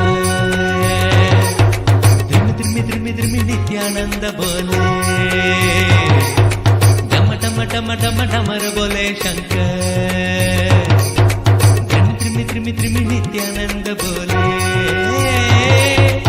आनंदेश्वरा जय आनंदेश्वरी जय हर हर तांडवा हर शिव शंकरा हर हर तांडवा हर शिव शंकरा हर हर महादेवा सांब शिवो शंभो हर हर महादेवा सांब शिवो शंभो पंकज नेत्रा नित्य शिवो शंभो पंकज नेत्रा नित्य शिवो शंभो जय गुरु जगद्गुरु नित्य जय गुरु जगद्गुरु नित्य आनंदेश्वरा जय आनंदेश्वरी जय हर हर तांडवा हर Shiv Shankara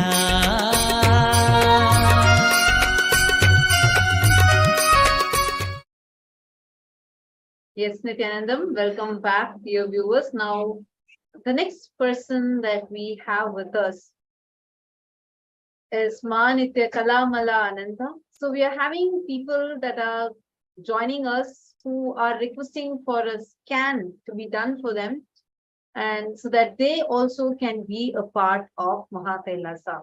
Yes, Nithyanandam, Manitya Kalamala Ananda. Nice to have you here. Thank you. So which place are you from? Right now, I'm in Sedona, Arizona, America. Nice. Sedona. Okay.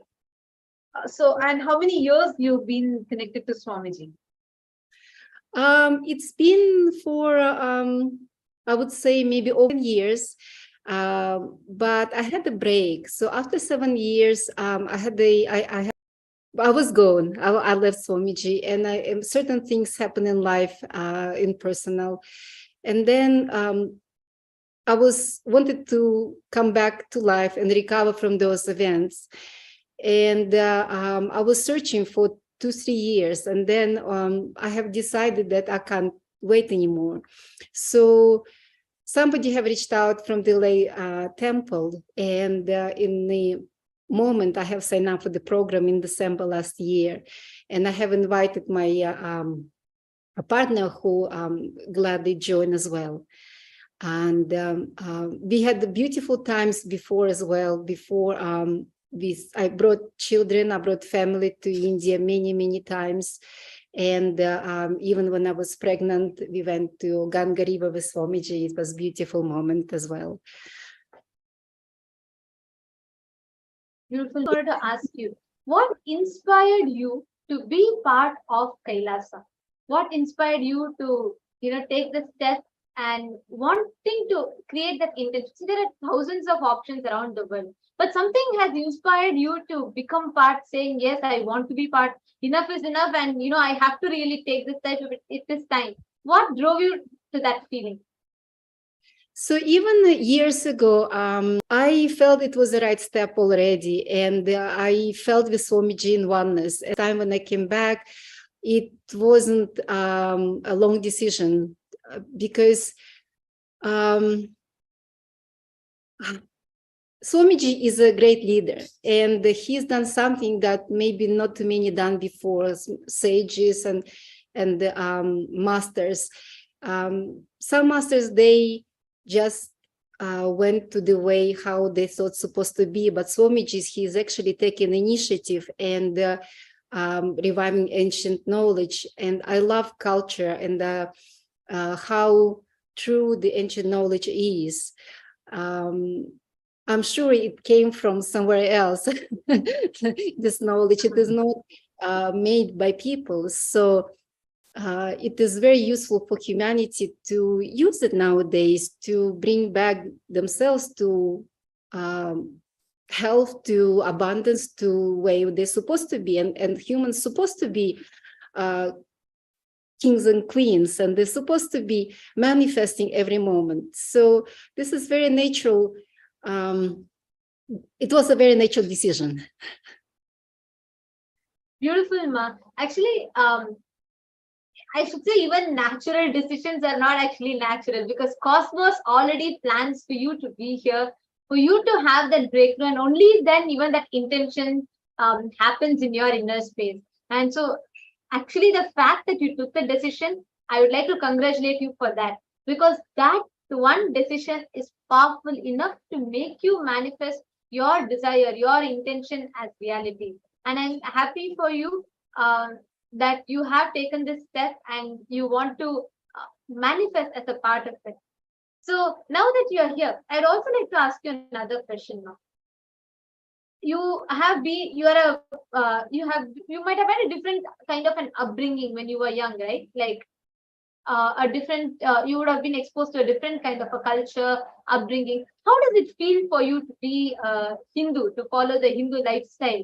And how does it feel for you after you met Swamiji? How did you understand about Hinduism? And why do you feel that this choice of yours in life is going to benefit you and your family? Well, I thought that in my previous life, I already was a yogi. Even when I was in my early teens years, I was already interested about energies and how to cleanse and purify my body. And I didn't even know where it came from. I was born in Russia, on the island. And then later I understood that cultures, they're very similar. The basis, the foundation of culture is very similar, because there were a lot of Vedas in Russia. And even when I grew up, the last Vedas still were there, living somewhere in the mountains. And they called Vedas. So the intelligence of Russian people also very deep, the wisdom. And that's why I think they catch very fast, because it's very close to their heart, to their nature. Yeah, so maybe I have spent my life with Swamiji before. Beautiful. And you said that how did you meet Swamiji? Like after that, how did you find it empowering you to be a Hindu, to practice this lifestyle with Swamiji? So I have met a girl in one of the workshops, and he suggested to go to Los Angeles temple. And I went there, and I loved it. I loved it from the first time. And then I started to take workshops and Nirahara Samyama, and I did not eat pretty much for 4 months. And when I said it to people, they're like, "Oh, how can you do that?" And I said, "This is only with the grace of Avatar, with his support." And life was amazing. And we started businesses, and I was just sparkling, and life was zesty and very alive, and just moving. And things were very harmonious and very beautiful. I had few practices, and I don't know if I can just share even one. I had a nanny, and I decided, okay, maybe I can have a live-in nanny. So I had no room really for her, and I said, well, maybe you can just spend, a night here where Swamiji's Murthy was there. And she woke up, and then she said, well, could you tell me what is this flower on the wall? I said, well, I don't know. It's a painting. And then she asked again, and I was wondering why. She said, well, when I open my eyes, I see this flower like a lotus opening right in front of me, above me. And then there is a man coming with trishula and long hair. And I said, well, this is Swamiji. And after this event, she actually was a little bit scared, because her third eye opened in that room, like immediately. And that's just one of the amazing stories that happened. So that's why I, with that hesitation, came back this time, because I came back. I feel like I came back to life. And I think that I feel like I can do things and move forward now. And now that being as JP manifester, I feel the Swamiji is working through me as well. He's moving me, and if there's some desire and to create a business, he just like pushes me. Okay, you do it, and he puts me in different stores. Like, here you're supposed to be, and how come I'm here? But I know that he is like saying, okay, you have to get this and that. So, and I just signed up for the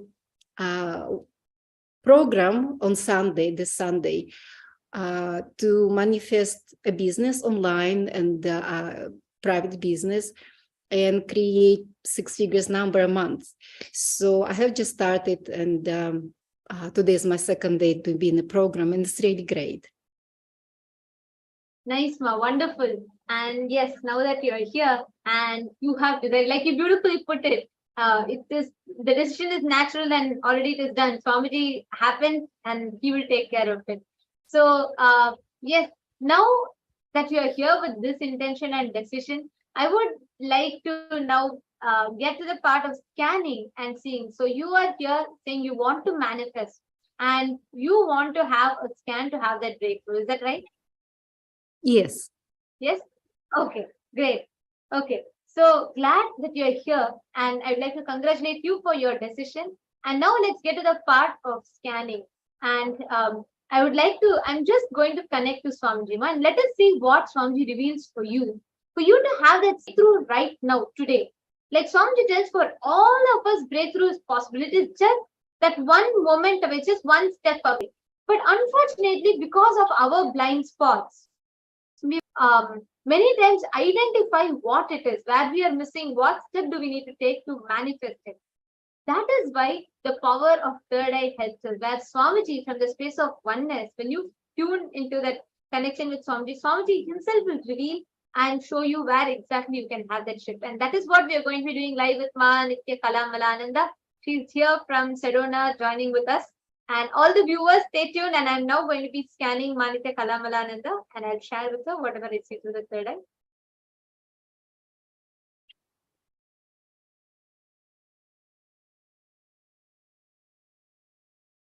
And anyone else that would like to have a scanning also, feel free, go ahead and put it in the chat. Anyone that would like to have a scanning done for you, please go and put it in the chat, in the YouTube live chat, as well as on Facebook.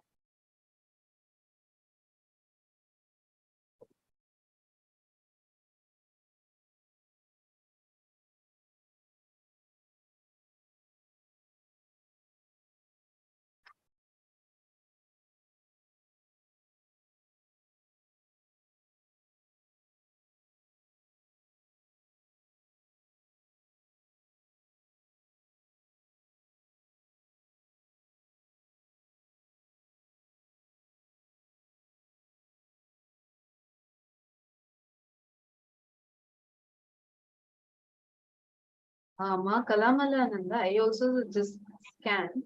One thing I was able to see is that your mother's side, there has been like a genetic issue where they have faced with, like, I think your mother's mother and your mother also, they, because of their situations, there is like, they went through a deep traumatic experience inside them, which left them mentally.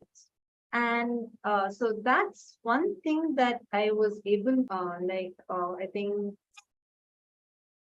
if you would have read in your childhood, your mother would have been somebody that I'm seeing as who had worked a lot, like she does hard work, and she always has a trauma that she suppresses inside her.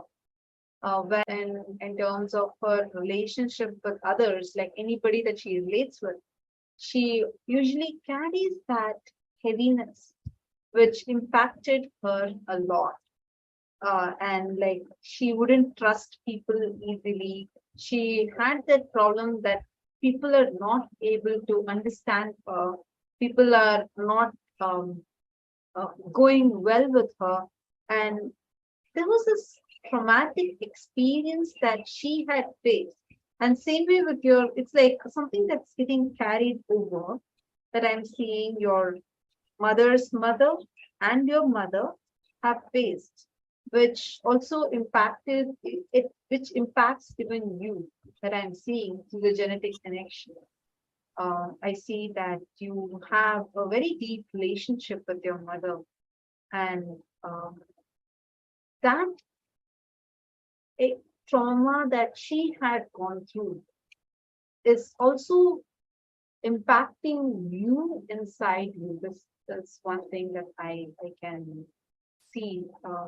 Like you found around your age of, like even around the age of 8, that's when your mother started talking to you. She would share her experiences, like what all problems and struggles she has been through. And seeing that even those things have also made you feel like you are not able to trust life. There is one deep, it's like a thorn that's sitting inside you, which makes you feel like, you're not able to trust life. I see there's many incidents in your life where you start experiencing or going through a kind of like a trauma inside you. When you feel that some things are happening outside you, which is impacting you the same way it happened to your mother or someone that's very dear to you. So this is one thing that I am able to see, Makalamala. Yes. So would you like to say something about it? Is there anything that you would like to share about it? Well, I would Is there like to anything know that you would how like to- I would like to know how I can resolve it. I'm always looking for, solution. It did happen maybe around this age. It was with my stepmother. My mother actually died when I was, I don't know, around 5, 6. I don't even remember her. But it did happen, that incident with my stepmother, when I told her something and she told it to father, and then he just beat me up. So I stopped trusting. It's a very, I could see that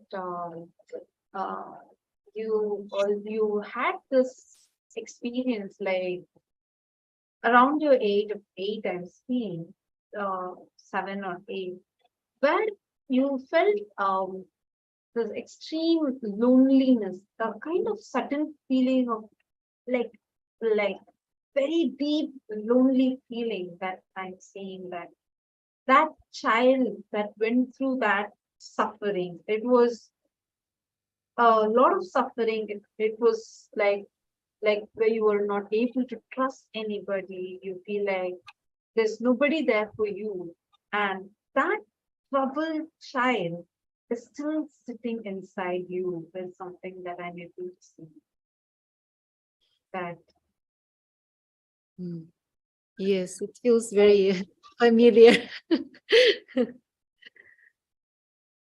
Yes, thank and you. do not worry. It is, see, I first want to assure you that you are here in the right place for the right person, Swamiji. And suffering, the pain that you have gone through, because of that one experience, I would say it was at your age of 7.5 to 8.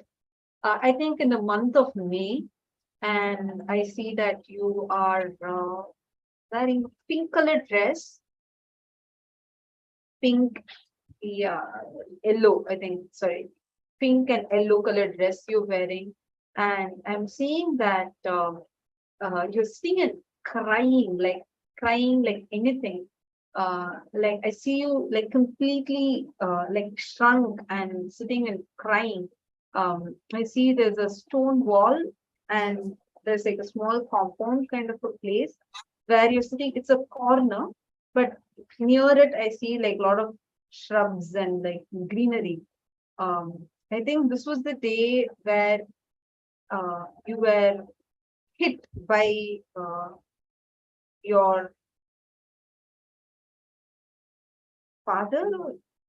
I think you were hit by your father, and you felt like there's nobody for you, and your I again see your mother only. I think maybe if you're relating with your stepmother as your mother, and that's probably it why I keep seeing that.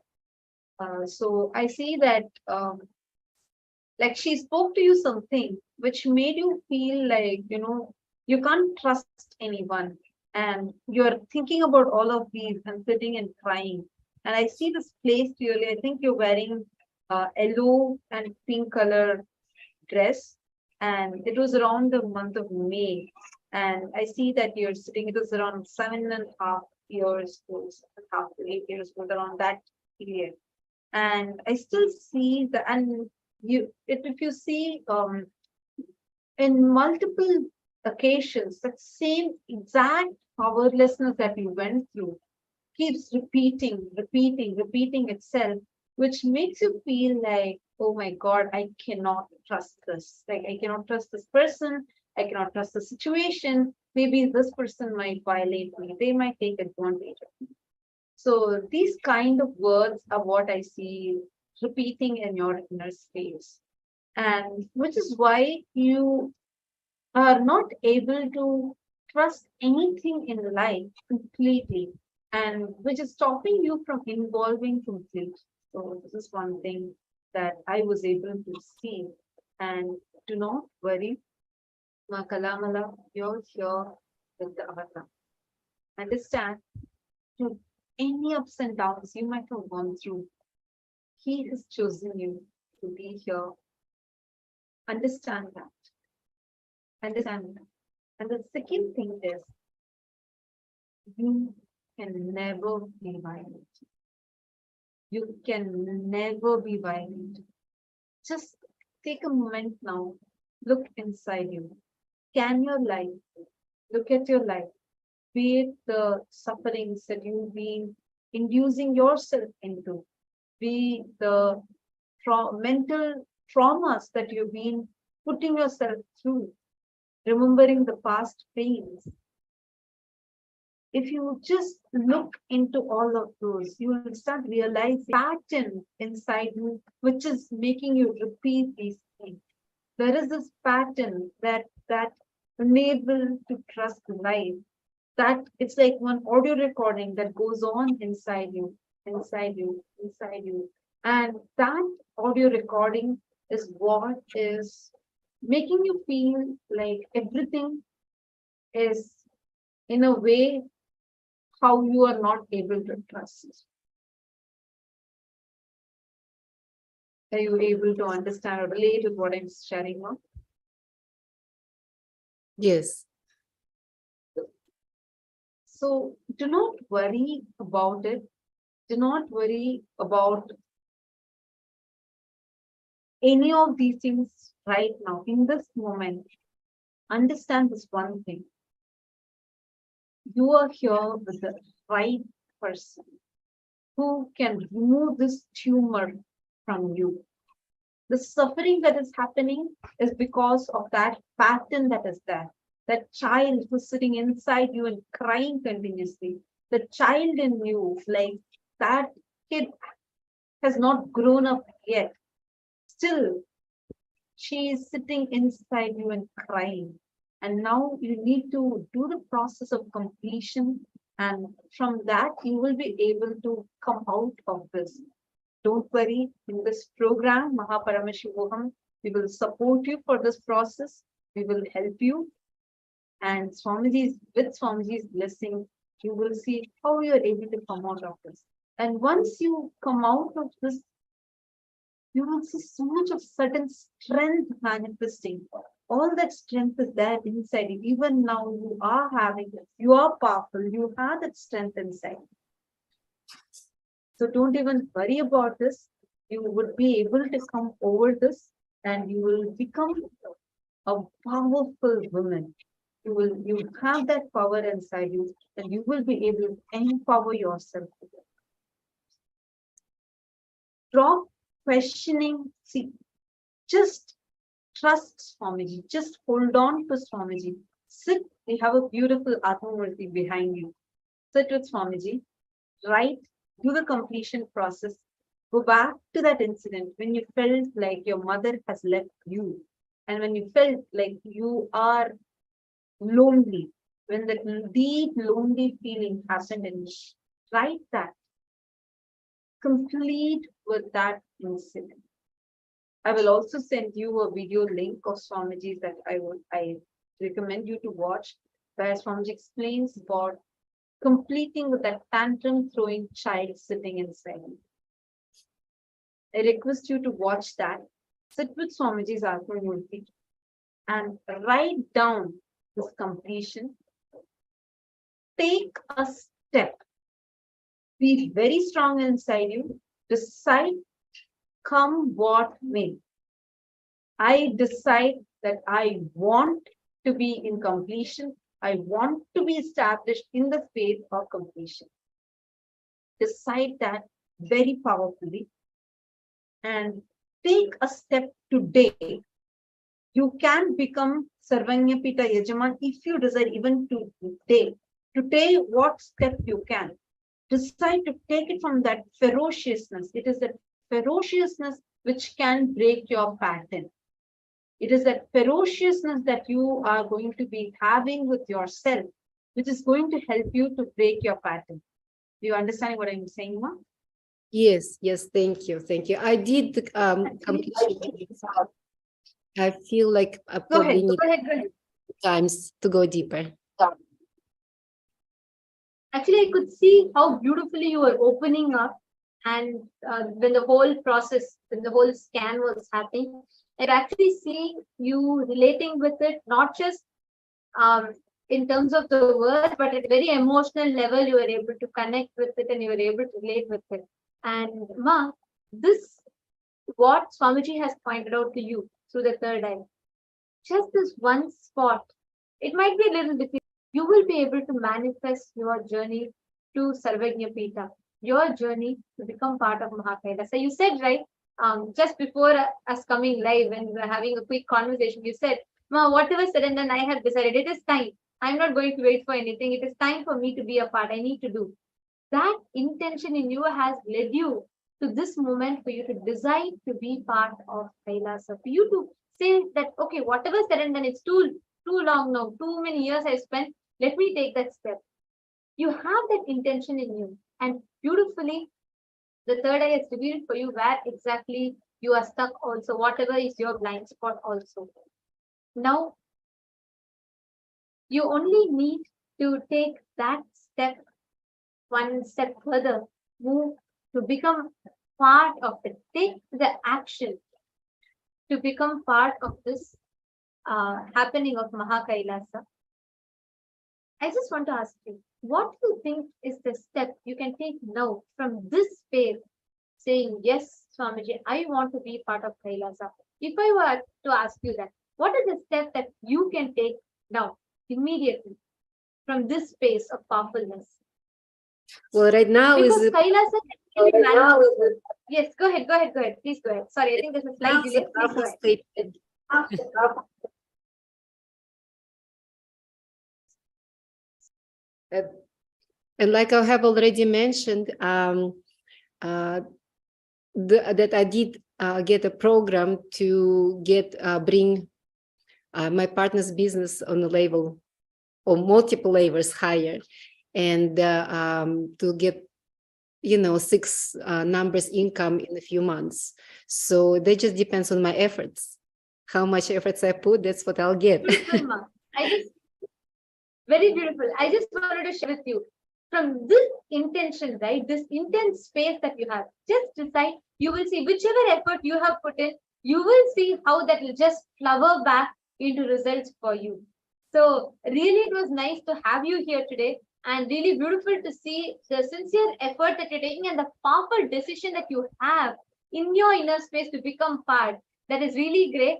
And so just before closing, I would like to ask you if there's anything lastly that you would like to tell. Is there anything that you would like to share? No, I'm just very, very grateful for your help and for scanning. I mean, I want to say blessings or the task to all SJPs or SJKs to start right now, today.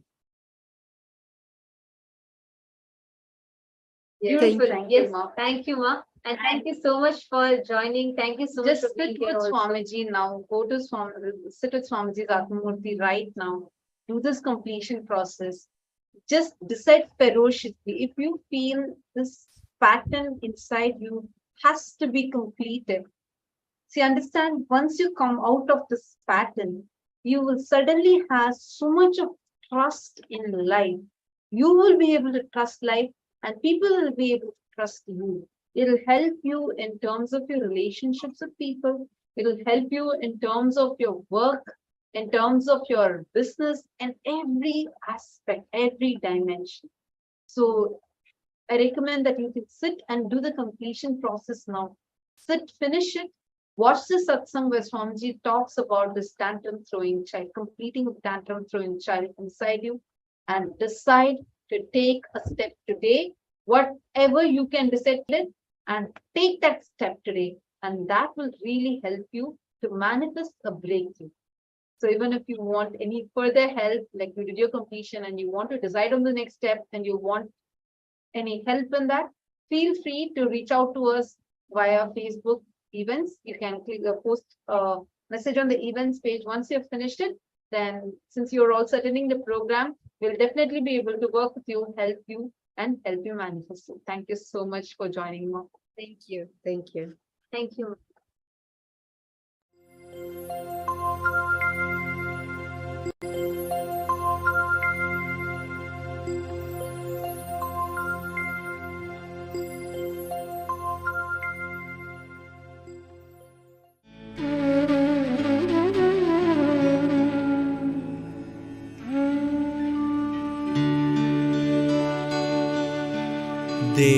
देवदेवोत्तम दीन संरक्षक देवदेवोत्तम दीन संरक्षक देवदेवोत्तम दीन संरक्षक देवदेवोत्तम दीन संरक्षक देवादिदेवा Nityananda देवादिदेवा Nityananda देवादिदेवा Nityananda देवादिदेवा Nityananda Shri Nityananda कृपामया Shri Nityananda कृपामया Shri Nityananda कृपामया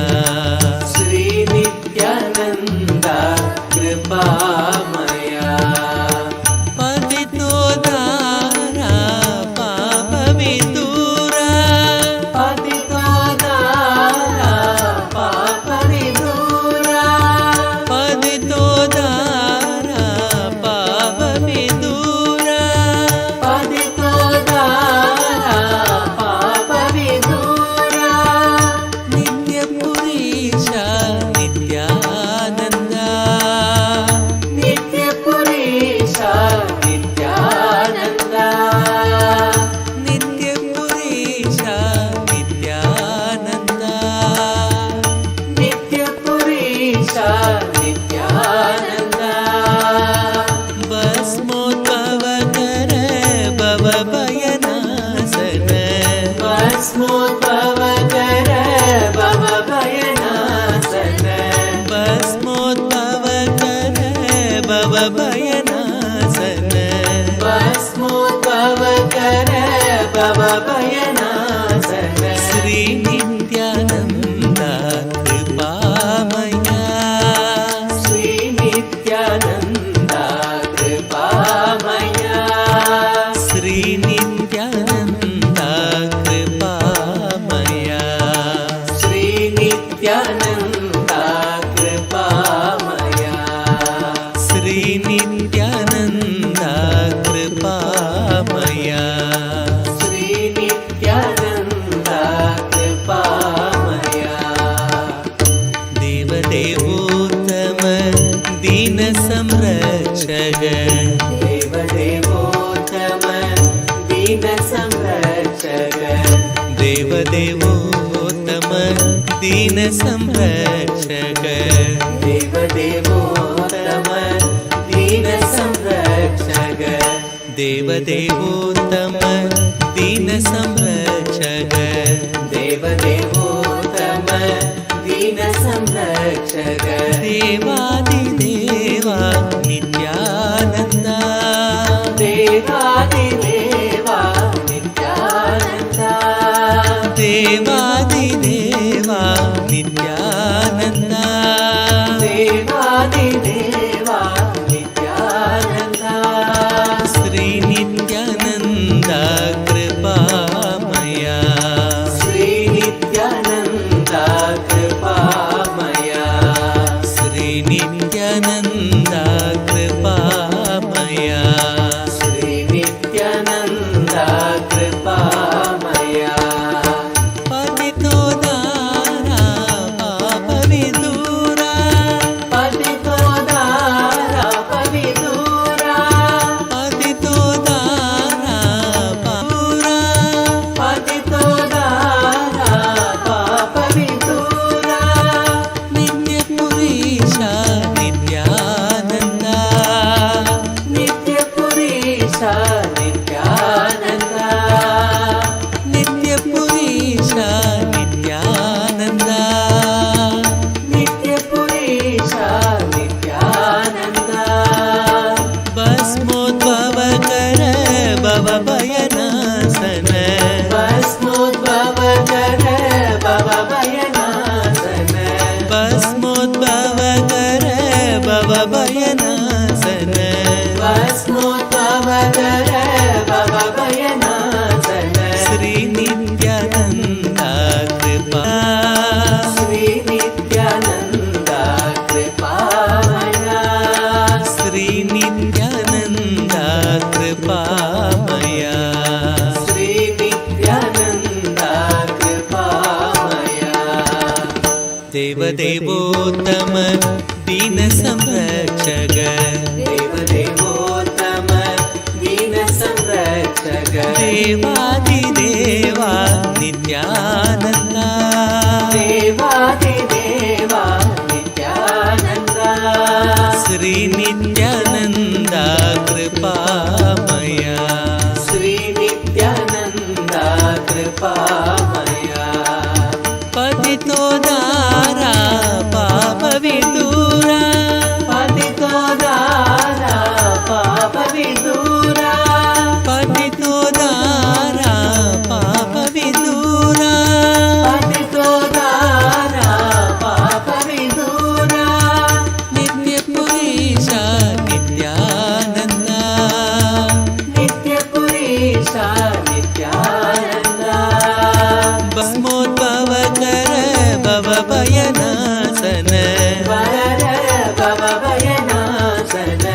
Basmodbhava kara Bhava Bhayanasana. Basmodbhava kara Bhava Bhayanasana. Sri Nithyananda Kripamaya. Sri Nithyananda Kripamaya. Sri Nithyananda Kripamaya. Sri Nithyananda Kripamaya. Sri Nithyananda Kripamaya. Sri Nithyananda Kripamaya. Devadevottama Dina Samrakshaka. Devadevottama Dina Samrakshaka. Devadideva Nithyananda. Devadideva Nithyananda. Patito Dara Papa Vidura. Patito Dara Papa Vidura. Patito Dara Papa Vidura. Patito Dara Papa Vidura. Basmodbhava kara Bhava Bhayanasana. Basmodbhava kara Bhava Bhayanasana. Sri Nithyananda Kripamaya. Sri Nithyananda. Sri Nithyananda Kripamaya. Sri Nithyananda Kripamaya. Nithyananda Hare Nithyananda. Nithyananda Hare Nithyananda. Nithyananda Hare Nithyananda. Nithyananda Hare Nithyananda. Nithyananda Hare Nithyananda. Nithyananda Hare Nithyananda. Nithyananda Hare Nithyananda. Nithyananda Hare Nithyananda. Nithyananda Hare Nithyananda, Nithyananda, Hare Nithyananda, Nithyananda, Hare Nithyananda, Nithyananda, Hare Nithyananda, Nithyananda, Hare Nithyananda, Nithyananda, Hare Nithyananda, Nithyananda, Hare Nithyananda, Nithyananda.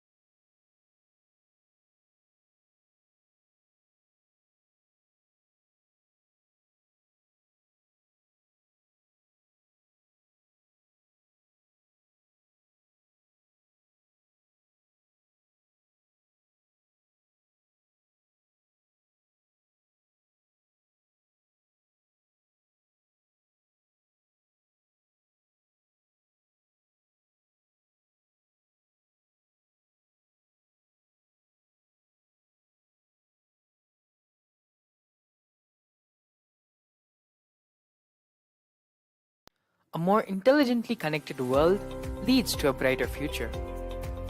An enlightened humanity leads to a better world. During the Paramashivam program, we help people to discover their superhuman possibilities and help them to find and achieve the true purpose of their birth by giving them the techniques, practices, and methodologies from the Vedagamas, the original source scriptures of Hinduism.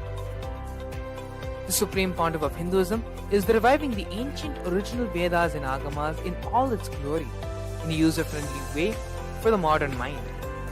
The Supreme Pontiff of Hinduism is transforming human beings into divine beings, reviving, initiating, and replicating the 463 powers from the Agamas revealed by Paramashivam. The Supreme Pontiff of Hinduism is not just giving solutions for every problem man faces, but is making them irrelevant to their lives by transforming human beings into divine beings. Listen.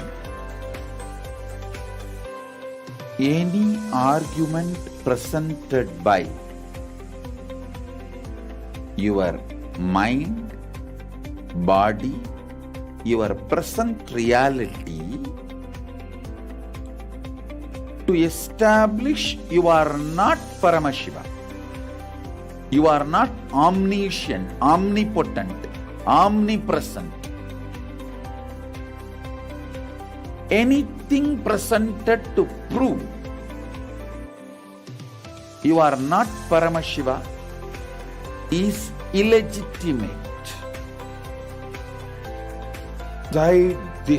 This is super determinism. Understand? Anything you declare as illegitimate will lose power over you, will die in few days, few minutes, maybe in few weeks, whatever few days it takes. It will not have power over you. Understand? This is the method for sudden enlightenment.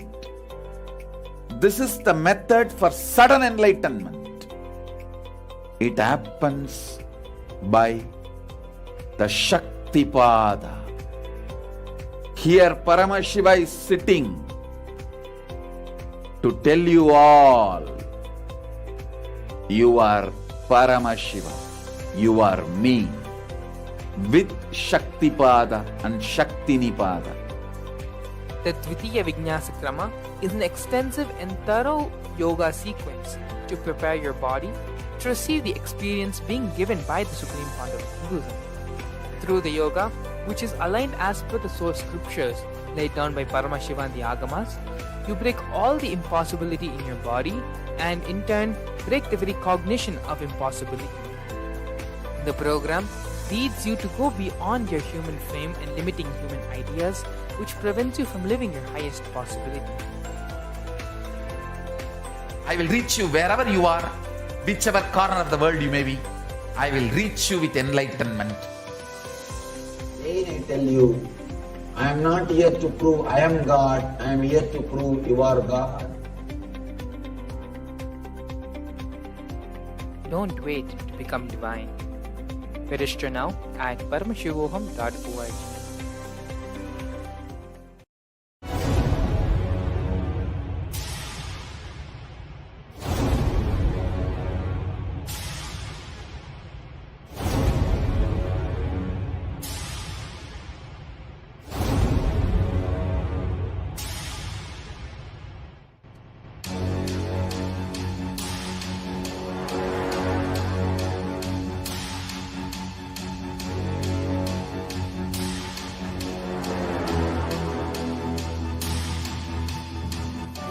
Understand? Literally last 39 years from the age of 5, whatever Paramashiva manifested through teaching, speaking, writing, every way, condensing the whole thing and presenting it to you all as experientially in these 21 days through this Jnana Charya, Jnana Kriya, Jnana Yoga, Jnana Jnana is Mahaparamashivoham. Lifestyle for rituals to be just Paramashiva. Yoga for just being Paramashiva. Jnana, just Paramashiva. This Mahaparamashivoham is like literally the ultimate journey in a most safest way.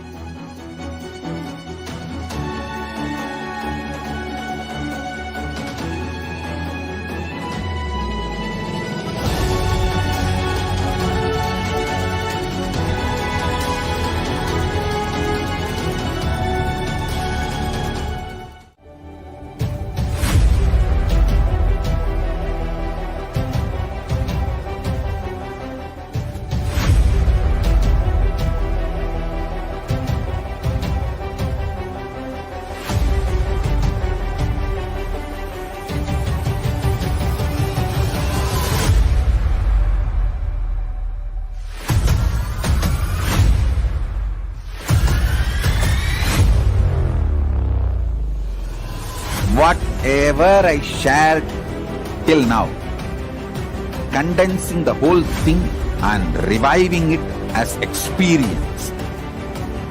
starting from completion, unclutching, power manifestation, the states of consciousness, and the planes, multiple planes, everything.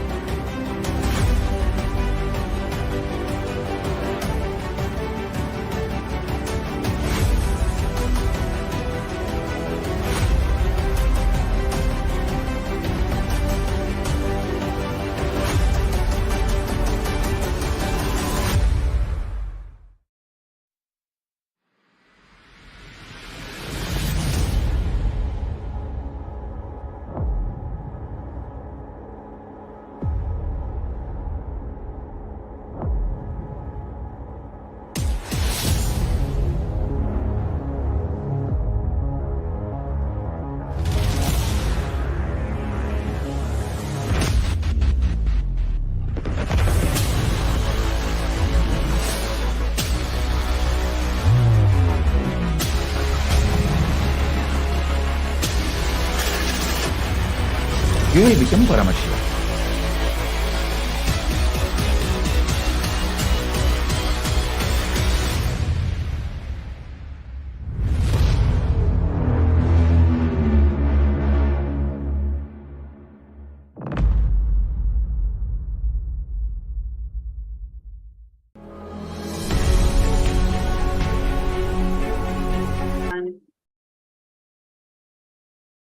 Nithyanandam.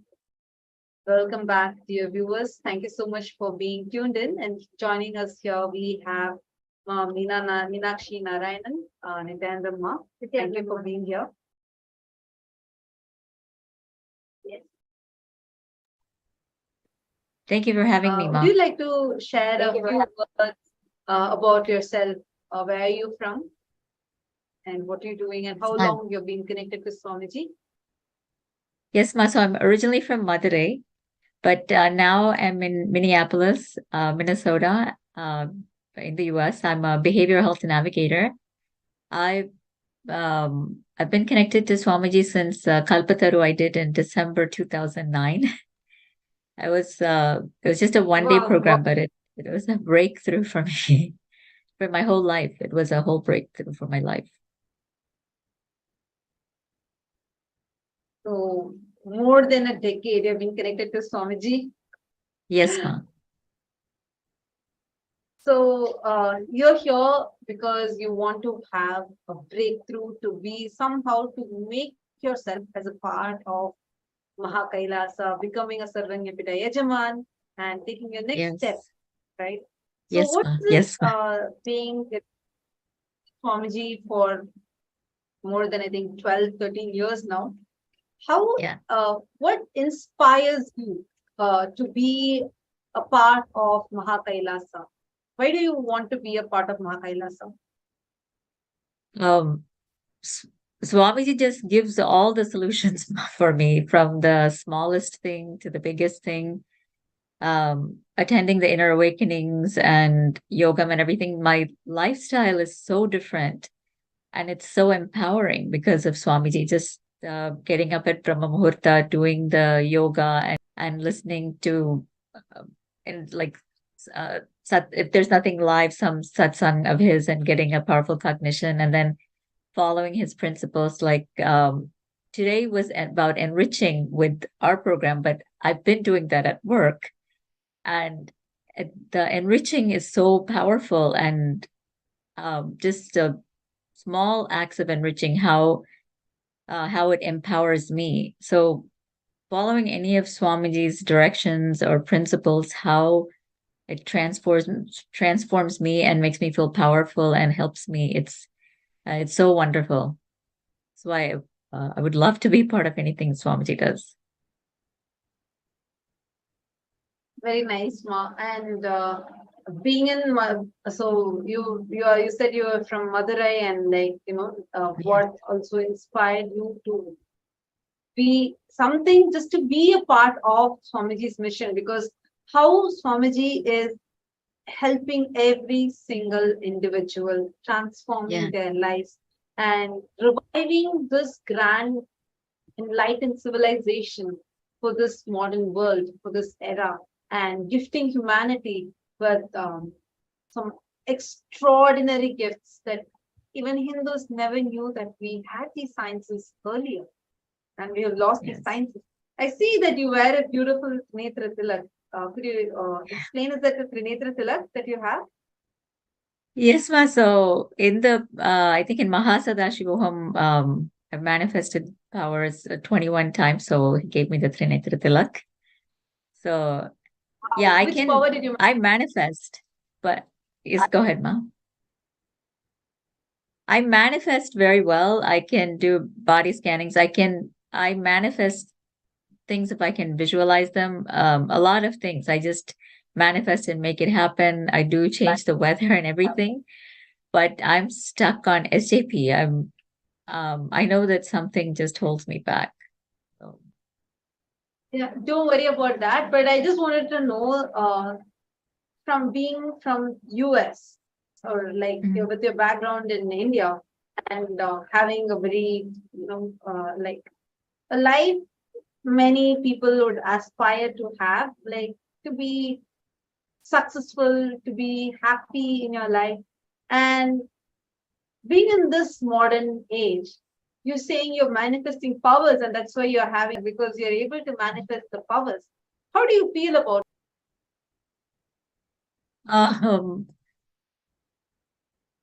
the it's very empowering. It's become like a natural part of my life now, and it's very, very empowering. What I feel like, anyone that is manifesting powers or is connected with Swamiji in some way, the quality of your life is so different. You may be shopping at your local grocery store, but what's going on inside, you may look like everybody else, but I always wear my tilak and everything. But although you're doing the same actions, the quality of your life is so different. It's the way I start my day, how the yoga changes my cognitions, how it drops my mind, and how the puja settles me. so And then being with Swamiji, connected to Swamiji, so you do yoga also daily. That's wonderful to know. Yes. I mean, yeah. it will be nice for even the viewers to know. Because I can't like miss living yoga. in the US, in this time, during this modern period, where I know there's a lot of health awareness and people are making time for workout and things, but still living the traditional lifestyle and being empowered from within, not looking for something outside. Like you're so cool in saying that, it's a normal thing for me. I manifest powers, and that's why I wear this native tilak proudly. Yeah, it's the whole lifestyle is very empowering. I used to drink a lot of for Swamiji. I used to drink like 10 to 12 cups of coffee. And I used to eat non-veg food. But after Swamiji, I don't drink any coffee. It's just the yoga and maybe the occasion. I drink green tea because I like it, but I don't need caffeine. And my food is sattvic vegetarian. I cook it fresh every day, and I offer it to Swamiji and have it. It's an amazing, amazing lifestyle. And the more and more you're with him, the more and more of those things wake up, probably from past lives. And it's just wonderful. It's so wonderful to be connected to Swamiji. I would want everybody to have it. And in my work, I see people all the time that they spend thousands of dollars on mental health, because just adjustment to handle everyday problems. But Swamiji makes everything so easy for us. So I always, when I help them, I wish I could connect you with Swamiji. And you're not open to do that to everyone. They might get offended. I do it as much as I can, but yeah, I would want everybody to find Swamiji. It's the best thing that can happen. Absolutely. Absolutely. So now you said you want to have a breakthrough, and you had requested for a scanning. If you could say what exactly you want, so then we can do the scanning for you now. Yes, Ma. So I want to complete my SJP. I want to complete it right away. I don't want to miss Maha Shivaratri. I would like to do it before Maha Shivaratri if it's possible. Okay, so now I'll just connect with Swamiji and let's see through the third eye what Swamiji reveals. Okay.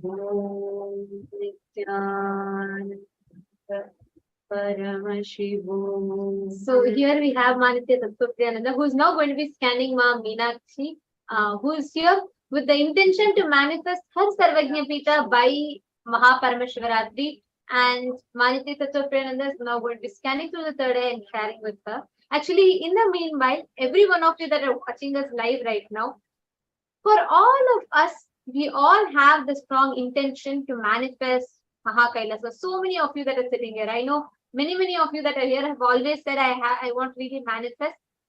As we are doing the power manifestation, I request all of you to also scan through the third eye and see what are the different avenues and solutions that you can tap into for you to manifest Mahakailasa, for you to become part of Mahakailasa and become part of this journey. So you all also can manifest along. Yes, if you're ready, you can go ahead.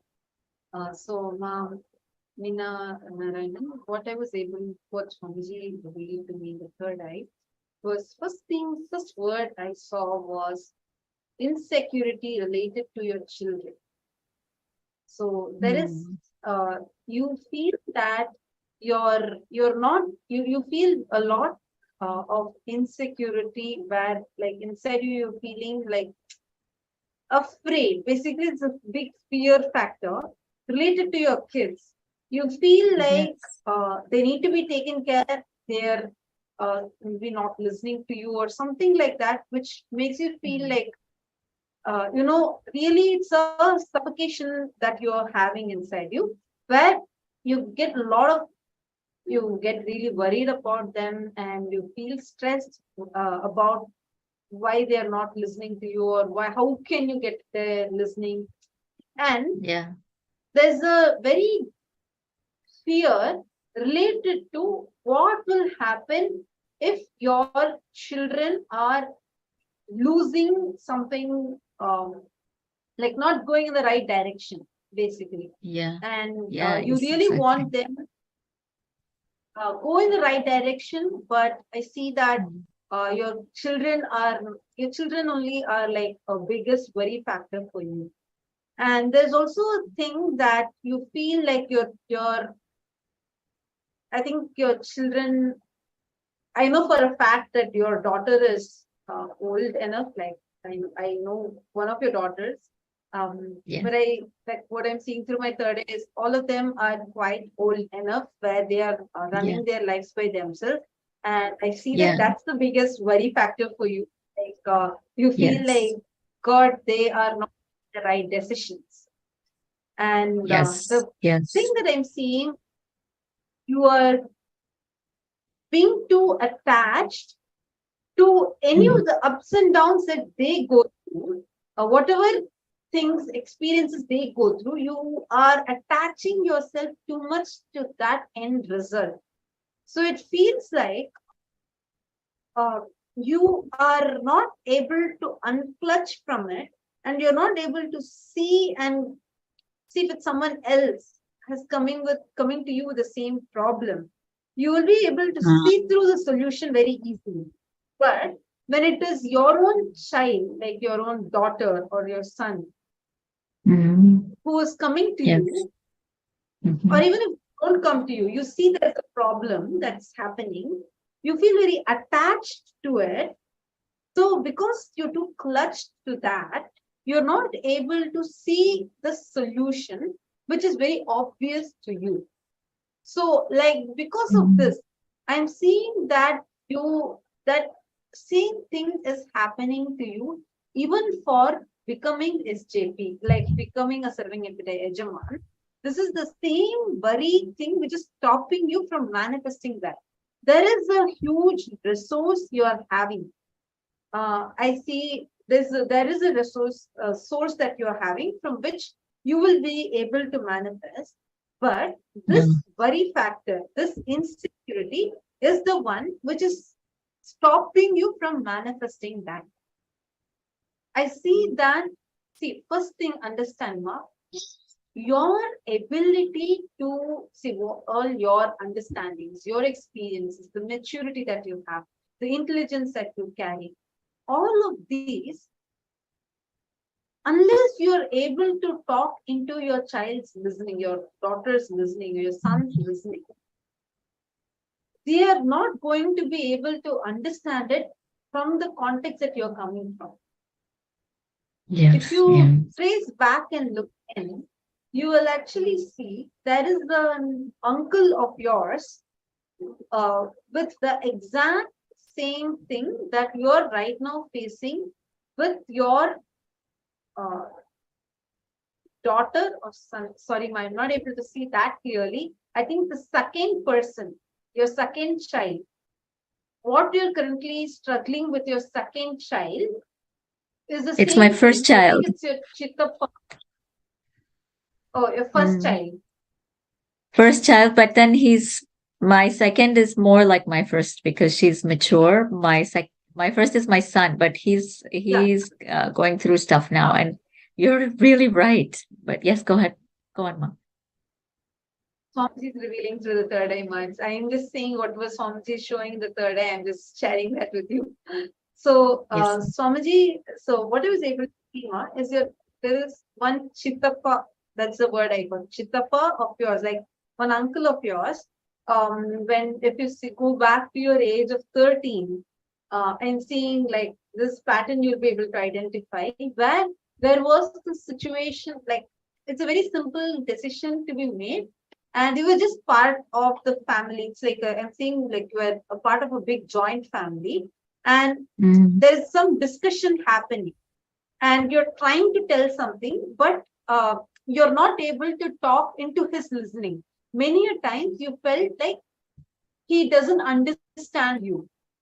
You face the same thing with your father also, and with this person also. And if you see the same exact thing that you had faced at that time, is the same thing you're facing currently with your son. If you see, like at that time, it was more of you face. It's to do with. I see a swing. I see a wooden swing. I'm seeing, and I see like a lot of people. And I think you don't speak much. It's not your thing to speak much. You're just there, and you feel like you want to say something that would actually help them. You feel like you're part. If you are a part of this decision, that would actually help them. You're trying to talk something. I see a person with white hair, probably a grandfather or somebody who's sitting. There's a swing that I'm seeing, and you are 13 years old, and it's a very traditional looking place. And like it's like a kind of like a courtyard kind of a scene that I'm seeing. There's a courtyard, and there's a swing that I'm seeing, wooden swing, and the swing is right, Ma. So it's in my grandma, my party's house. There's a swing in the second hall, and that's where it's a wooden swing, and we all sit there, and that's where a lot of stuff happens. But I don't know about that'll be my mama and mama, mommy, and chitti, that kind of scene. You may be seeing my chittappa as somebody else. Your mother. So there is something. It's a conversation happening where you feel your mother is being put down. Basically, like you feel like your mother is put down, and you want to talk for her. Like you want to stand up for her. You're trying to talk for her. This person is not ready to listen to you. The person is ignoring. And I see that your father, you're not able to, actually it's your father and this uncle person also, both of them. and both of them are not ready to listen to you. Like you're not able to talk into their listening. You felt extremely powerless inside you. But you go on talking and they scold you because you spoke. So that this is the situation that I'm seeing. You're seeing it over time. It's true though. Like, yeah, I couldn't speak into my father's listening. I think you're seeing one of my mamas as my chittappa. It could be chittappa in another lifetime, but I'm very attached to one of my mamas, and yeah, they do. I have felt the need to defend my mother. Yes, Ma, it's very true. I didn't know that it stemmed from that though. Yeah. So I see that kind of a thing in your young age. Actually, if you go to this incident, just go back, look inside you. Your uncle and your father, that inability to talk, where you feel you're restricted and you feel like they're not ready to listen to you. Yes. Actually, this just appeared like once. I'm just describing the scene that Swamiji is showing to me in third eye. I don't know how many years ago it would be for you, right? Like I'm just describing like Swamiji is just checking through that year and like showing the scene in your house and showing the place. Like I'm seeing like as if I'm seeing a video now. That's how I'm actually seeing the third eye. So what I'm seeing is that one, and like this multiple incidents that have happened in your life where you felt throughout your young age, many times when you're with your family and you feel like you have to stand up for your mother. Something it's being unfair to your mother. And you felt you have to stand up for your mother. You're trying to talk, but they keep silencing you. You yourself silence yourself because you feel like you are not able to talk to them. This thing, you started reflecting it even after you left India, after you started your work, everything also in many places. You started reflecting this exact thing where if you see, you would be like in your job, if somebody you're not able to tell something to your, let's say your manager. I don't know the exact term, but that's somebody correct, higher than you, and you would that that person is not ready to listen to you, and if you feel like you're being wrongly blamed, you'll get into that exact same mood inside you. It'll be like a feeling of extreme powerlessness. One side telling you to give up, one more side, no, I have to tell. But in this struggle, you will just be silent. And you'll either withdraw or you'll tell, this is how life is, what to do, in a very powerless way. So this same thing is what is now reflecting even in your son. Now, if you can complete with this, sit and do completion with this. Okay. Be powerful. And from your son and daughter both, I'm not telling you to drop your responsibility. First, unclutch and understand that whatever they are going through, whatever they are doing, it is their being. Life is training that being. First, unclutch and look at that. And then start looking into what they are facing as a power manifestor. Just sit as Swamiji's disciple, look through your third eye, you will find a solution. And you will see there is a place that you own, which you have under your name. And right now, it is not in your memory. And you will, which used to be there in your memory, but it is not there now because of this insecurity that you have related to the children's future. That will become the source of your Yajamana. Oh, wow.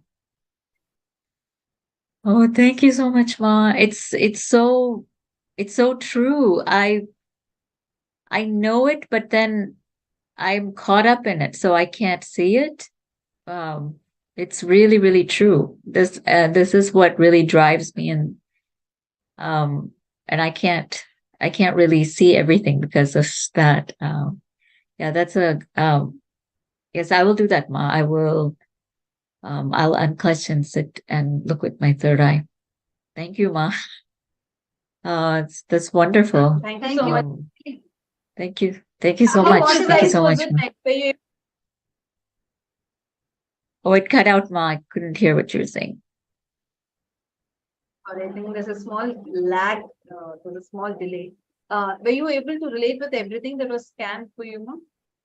Yes, very much, Ma. And I would never, with all the, I do like see what needs to be completed. I would never have guessed that this is something that needs to be completed or something that was in my space from my childhood.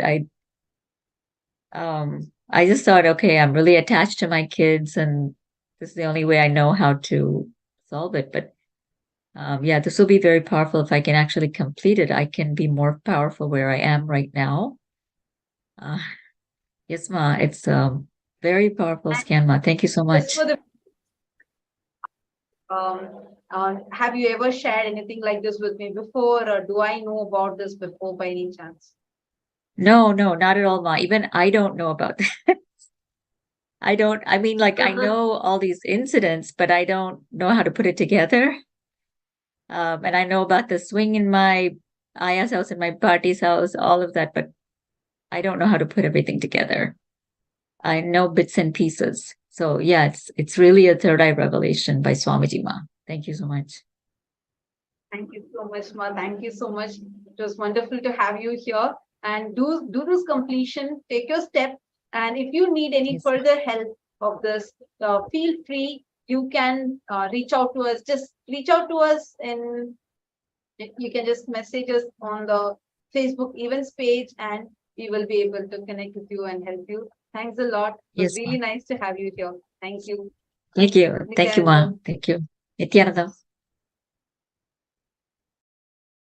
Thank you, dear viewers. We are going to be entering into the most awaited part of our day, which is to experience the Bhava Samadhi Darshan of Bhagwan Bhikshatana Murthy through Swamiji.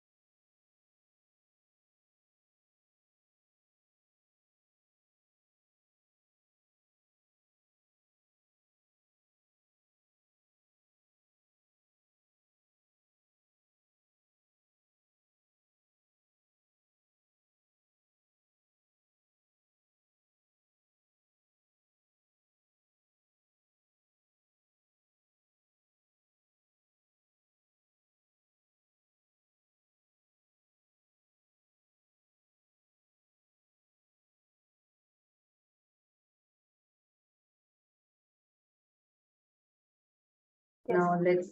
That was a very beautiful sharing and a very beautiful scan. And Ma'am Meenakshi Narayanan had come, and today we have had different people come in for receiving the scan, and all with the purpose of manifesting Mahakailasa and being part of Sarvagnya Pita. I request all the participants that are sitting with us here, like right now, live and watching us, every one of you, whoever is watching it, and if you feel like, you also want to take the step, this is the moment. You can just sign up and be a part, and also scan, just see through your third eye and see what Swami is revealing for you to manifest this. What Swamiji is showing for you as a solution for this. And now it is time for all of us to enter into the Bhava Samadhi Darshan. We're all going to be having the darshan of Bhagavan Bhikshatana Murthy today. I request all the participants that are there with us here. This form of Bhikshatana Murthy is very, very powerful and a very beautiful form of Paramashiva. So, any reality that you want to manifest, just connect to Bhikshatana Murthy and he will manifest it for you. Ask him and he will give it. Whatever you want, you can just tell him, you can just place your request and he will give it for you. That is Bhikshatana Murthy. And Bhava Samadhi Darshan of Bhagavan Bhikshatana Murthy will empower you to mirror that neurons, that powerful space that Swamiji is going to be manifesting, and empower yourself to create all your desires of reality. Now, let us all enter into the Dhyana Shloka of Bhagavan Bhikshatana Murthy. I request all the participants to please settle down. Let's all get ready for the Bhava Samadhi Darshan. We will now be chanting the Dhyana Shloka of Bhagavan Bhikshatana Murthy. Chaturbhujam Trinetram Cha Nagnam Chaiva Smitananam Bhasmadigdam Vidrumabham Katyam Pannaga Samvratam Avrattalankrato Bhringi Padam Paduka Samyutam Dakshinam Tatkaragram Tu Harinyastunagam Bhave Dakshine Parahaste Tu Damarum Chaiva Karayet Vame Tvaparahaste Trishulam Pinchadharinam Kunchitam Dakshinam Padam Vamapadam Tu Samstitam Samabhagasana Kancha Gamanonmukharupakam Kapalopeta Hastam Cha Prashanabhisamam Bhavet Evam Bhikshatanam Proktam Gundodaramatho Shruno